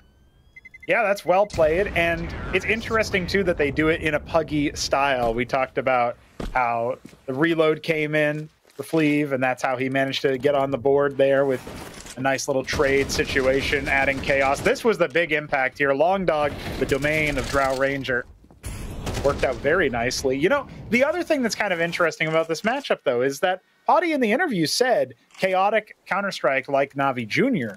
That seems to throw ENCE for a loop. Maestro, I don't think they were necessarily listening to that, but that's their game plan nonetheless. Chaos. Will they thrive in it? We'll see what they can do now as Kaspersky really wants to go fast. He's been spotted, he's been seen, but damage dealt, and Nate, you helping. That's going to be a good trade. 2 for 1, not bad for ENCE. A good start of the round. Let's see what Maestro can do now in a disadvantage. Yeah, that's right. It's not as big of a disadvantage as maybe you'd think, because Train does give you a lot of opportunities to move around. This is not the Train of yore, where you would see dominant CT halves. Now, Glaive might still throw some shades of history at us, holding this push from Notice. It is going to come in. The crouch could be there. The shadow advantage for Glaive. He spots it out. He knows what's coming, and he immediately rails him straight to the face. Fleeve will be brought down by Potty. A 2K for him. Close out the round, and, well, that was a lot more confident from ENCE in that gun round. Back on track is ENCE as they stopped any sort of push before it even happened. Kaspersky with a great push through the upper part of the B-bomb site. Got already the Long Dog, got the frag necessary with the help of Natyu. Good trades all around as ENCE get their third round. Now, Maestro on a mixed buy, not the buy you would want in this sort of situation where the map could, from the beginning, start getting away from you as Richie falls. He had an 8K, still 2 remaining on the side of Maestro. Natyu is gonna crush them as they try to get close to B. 2 remaining for Maestro. Yeah, but not really any chance left in the round, I don't think. Naichu's even going to get flashed and gets a dink onto Notice. It's bad to worse. That needed to be a clean kill immediately. Utility wasn't good enough to totally blind him, but he's so low. Oh, he's actually going to refrag onto Potty. That feels like an unforced error. No utility sent off. Wave didn't have any, of course. SDY and Kaspersky still have a little bit on their belts, and of course the A4s are going to be a little bit better at snapping down some of these Ts as soon as they show up. Fleeve still good health, but only a Galil in his hands. It's an awkward 2-on-3, but I don't think ENCE are likely to drop this. SDY could get timinged here. Doesn't spot anything. This is bad information for both teams. Absolutely, but SDY is going to get an easy frag onto Fleeve. For a moment there, it seemed dangerous. Had Fleeve taken down SDY, that could have been a completely different round. Now, though, with 3 remaining, ENCE is quite happy as the opposing team is not going to have a lot of money coming into the next round. Yeah, listen, Kaspersky helps out quite a bit, but Natu's 2K definitely seals the deal, makes it so awkward. Notice does his best to stuff ENCE back a little bit, make him respect him. Good frags all around, and yeah, that 6th sense from Fleeve. It's going to lead to a very fast play out of Team A, and I don't like this from Maestro, and I don't think they like it either, as they are getting gunned down by ENCE members left, right, and center. Glaive blocks him multiple times. Getting battered by the veteran as Kaspersky is going to find the last guy for the 5th round of ENCE. Glaive with a multi-kill in this one. I know it's against pistols, but still nice to see. A lot of confidence for ENCE to take control of Yard, not let those pistols come in close. And with the flashes, with the smokes, there wasn't, well, as it says behind Potty, 0 opposition on the side of Maestro in this round. That certainly seems like it. Maybe that's a little chant he can be providing to the rest of the team. A little bit of a slogan. Notice, he's been brought down solo already, just trying to get to Olaf. Now he burns. Drow Ranger trying to salvage something here at the top of long. 7 kick. Gonna be dueling with Glaive. An uncharacteristic place for the in-game leader events to be. But as of right now, with awkward demise for Notice. Feels like ENCE have this one on lock. Still a rifle round, still dangerous. Maestro need to put the pieces together and fast. They've got barely any utility left. Yeah, the problem is they got barely any control of the map, as ENCE was quite good with using their utility, not only to find the first frag, but completely ignore any sort of a chance for Maestro to get information. Now they can do it as Drow Ranger finds a frag, but Potty waiting with that off. Missed second shot. Still alive and kicking. SDY, good for 1. Potty just dancing around Red Train as the cavalry is arriving. Fleeve trying to find him, but can he? Will he? Won't he? His body is burning, but still clicking heads. Only Drow Ranger remaining, and the op on the side of ENCE does not make a mistake. Listen, Potty has just popped off with that op. That's what you like to see.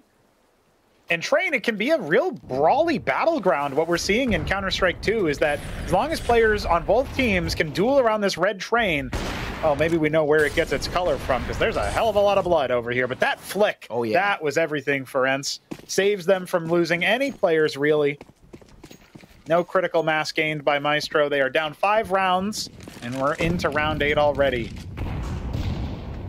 Finally, they will abate at Team Mid. They will not continue pushing into that. They've just been cowed and stuffed and destroyed every single time they go there. So, changing up the strategy, but Potty finds 7 kick towards Ivy. That leaves this weird mix buy from Maestro entirely looking towards B. Oh, but the hero AK is doing work. 2 HP left unnoticed. Nate Yu has to find the frag, and so he does. Now they can't get to the rifle, only Tech 9's remaining.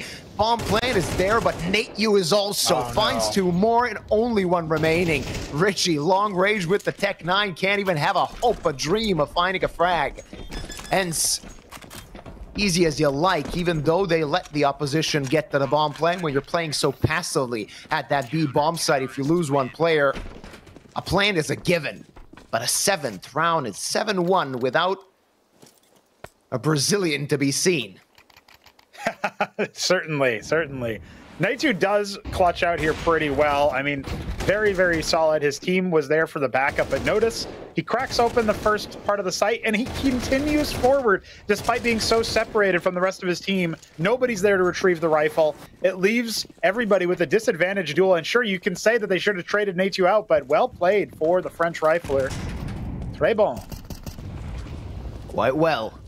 Look at this aggression. Kaspersky and Nate use so much confidence, and these plays have been doing good work so far for them. This time, not so much, as Draw Ranger, with the little HP he had, he found 2 frags, and now this defense could begin to crumble. Well, let's see if he can do any better. Yeah, this is a 4-on-3. The last time Draw Ranger won with a 2 frag advantage, right? Maestro took their only round win as soon as they scored 2 frags on their spokesman, according to that interview. 7kick lurking around outside. Gonna be trying to find out where these defenders still are. Oh, but I think he's gonna miss out on the timing. Odi and SDY rotating over to the B-bomb site. They need to go for a risky play, and so they did, risking it all on the B-bomb side, but that is a misplay, a misread. Not something you would expect from Glaive. Of course, they're not going to sit with their hands crossed. They're going to look for information, and so Glaive does. That could make them rotate maybe ahead of time, but the bomb is quite close to the site. If it gets planted without a kill, they can consider a retake it as the White takes down Ranger. Now, this gives them a chance. That HE grenade isn't going to find anything, but Fleeve taken down to 13 HP. Now, timing is all. Glaive just breaks the smoke, but through it, he doesn't find anything except Notice, who takes his head in the head of SDY. Party, not today. That op is not going to do a lot of work, because he did manage to find 1 kill. But with the bomb ticked so far, he can't really consider trying to clutch this round out. He was thinking about it. He was contemplating it. Goes back to the op and tries to save it. That's going to be a 2nd round for Maestro. Well, the comeback starts small, starts slow, but Maestro are still in it, still posting up some dubs. ENCE have so much money, though. It would take 2 more deficits on their side.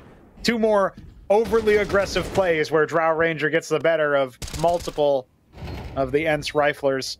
If they are going to end up being broken economically, Maestro have a lot of work ahead of them already as severe underdogs in this match, and we're seeing it play out before us. That being said, despite the T side supposedly being a bit better on train these days, ENCE, they are on the favored side for the map.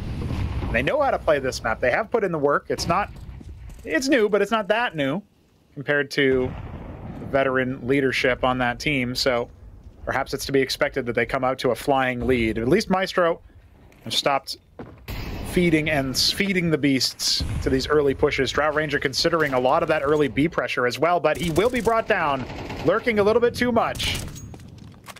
Already a 5-on-4. It's an important frag for ENCE to start this round out. Round number 10 as SDY wants to use a flash, and a flash was good as 7kick was completely white. Of course, when the flash faded, he was already dead. Fleeve finds Potty. That direct op duel goes into his hands. SDY just playing the edge of the smoke. Fleeve's gonna have to wait. Molotov not gonna do much. A man advantage for ENCE. 50 seconds left.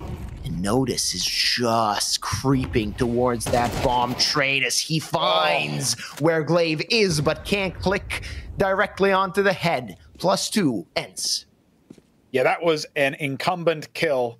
The fact that it doesn't come through, Maestro's chances of winning this round are pretty low. They're trying to combine their efforts as best they can. Maybe Richie can swing, distract, but no, Fleeve goes down in Team main.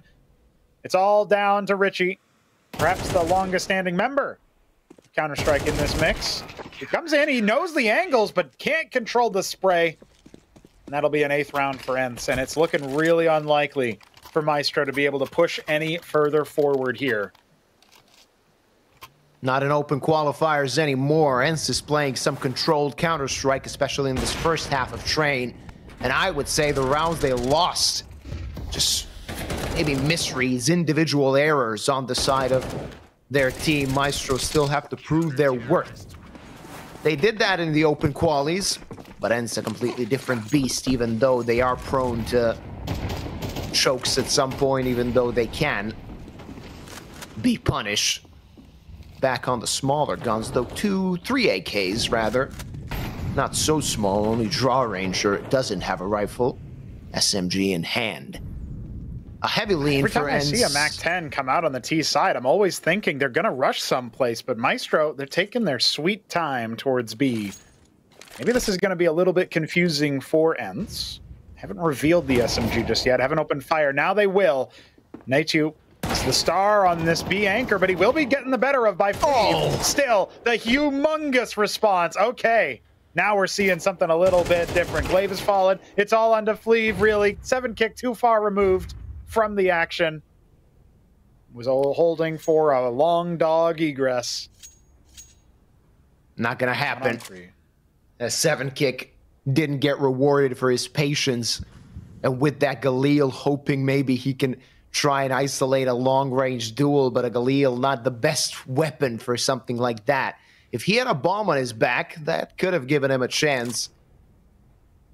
Now, he's gonna get none of it. That smoke, though, could give him a chance to creep towards the side as the line of sight is cut off. He takes down Kaspersky, looking for the second. Op holds him, and Op takes him down. As Spotty was ready, even though he was heavily tagged, he managed to convert that kill and get around for his team. You know, 7-kick could have actually clutched that one out. If any damage had been done to Potty there, I think 100% he gets the one-bullet headshot, turns it into a one-on-one. So different. And here I was going to meme on him a little bit saying clutcher kick, but he almost did it. That was quite close. Close but no cigar, as they would say. Oh, that was quick. Potty showing his best impressions of Kenny S in a few situations so far on Train. Last round of the half. Oh no, Glaive. Frey getting the better of him on the ladder. This is actually starting to get a little bit more favorable for Maestro. They're looking for their third, and look at that. Only Naitu remaining. Doesn't even go for it. Plenty of money for the next buy. Maybe not. Maybe a little bit chancy. Oh, but he's burrowed in. Oh, first kill found. All right. Oh, for a moment, I thought there was a chance. Round number 3 for Maestro, but they're going to have to do a lot of work on the CT side. We're going to go for a short break, and we'll be back with Train. Hej, šéfe, dostanu vás ven. Tady máte Red Bull. Co? Dávám křídla.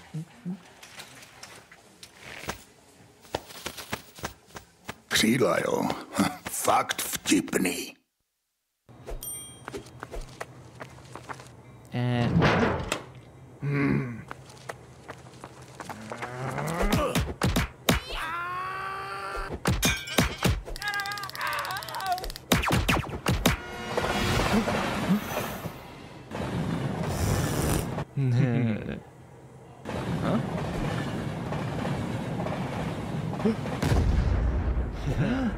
KFC patří ke hře. Miliony tiketů, tisíce analýz, nekončící diskuze. Jedině u Tipsportu jsi součástí největší komunity sázkařů. Najdi top sázky v Ticket aréně, přečti si rozbory zápasů a vylepši vlastní tikety o ty nejlepší nápady. Prostě načerpej inspiraci do každého utkání. Tipsport, největší komunita sázkařů. After the first half, a one-sided affair on Train. Best of one seems to be slipping from the mixed team of Maestro as they'll hope to claw their way towards a comeback. We've already seen one in the last best of one we've casted, so who knows what the future holds for this CT side as ENCE is swarming towards Ivy, already broken through the defense. Drow Ranger takes down 2, and that's gonna help a lot as he continues to frag. Rather, 7-kick is the one that gets this kill. Only SDY and Glaive remain. Oh, it could be just SDY in a moment here. Richie will finish the job onto the in-game leader of ENCE, and this looks like a pistol for the mixed team. SDY holds him at arm's length. 1v2 now. Gonna reload the P250. Scarpering off with the bomb towards B. Oh, or is he? Maybe trying to isolate one more duel. Hasn't spotted 7-kick yet. No feet there for him to take a look at. Gotta subscribe for that kind of treatment. 7-kick. Falling back. Don't forget, SDY has played on way bigger stages than just an online match, so he knows how to confuse his opponent with 40 seconds on the clock. There's still a lot of Counter-Strike to be played. Is it written in the stars that SDY can actually get this clutch? The answer is no, as 7kick takes his head off. And a 4th round for Maestro.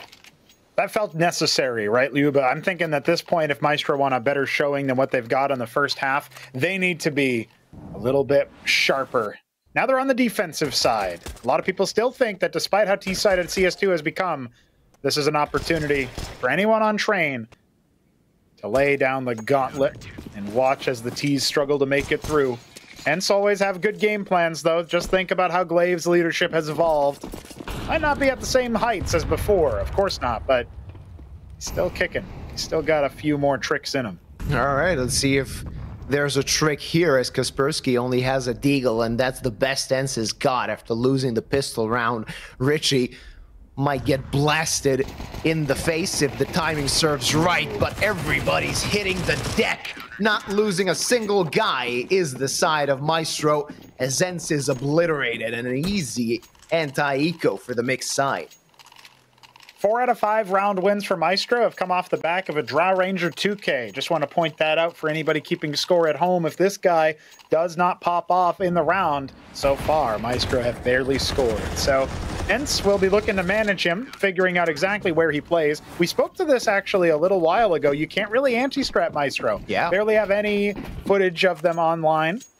Certainly not on HLTV, even for a statistics look-see. Audi towards T-Main. Already brought so low, but he will clothesline Richie. Ah, he is going to get traded. Still favoring the T's a little bit. Kaspersky, oh, is he going to be caught out here? No. Takes Fleeve down. Shift walk through smoke. Ill-advised. Maestro down a man. Yeah, and now the defense is spread thin.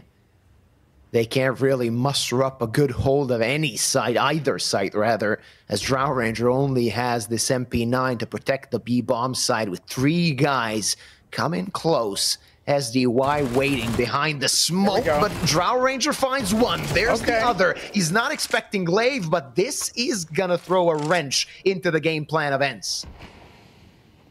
Conversely, Maestro have never lost a round that Drow Ranger went for a 2K on, and it doesn't look like they're going to start here. 2v1, real quick, peek over the smoke to take Glaive down. Kaspersky, you need to be the last bastion. Are you going to be hacked, overwhelmed by the virus that is Maestro? Notice towards the connector. Oh, he hasn't spotted 7kick, though.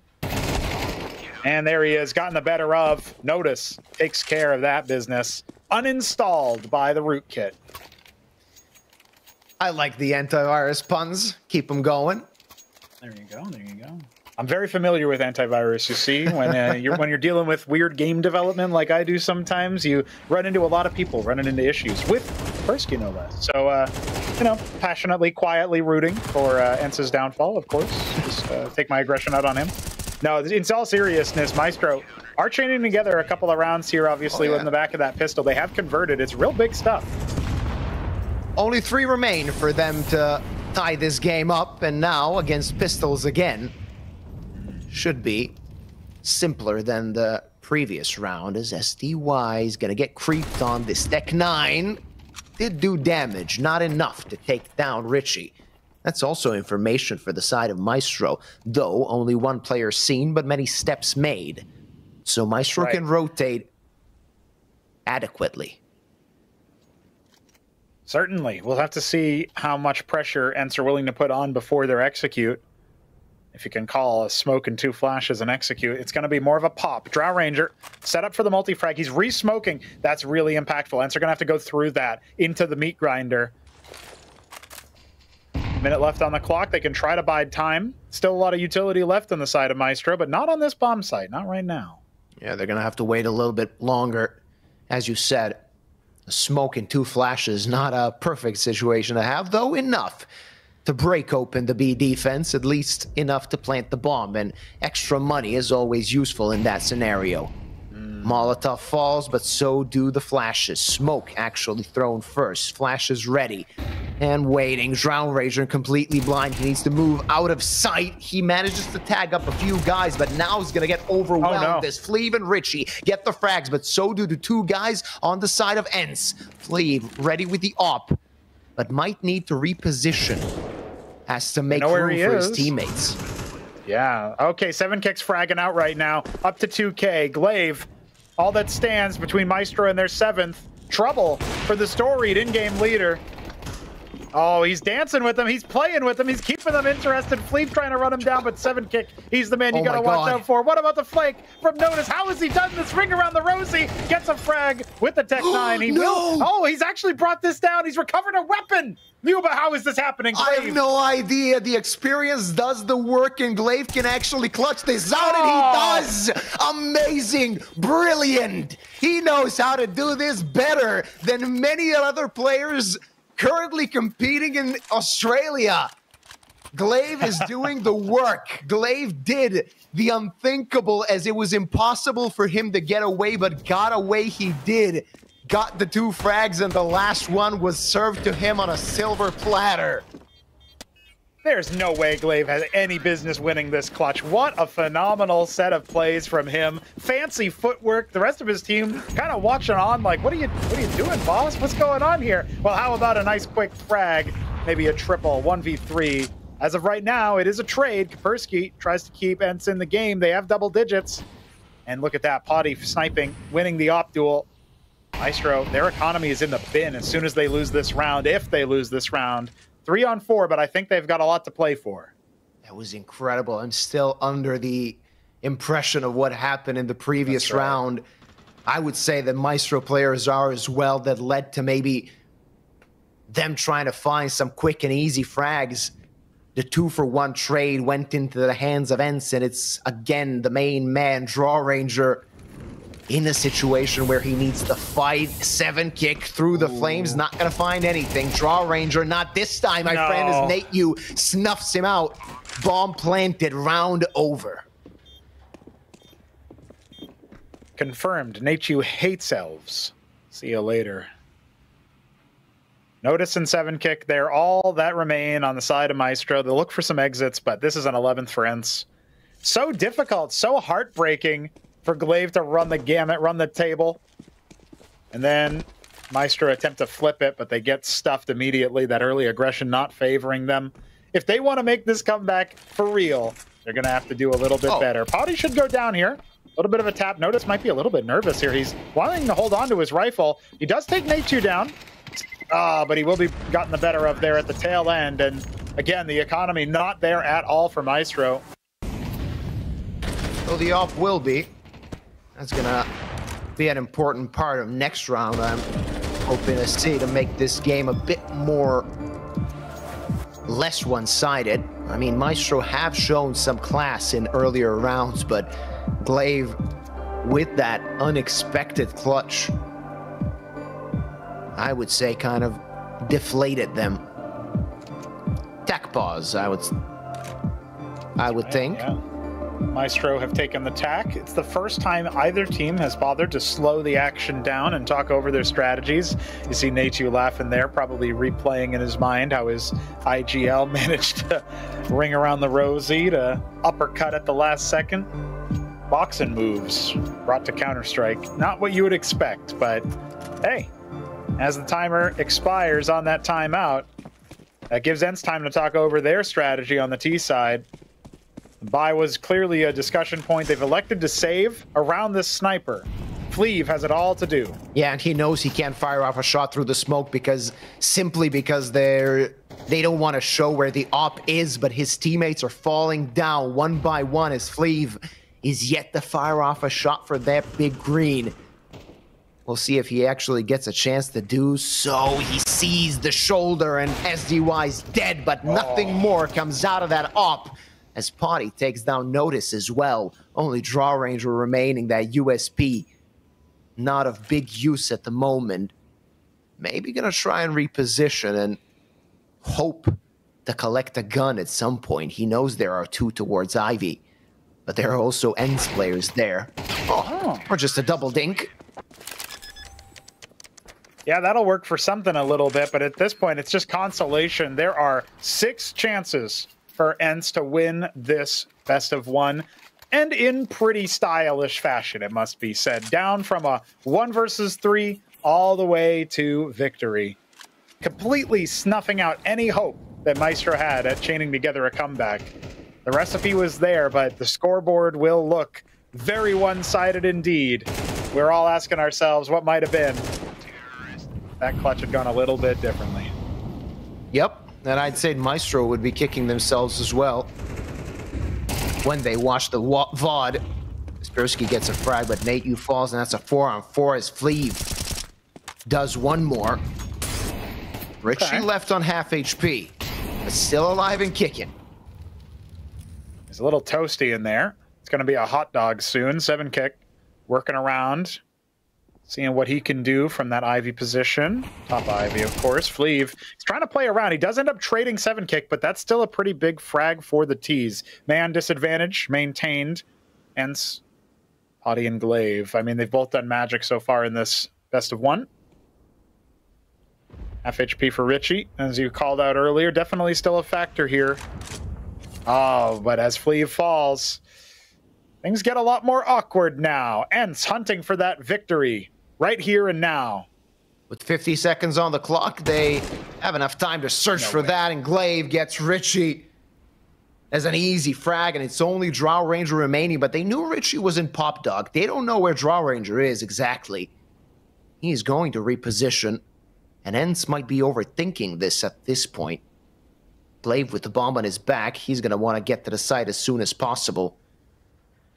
But they have a lot of thinking to do before the bomb is planted.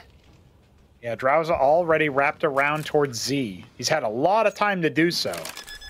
That being said, Potty can cover him. Aiming out towards Pop Dog can adjust very easily. And here comes the swing. It is not enough. Instant headshot, clotheslines Drow Ranger. 13-6, ENCE. Well, maybe they did, in fact, have 0 opposition as they climb up to the 1-0 bracket. That was expected. A team that was invited as one of the higher seeds coming into this competition wiped the floor at some points with the team coming from the open qualifiers. We have to say Maestro did have a few good rounds, and getting the confidence out of that might help them in the future matches because there are not many better teams in this tournament than ENCE. Still, they're going to be looking for something in that 0-1 bracket. However, ENCE is a team to be looking forward to, a team that we could see in Prague on LAN. Yeah, absolutely. And you would expect to by this point. They did mention as well, Potty saying, the only LAN they've ever been to, they've won, the Eliza Masters Espoo. They definitely want to get right back to that familiar environment, especially for titans of the game like Glaive. That being said, we're going on to the side of Maestro with them going down to the losers match next time around. They might end up looking like fodder for the 0-2, the best of 3 bracket, but there could still be a puncher's chance for them to make something happen. They did show some promise. Drow Ranger can clearly shoot heads, right? He's definitely been instrumental in their success, limited though it may have been on Train. Maybe if they end up going for a map that's a little bit less favored for their opponents, they might end up in a better spot. That being said, still a very dominant win for ENCE. Very happy to see Glaive firing on all cylinders, getting a cheeky clutch out there. And we will be going on to a few more matches. 1 left in today. It's 9 against Kubix. All right, it's going to be an interesting match to finish the first day of Conquest of Prague off. It's going to be a very interesting game because 9 have shown that they can lose maybe weaker opposition, and Kubix did show some interesting Counter-Strike in the past, I don't know, maybe a few weeks, so it's going to be a good game to finish things off. I hope it's going to be a bit less one-sided rather than the previous one we've seen, and statistically it should be. Of course, we're going to take a break before that. We'll be back with our last best of 1 for today.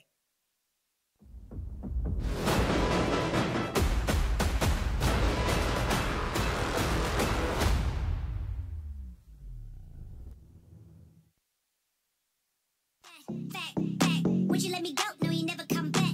I'ma kick back when you fake like that. Get out of the game, I don't play that fact. Would you let me go? No, you never come back. I'ma be the best that you never had. I don't flex, I'm success. If it lifts, yeah.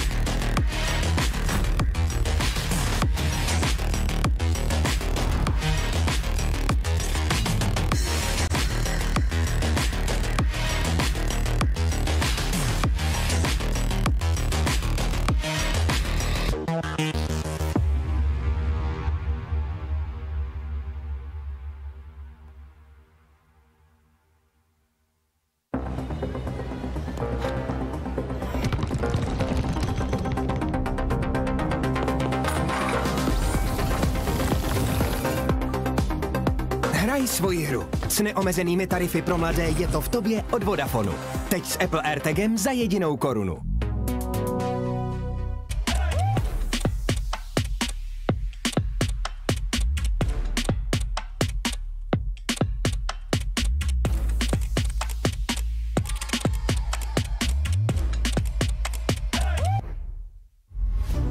Z TV Tipsport ti nic neuteče.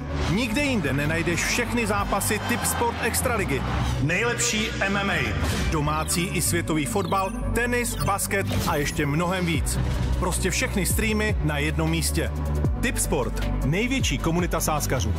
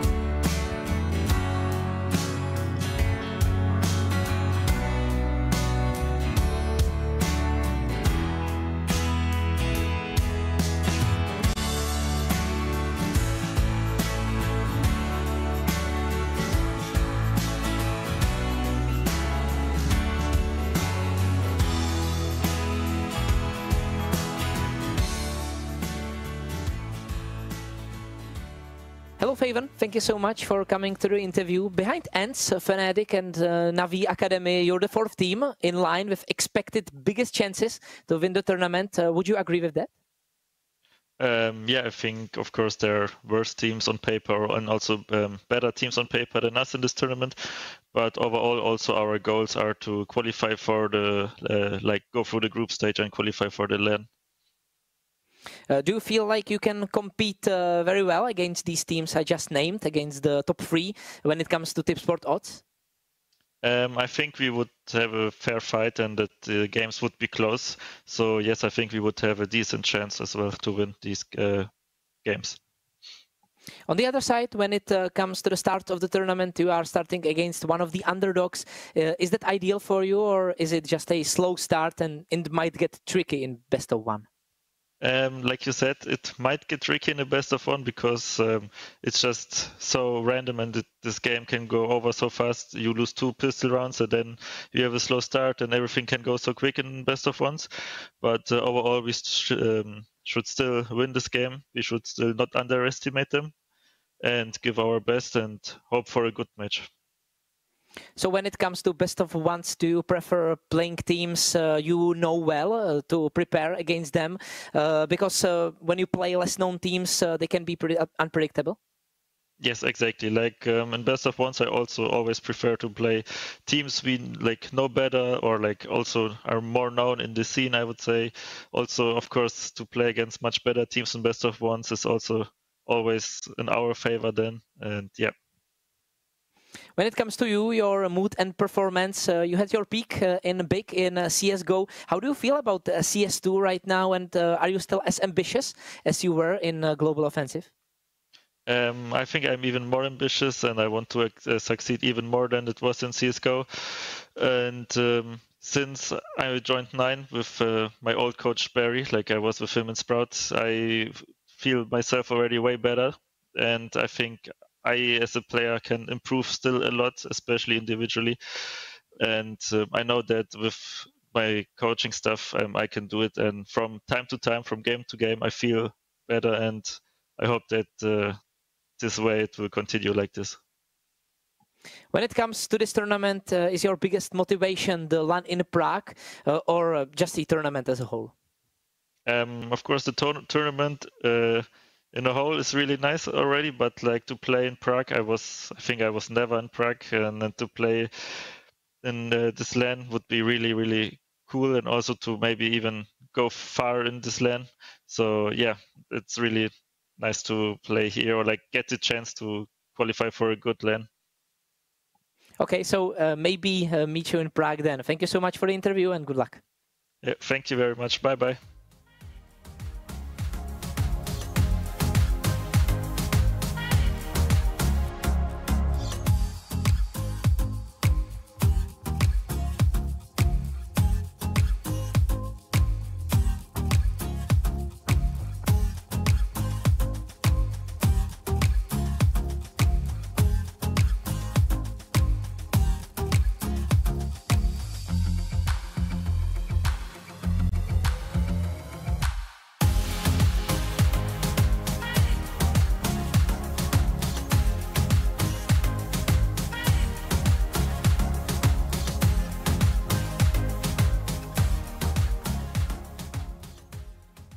Hello, Gamezilla. Thank you so much for coming to the interview. You are one of the underdogs of this tournament. Do you agree, and does this position suit you?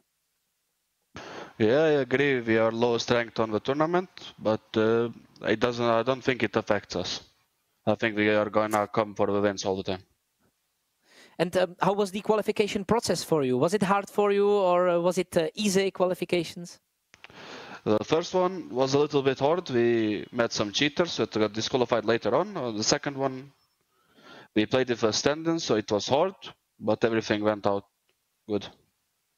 Yeah, so it was well-deserved. Plus, you're starting against one of the favorites. In which way do you think you can surprise Team 9? He prepared a lot for this game. We know like what map is gonna be, most likely. We prepared everything that we need to, so let's hope for a good match today. What's the biggest opportunity that this tournament provides for you?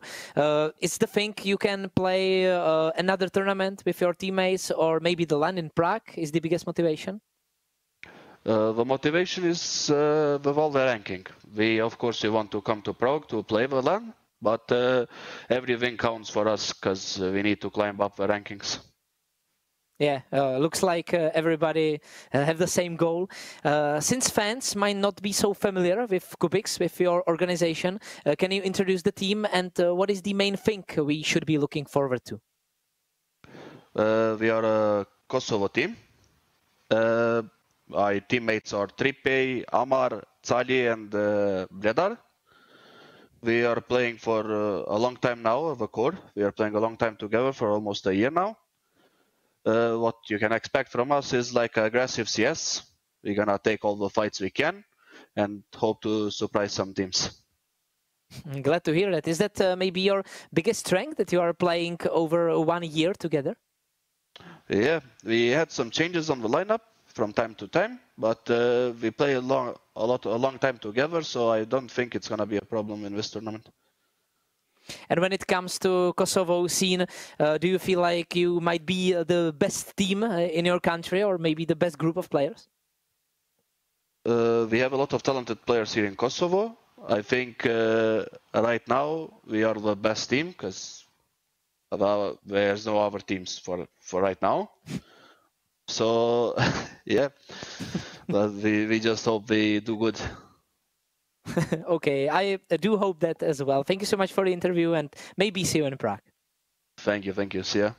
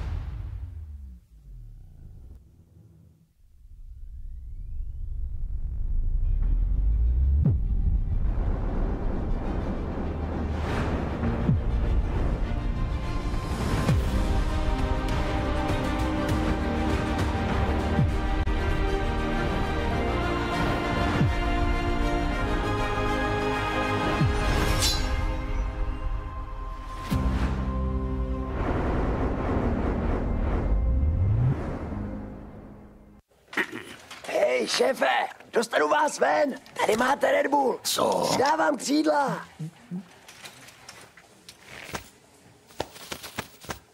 Křídla, jo. Fakt vtipný. Seš ready na další level?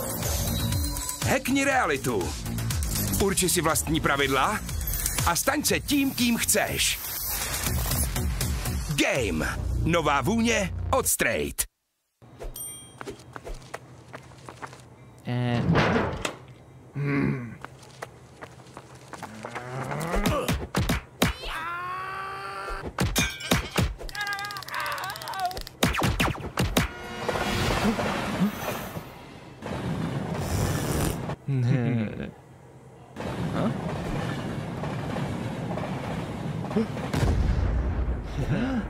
KFC patří ke hře. Miliony tiketů, tisíce analýz, nekončící diskuze.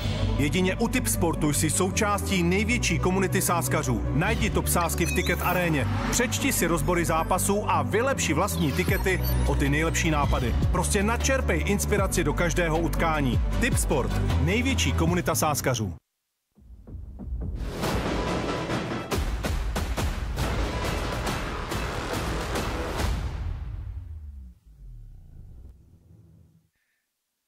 Ladies and gentlemen, we are back for our final best of one of today. Afterwards, we'll be halfway done with this round number one of this Swiss stage. Conquest of Prague, brought to you by Tipsport. Ljuba and Pronogo will be your casters for this final best of one match. And it's going to be an interesting matchup. I mean, we got 9 versus Kubix. What's not to like? Because it's definite that we're going to have some pretty good Counter-Strike.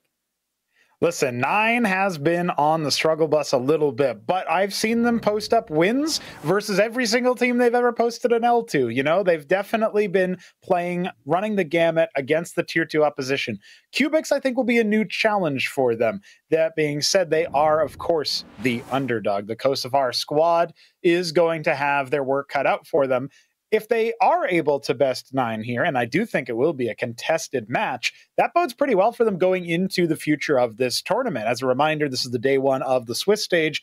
We have many more days to come. And then, of course, the deciders who figure out who's going to qualify into the LAN. On offer besides that are the ever-coveted VRS points, get people higher up in the standings, planning for that second major of the circuit. it does matter a lot for that MRQ qualification.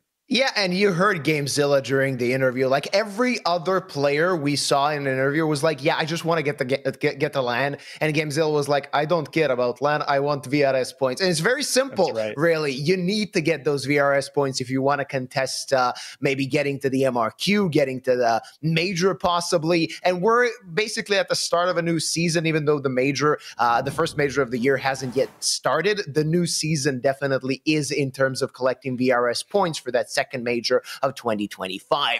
On to the picks and the bans. Inferno and Nuke are out of the question. We'll see what the bans will be on the side of 9 as Dust2 and Mirage are hitting the deck. We won't be finishing this day off with them. Anubis gone as well, so is Train, and our map, or our final map rather for this day, will be Ancient. Definitely an interesting matchup, especially given the fact that Ancient can be a really good playground. Listen, it's very good for that middle of the road when you want something that's not as puggy as a Dust2 or a Mirage, but maybe not as tactically minded as a Nuke or a Train.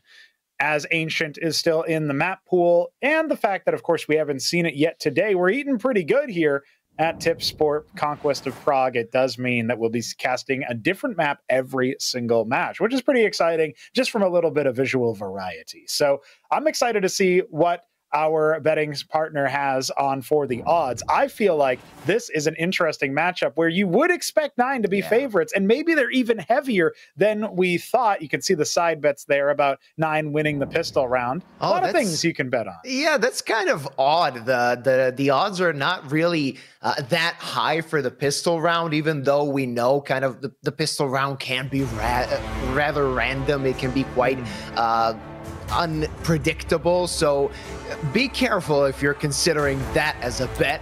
Of course, we also heard something from Gamezilla, the correct pronunciations of all his teammates. That's something to keep in mind, as many casters do pronounce it incorrectly. Yeah, I mean, you talk about the people who are just used to the regular old English alphabet. Us silly Americans. I mean, what are we to do? But it is Gamezilla indeed. That one's easy enough to remember. We've got the pistol round here, ladies and gentlemen. Our final best of 1 of day 1 of the Conquest of Prague, brought to you by our partners in Tipsport. Faven has the dualies, and it looks like he's got some enemies to face off against. Yeah, the raid boss in Faven, he got those dualies from a teammate, and so did he get the smoke. As soon as he sees the shoulder towards ramp, that smoke is falling down, but will it fall down quick enough? Smoked down. Kubix wanting to siege this site. Dooley's still waiting, ready and waiting, rather. Rawls is quite low, already on 5 HP, so we'll see if he can be of use for his team. And Bobek's there. Also a very difficult angle, but Trippy did not stand a chance. Okay, well, there is a little bit of a trade, but Faven, remember, he still is on the site. And now it's going to be the A-hit Montu. Well, a player with plenty of story behind him. He needs to be telling a new chapter, and he is on for it. It doesn't even look like he's going to be required. He gets the one little trade spots towards Donut, and the rest of his team will finish the job. Kubix, though, they keep things tricky for their pistol round, and they get a bomb plant. Already the more competitive side from the underdog. We are going to see them invest into the round 2. Oh, yeah. They can get themselves a bye in round number 2, try and reset the side of 9. 9 winning the pistol round. We'll see how much they get from that. It's the good thing is many players stayed alive on 9, so a bit less of an investment will they have in the upcoming round, or rather they can invest a bit heavier in terms of firepower. We can already see 2 M4s, a FAMAS in the hands of Montu, and 2 SMGs with a good amount of utility as well. On the other side, only pistols and 2 SMGs that are going to run Bobek's dead down, and Kragen's hit the deck as well. 2 for 1, and Kubix are not playing. No, they're actually going straight for the jugular. Looks like it'll definitely be an A play. Montu has been able to frag out and stall out. Faven lurking through Temple. He's caught him slipping. I don't know what Gamezilla was looking for, but it wasn't bullets to the side of the head. That's what he's got. This has turned into a lot more of an unfortunate round here. Kubix dropping the ball, it feels like. They had the momentum. They weren't going to be able to make it happen. It's just Bledder D left to go. Yep. He's going to get a frag. Good on him. $600 in the back pocket, but Montu is going to catch his head while it was in the air. 2-0 to start this best of one off. I think they can actually invest here again. They farmed up enough with SMGs. I think they got 3 SMG kills total, so pretty well done on the money side at the very least. We'll see if they want to be dangerous again. We'll see some of these frags one more time. You can see Kubix catching 9 in a bit of a transitional point midway through their push. Definitely favoring the defenders at the end, though, because they ran out of steam, it felt like. We'll see if they want to bring the pace yet again in another round. Is 9 going to expect it? Looks like the answer is yes. BobXD has found 1 frag, blinded, and this is going to be a B-hold. They overwhelmed the defenders, but there's more to come. Kubix charging forward. Yeah, 3-on-3, still something to look forward to as GameZilla takes down one more player. Kragan with the trade in a 2-on-2 post-plant situation. Enough time to get to the site. Diffuse kit is on Kragan, and they have a few grenades to work with. Amar with that SMG on close range could prove to be a difficult opponent. However, they decided to go towards ramp. Sally waiting. We'll see if that M4 can actually do something as he's on half HP, but finds ahead of Kragan, and it's going to be a cleanup. Kubix with small guns get their first round on the board. Yeah, I really like what Kubix did there. I mean, they throw the smoke, right? Is there a player lurking forward? Do we even expect that? Or it tells them to go back around, as they did, buying time for Kubix to sniff out the play. And sure, yeah, GameZilla does go down here, but he still had such an impactful frag on the flank, letting his team pivot into B. Kubix have certainly got our attention, and they actually have the advantaged buy. All it took was 1 round win, and they end up resetting 9. Economically speaking, just a little bit of an investment here. Not a lot to work with is 9 in this round. However, pistols can prove to be quite dangerous as we see 2 5.7s in their hands. They want to play a little bit more aggressively as BobXD is already in the main position, searching for something. A heavy lean towards the other side. However, HE grenade is going to bring Rawls down to 10 HP. Nothing more so far. Setting up for a flash in. Sally wants in on that push. They've held him out at mid. Now he's going to be looking. He knows there's surely some kind of setup over here. Oh, but he turns around in the wrong one. Still, Amar is able to trade him out for 3 frags spraying down. The anti-force works out for Kubix. They're on for their second. Kragan tries to salvage what he can, but elsewhere, the frags go towards Kubix. It seemed to be quite difficult, but Amar's heroic play in cave got them the round. Had he fallen, it would have been quite more difficult. Not only would he be dead, but another gun could have possibly been in the hands of 9.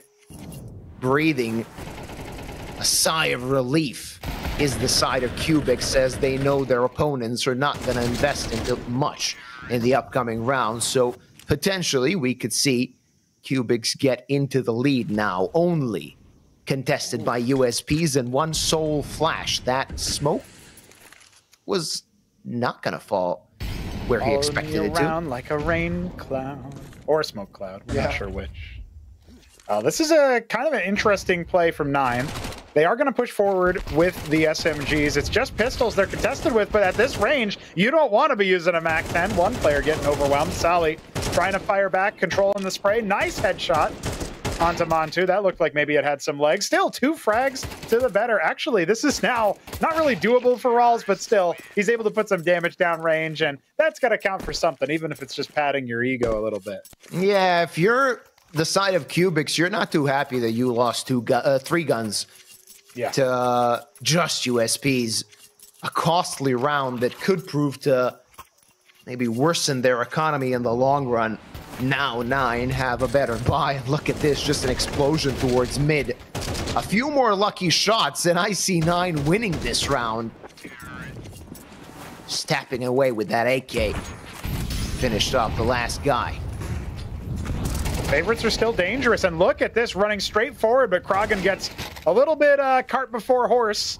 BobXD will keep things competitive, but look, Sally, he might have found a window. He could just sneak on through. Rawls is looking for it. They pass each other like ships in the night, though, and look at that, he still ends up finding a frag. Well, I'm sure Rawls is thinking to himself, how did that happen?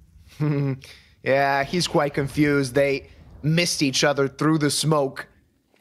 And a man advantage for Kubix at the moment. Molotov is gonna force Rouse away. Less information, the better. As, of course, Kubix gets the bomb plant down. Montu late for that party, spamming through the smoke, but not finding anything. And as it stands, 9 can't really commit this retake, as they are gonna pull back towards the other site, save their guns as much as they can. Kubix, with the money they have, they could actually commit a player to the hunt. Maybe try and steal away one of these guns. The only thing I'm a little bit spooked by is Bledard's positioning with that AWP. Feels like he could end up getting overwhelmed if 9 happened to chance upon him. As of right now, though, they are being a little bit more conservative, want to keep these 3 rifles alive. If they can do so, it's a huge difference compared to only having 2 rifles into the next round. And look at that. They are able to hold GameZilla back. Oh, Sally also goes down. Bledard. Oh, no, they lost the op. Kubix. They might have maybe bitten off a little bit more than they can chew. That's 2 rounds in a row. So expensive for them to post their 4th. Yeah, but getting 4 rounds already on the T side of Ancient, you're going to be pretty happy with that, no matter how much this map is evenly sided between the T's and the CTs. Of course, 9 are the ones in trouble. Even though they get the kills each round, they can't really get the round as is. 9 will call a tactical timeout. Kubix have 2-round lead going into round number 7. Definitely have some experienced players on the side of 9. Everybody remembers them when they were the Polish powerhouse. Very different look squad now, but still a lot to live up to. Kubix have been surprising. And it's worth pointing out too, right? Kubix are the underdog in this matchup. They are the one that are not the most notorious. A lot of people will be seeing Kubix for the first time when they watch this particular VOD. And so looking at the way that the Kosovar lineup is looking, does feel like maybe they can punch above their weight, leading from the front. 9 gonna have to come back into it. And BobXD, he's been instrumental in mid. Kragan, he's been spotted a little bit here by Sound, but Faven elsewhere has found so much impact with the A1S. Finally traded, but BobXD comes right back to it. Yeah, not a perfect situation now for Kubix. Sally manages to find Rawls, and that's gonna alleviate some of the pressure. Amar gets taken out, and a great spray from BobXD as 9 are back in the running. They're back on the board. They're 3rd.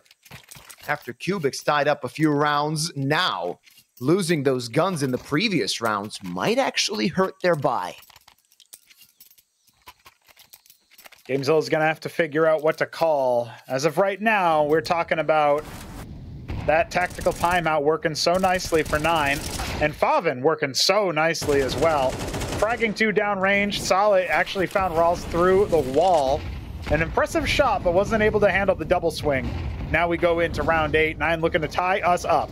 All right, let's see if 9 can do it. BobXD definitely can. First blood drawn as 9 are 1 man up. GameZilla only on the Deagle. We'll see what Bledard Zop can actually do. But Faven knows better than to peek that angle. As I said that, he gets taken out, even though the flash was solid. And now things are starting to get complicated. As the bomb is planted, Rawls missed the timing on the guy at long. Now what do 9 do? They need to take down Amar. Smoke good. Rawls finds the kill on GameZilla, but Amar is strong, holding that part. How did that not hit?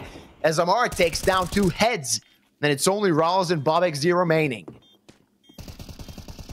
Getting counter-striked there, it looks like, or maybe Montu flicked a little bit too hard. Either way, with BobXD falling, this is a round over and done. 5th for Kubix on the board. Rawls locked in a 1-on-3, needs to hightail it out of there. Save his A1S.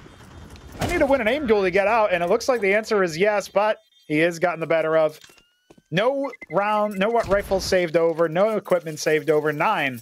They've got money for a buy, but this is looking a little chancy. And now things are starting to get very interesting as the underdogs are punching well above their weight. Of course, we saw the odds before the match began, and they were quite a bit in the favor of 9. That doesn't matter. Amar thanking his lucky stars he survived. Last bullet, one tap. That feels amazing. The dopamine rush you get from that is enough to feed you for the rest of the map. I think so. Bobix's got to make him forget about it. He's sprayed down one, but he is going to get traded. A rare execute from Kubix. It's working out wonders. Solly with 2 frags. Nantu will get the better of him now. He's popped multiple heads. Gamezilla keeps him in it. It's a 2-on-2, but low HP on Kubix. Yep, low HP. They need to get to the site yet. 80 seconds on the clock means they can even change their minds. Favin just creeping in Donut, waiting for somebody to make a sound towards the site. Gamezilla decided to change his mind, maybe move towards the B-bomb site now. Or we'll see what the plan is anyway. As 9 are staying put, not yet rotating a single man towards the other site. When does doubt set in, Yuba? That when does 9 start to reconsider? Have they been had? Favin looking towards middle in case of a lurk. Has the timing favored him? He won't see a thing. He's so certain that now must be an option for mid. But with Kubix like ships in the night passing by, I think they're going to be on for the backstab. There's no way Rawls expects a flank from CT spawn, but they're both going to double down towards Donut. Yeah, are they sure? Is this a good play? 20 seconds left. Kubix might still have a round in their favor as Rawls gets a frag, and Gamezilla, the guy that was on higher HP, could actually do something. He gets taken out. Only one man remaining, 5 HP in a dream, trying to isolate the duels, finds one. Had he had more health, who knows what would have happened. It's going to be just the 1 round advantage for Kubix. 9 are going to be looking around, trying to find a better weapon, maybe looking for a sniper, none available. So it will just be the AK saved over by Favin, but good on him for getting that last kill. Kubix making it so tricky. 9 definitely second-guessing themselves here, but again, a lot comes down to this chaotic entrance into the bomb site. Gamezilla kept him in it, but he kind of fluffed that spot. It looked like neither player was ready for that aim duel when the opportunity was presented. Steady aim still ended up working out. And now only a 1-round game with a compromised buy. Another tactical timeout from 9 gives Kubix time to think their strategy over. Remember, they can always refund guns too if they come up with a better plan in the extra time afforded to them. Already 2 tech pauses called by 9. That's right. Only 2 remain. Let's not forget, you usually need your tactical pauses when you get to the attacking side. Yeah, it's a fair point. I mean, unless you can call those strategies, there's some big brains on the side of 9. Played a lot of Counter-Strike. Let's see if they can manage to keep things going, right this ship. Kubix's attacks have been relentless. Certainly very interesting, but now they're on a compromised buy. We've got 2 Deagles and a Tech 9, only 2 rifles to the side of the Kosovar team, and we will be seeing them push into mid. Wow, okay, this is not a bad position. They can actually pinch towards A in a way that I don't think 9 are ready for. They drop the first fight. That's Amar finding impact. Kragan only good for 1. Sally cracks off, and they had a player donut anyway. Kubix look like they are about to take this cleanly. Yep, that was quite simple. Seemingly easy to get to the site. 9 still looking for something, searching for maybe an entrance towards that bomb site. But with the smokes down, with the AKs ready, it's a no-go zone for the hand of 9. No money in the bank either, really. I'm curious. The only one with much money. I'm curious to see what the thought was with that tactical timeout. Given that only 1 remains, it's not really an easy situation for them. And Kubix did the smart thing, you know, when the CT side... Ooh, all right. Let's see if there's any more kills to find. Bledar will get 1 frag. That should be the end of that. Favin, though, going to steal away 1 more gun. As I was I don't like Favin going for that. That's actually really dangerous for their eco. They did not have any weapons left. Yeah. Good call from Gamezilla on the side of Kubix last round. When you see the CT side grasping for a tactical timeout. You want to do something faster as to not let them do whatever it is they were planning to do. Absolutely true. Well, let's see if it's going to continue with pace. Right now, middle under assault, it seems. But the siege is prolonged. And it looks like the attackers will fall back. Still a lot of pressure towards the B-bomb site. Compromised by kind of on both sides, but definitely more so for 9. Absolutely, they've taken control of ramp.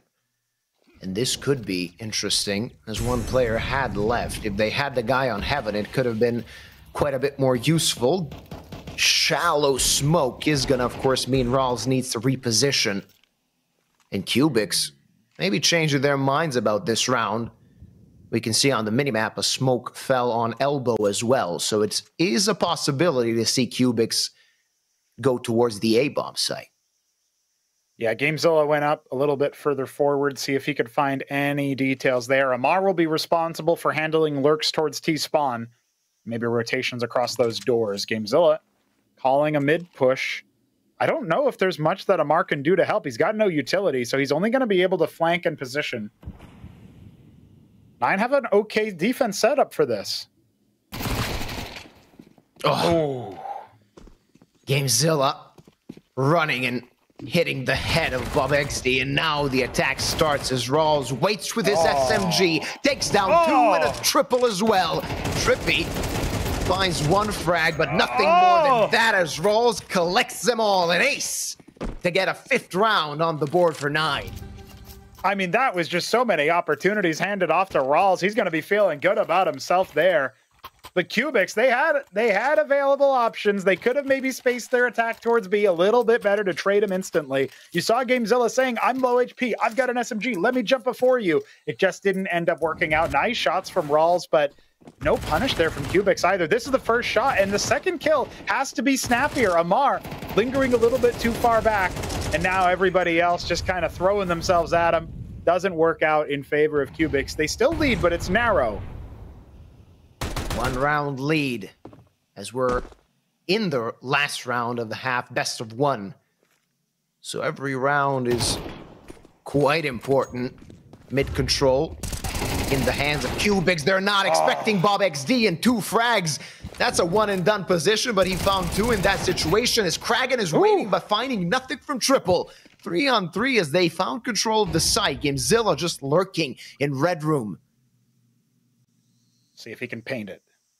As of right now, I mean, what we are talking about here is Kubix working wonders. Amar has really impressed me. Sure, I harped on him last round, but overall, he has been a rock against the shore of 9. Letter looking around. He might get the better of. Oh, he's the bomb. Rawls, ace from the last round, carrying over into this one. He will be run and gunned. Gamezilla will recover, but Amar has gone down to the AWP. It's a 1-on-2 for the IGL of Kubix. All right, let's see what the experienced player on the side of Kubix has in store for us as he swings out, but Favin's better. And it's going to be a tied affair at the half. 9 managing to get 6. It could have been better for Kubix, but it was not to be.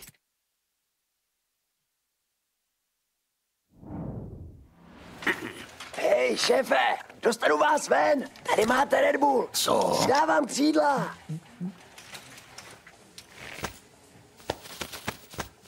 Křídla, jo. Fakt vtipný.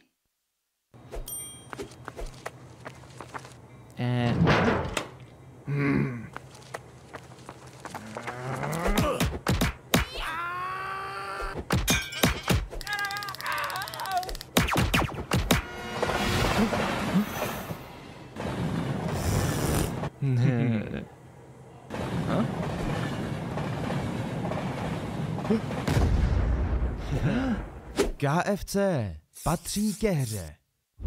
Miliony tiketů, tisíce analýz, nekončící diskuze. Jedině u Tipsportu jsi součástí největší komunity sázkařů. Najdi top sázky v Ticket aréně, přečti si rozbory zápasů a vylepši vlastní tikety o ty nejlepší nápady. Prostě načerpej inspiraci do každého utkání. Tipsport, největší komunita sázkařů. Final half of today. We're jumping into it because the first half of this best of one was tied 6-6 on Ancient, as the favorites of 9 have struggled on their CT side. T side is going to have to be better, and Kubix knows how to play this game. That is definite for what we've seen so far. But how is their defense? We're about to find out on the pistol round, as right now, Sally trying his best to keep 9 at an arm's length. He spotted multiple players. He will be brought down without a trade. 9 had grouped up in their push towards A, and now it looks like it's all but certain, unless Amar pops off. First frag found, but he's got so many more to deal with. Oh yeah, so many bodies, and his body's gonna hit the deck as everybody falls on the side of Kubix. Amar actually still alive. I expected him to die, but now the inevitable should happen. How is this man still living on 5 HP? He picks up the gun, but BobXD in a jumping shot finishes him off for the pistol round, and the second pistol goes to the hands of 9. I was seeing Train there for a moment. Glaive 1-on-3 with a pistol himself. I almost thought Amar was about to do it to him. Not quite to be, but hey, pistol round for 9. That's going to be the second one that they've claimed. So Kubix, can they fire back? Can they break them? No bomb plant necessary to win that particular round. Now with 9 in the advantage. They have SMGs, they have rifles.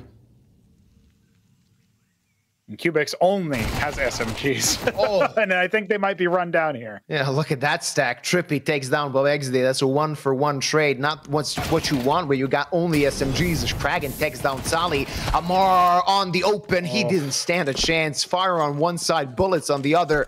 He chose an honorable death, but a death nonetheless, as 9 have taken control of the site, bomb planted, and they're going to double their advantage. Yeah, listen, Kubix's surviving players, Trippy and Bloodar, they have SMGs and armor to save. Doesn't sound like much, but in a game this tight, that might end up making the difference. It's a crafty play to stack towards A, maybe see if you can explode out onto mid if that's where the push is coming from. But 9 somehow read that or just played a little bit more safely. They end up claiming the B-bomb site for their own. That guarantees them an 8th round, a 2-round lead. That's the most that they've been able to mount versus Kubix. Obviously, the first 2 rounds went their way. So both pistols, both conversions going well in that front. We'll have to see if they can continue chaining those rounds together, or if Kubix have some kind of strategy in mind to fight back around their 2 SMGs.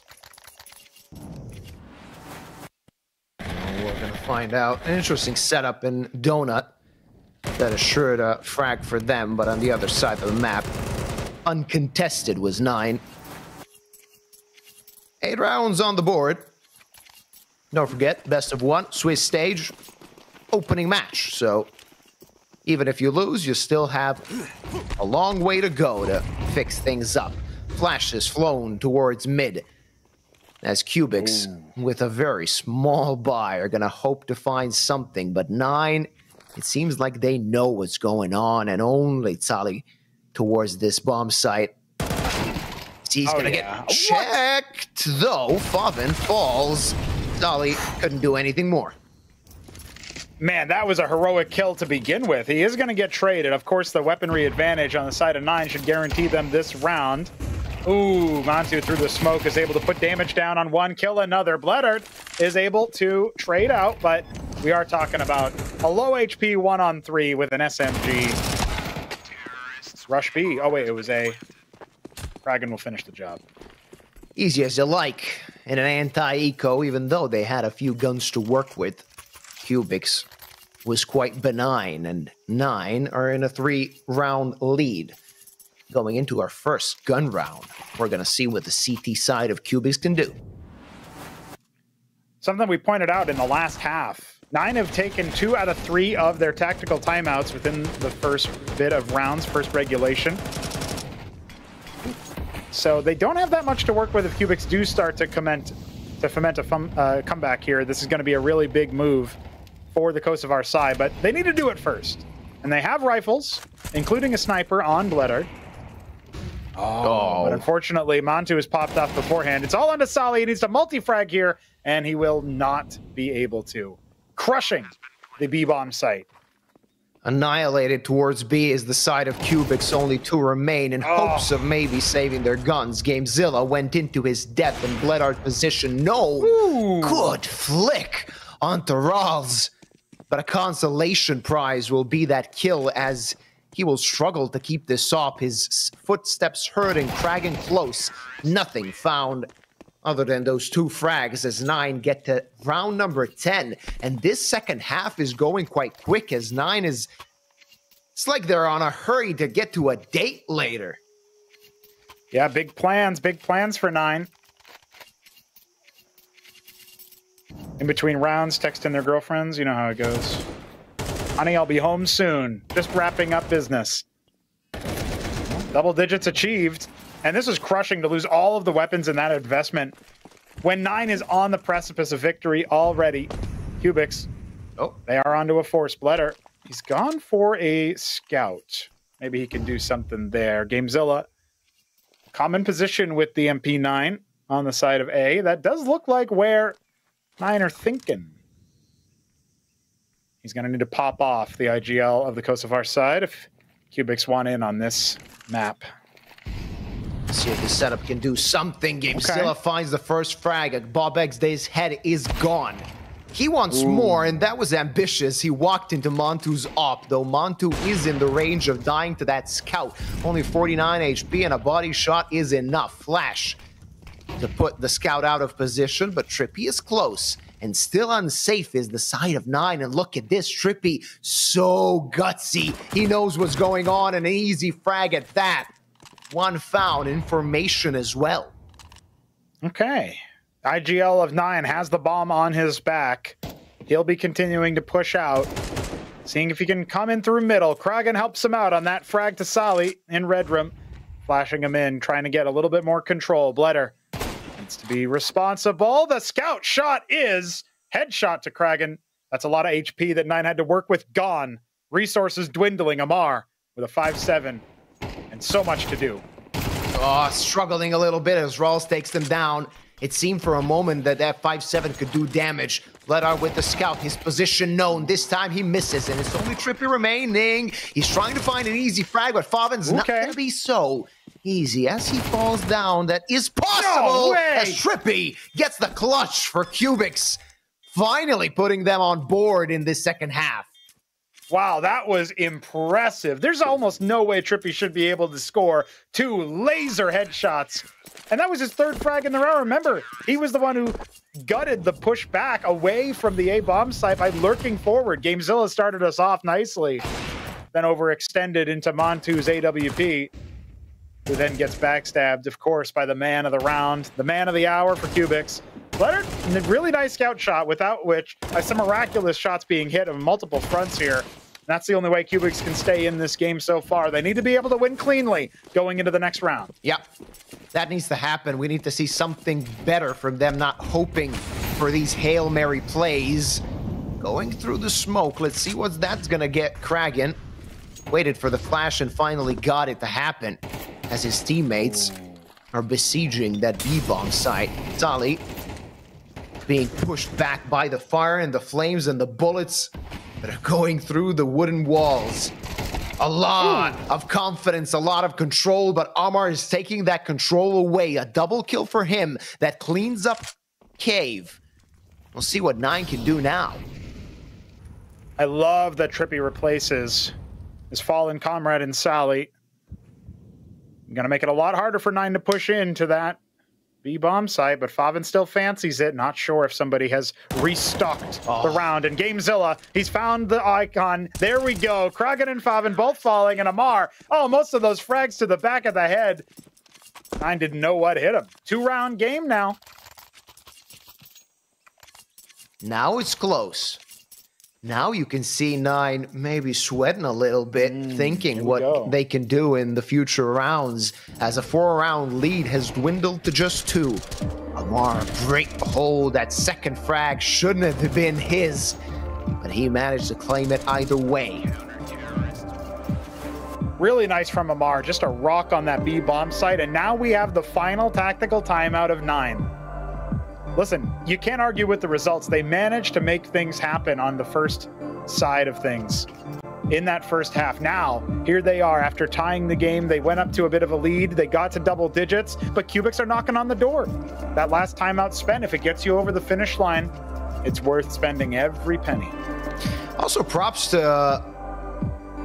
the tournament organizers, PLAYzone, that told the players that the cameras should be facing at their monitors.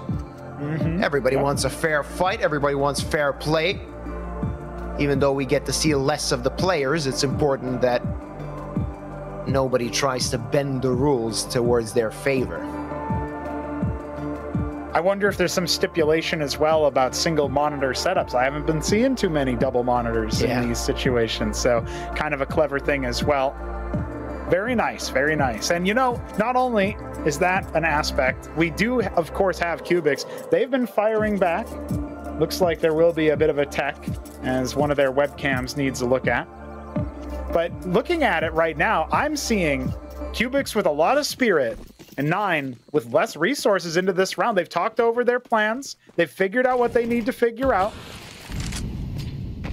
Okay, well, they are going to smoke up top of Red Room. Gamezilla spotting from Donut. Looks like 9 want a labored mid take. They're going to take a little bit of time to do so. Yeah, it seems so. 9 is going to have free control of mid when it comes to that. Smoke falls towards Donuts, but Trippy.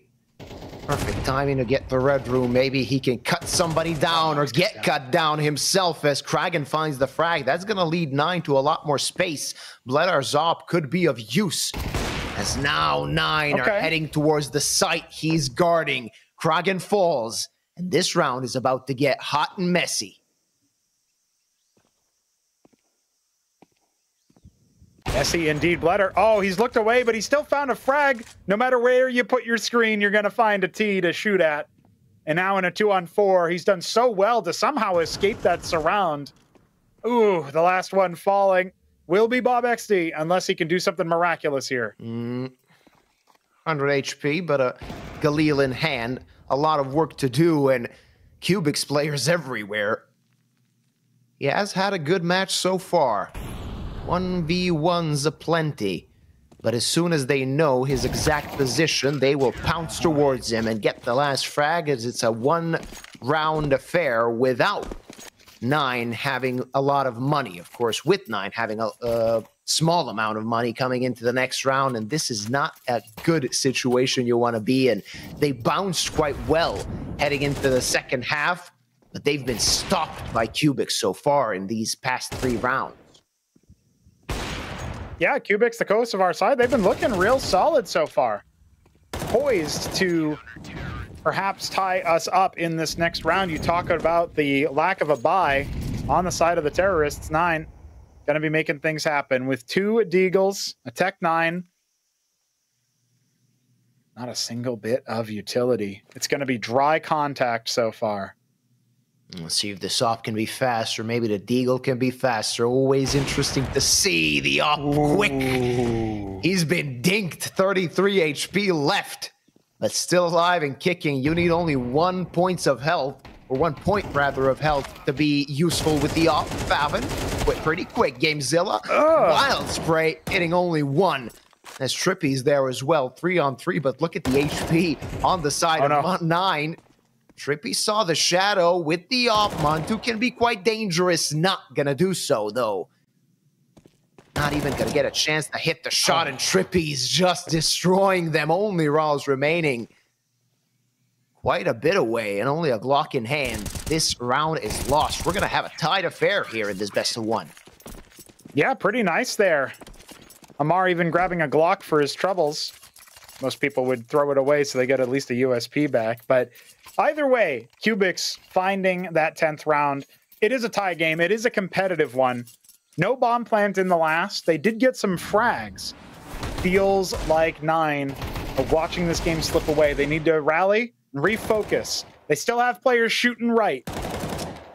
See if they can keep things going in the right direction, right this ship before it sinks, and another underdog takes the cake. Oh, we'll see how long they get the underdog status as Gamezilla and Trippy are destroying the side of 9. Favin finally with an answer, but can he do more? The answer is no. as the veteran doubles up in this round and only 2 remain on the side of 9. Bobexday, he got the timing to go through A, but that's something Kubix should be aware of quite soon. Yeah, this 2-on-4 at the very least, Bobexday has spotted out a lot of control available if they want to go for it. It's so tricky to clear these positions. He doesn't have intel on Temple. He's about to pick. He's about to go for it, but Gamezilla spots him out. Oh, Montu's got it. Nice baiting. They're going to go ahead and Molly Donut. Not a single player from Kubix is coming in from that angle, and Bleder has already turned this into a 1-on-3. Can Montu find victory? Oh, the tight angle is going to be claimed by Bleder. Montu wanted too much. He wanted to get the main and reposition. Didn't get the chance at that, and Kubix are in the lead, boys. They were. Representing Kosovar. Yeah, there you go. They were the underdogs coming into this match, but they could prove themselves as a big fish in this pond. Listen, if they complete this upset here and now, we can talk about what it might mean for 9. They'd be the favorites in the next round for sure if they were going down to the bracket where the teams have already been defeated. But Kubix, I mean, suddenly people are going to be paying a lot more attention to him, that's for sure. Oh, yeah. Let's see if 9 have still a little bit of breath left in them. As the first half was not ideal, they started the second quite strong, but deflated is that momentum as Kubix are the ones that chained together 5 already. And look at Gamezilla, so quick, so fast, but Bobexday, his spider senses were tingling, and he was ready for that play.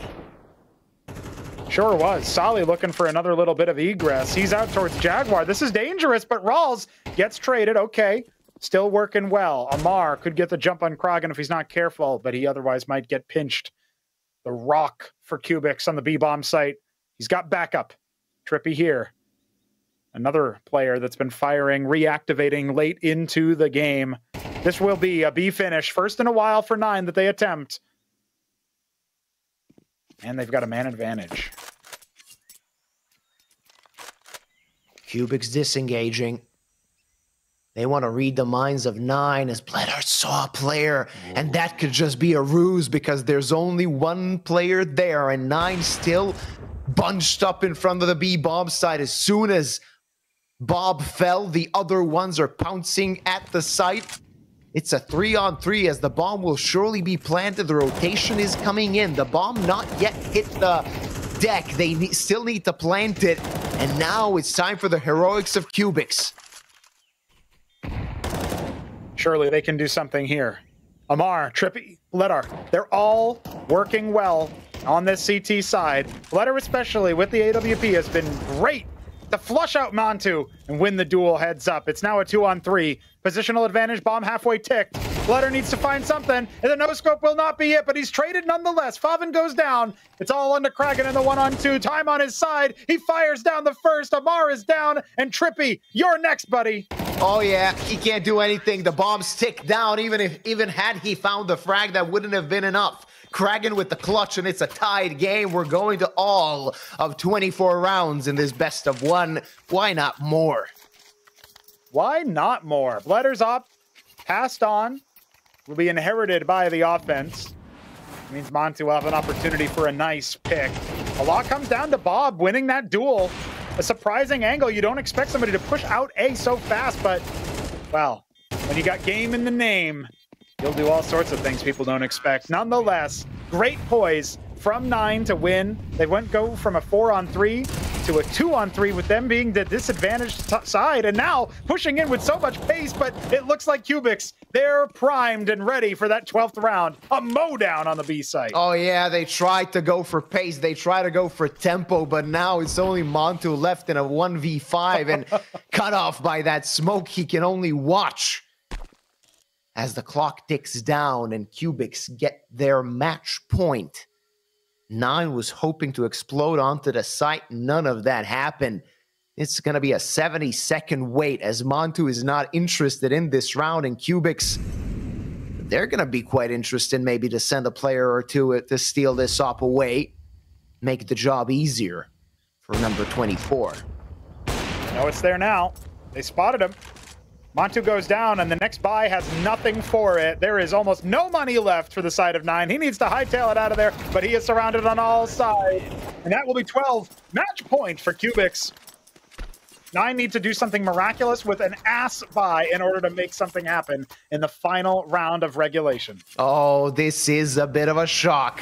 Kubix did win an event like a month ago, but beating 9 is still a good achievement for a side that is yet to make a name for themselves. Look at the buy on the side of 9, only 2 Galeals, 1 AK, an SMG, and a Tech 9 in hopes to run somebody down.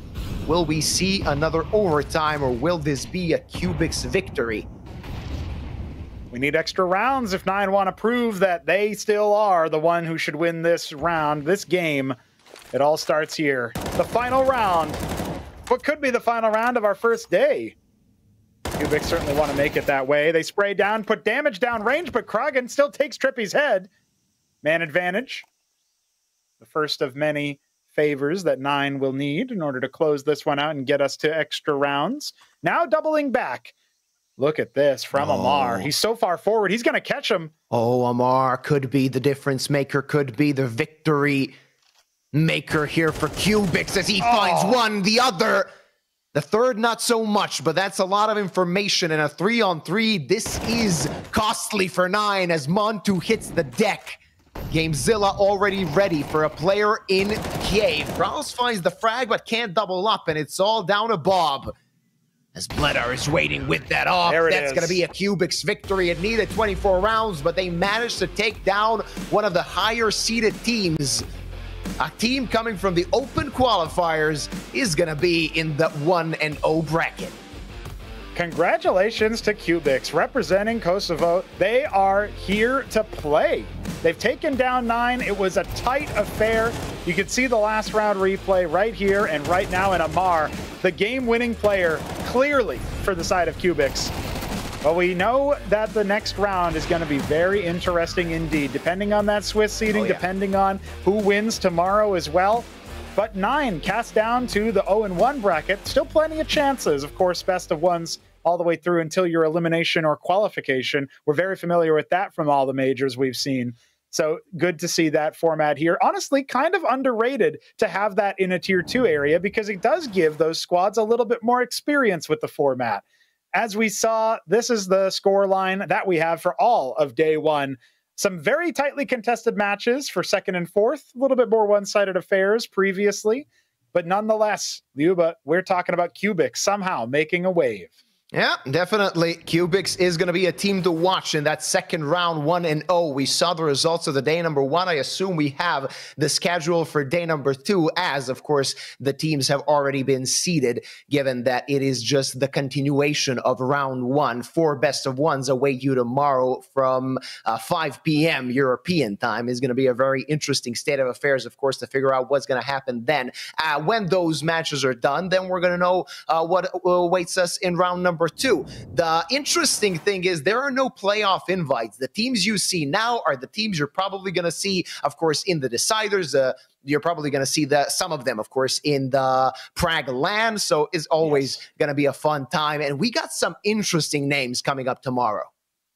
Dude, look at that first matchup, 500 versus Imperial Valkyries. There's a little bit of grudge match there, a little bit of friendly competition. Of course, exciting to see the female scene continue to receive a couple of invites or qualifications either way. Now down a little bit deeper, we've got Passion UA, a storied side, been to majors before. They're going up against Sashi. And Fnatic will take on Cybershock, which that's going to be an interesting matchup. I have a feeling Fnatic are going to need to field a little bit of a different lineup, but we'll see about confirmation of that later on. Of course, we close tomorrow with Partisan against Nexus, which is going to be an interesting regional matchup, shall we say. Oh, yeah, always an interesting match to see. Of course, the team from Belgrade, my hometown, is going to be facing off. The team from Romania, Nexus, has been making strides for the past year, did play some very interesting Counter-Strike, so Partizan is going to have to bring their A game if they want to get some VRS points for themselves. I think that's it for today. Day number 1 of the Tipsport Conquest of Prague is done. Of course, as I said before, tomorrow tomorrow begins at 1700 hours European time. So be ready, of course, for that, because tomorrow will end round number 1 of this Swiss stage. That is it from us. Enjoy, of course, the rest of this tournament tomorrow.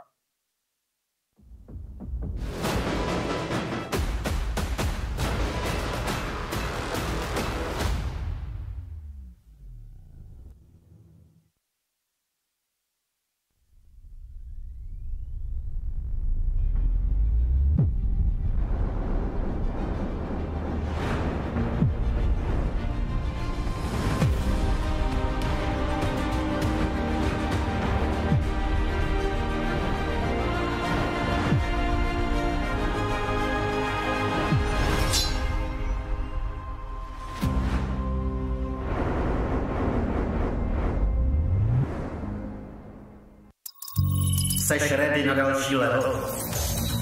Hackni realitu. Urči si vlastní pravidla a staň se tím, kým chceš. Game. Nová vůně od Straight.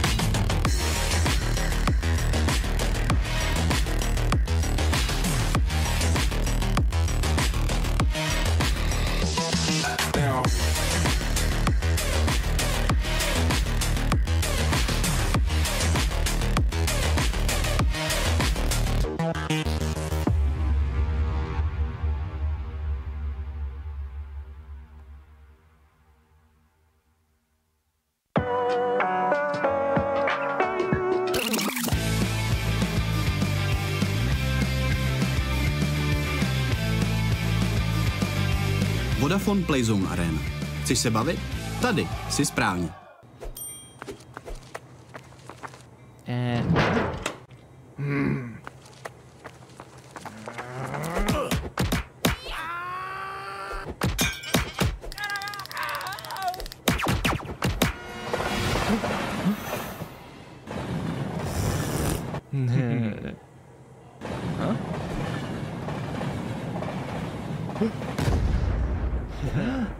KFC patří ke hře.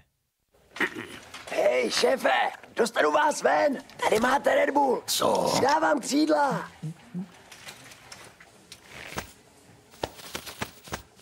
Křídla, jo. Fakt vtipný.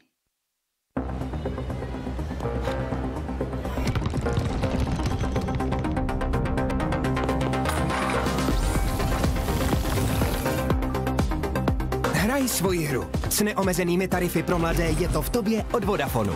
Teď s Apple AirTagem za 1 korunu.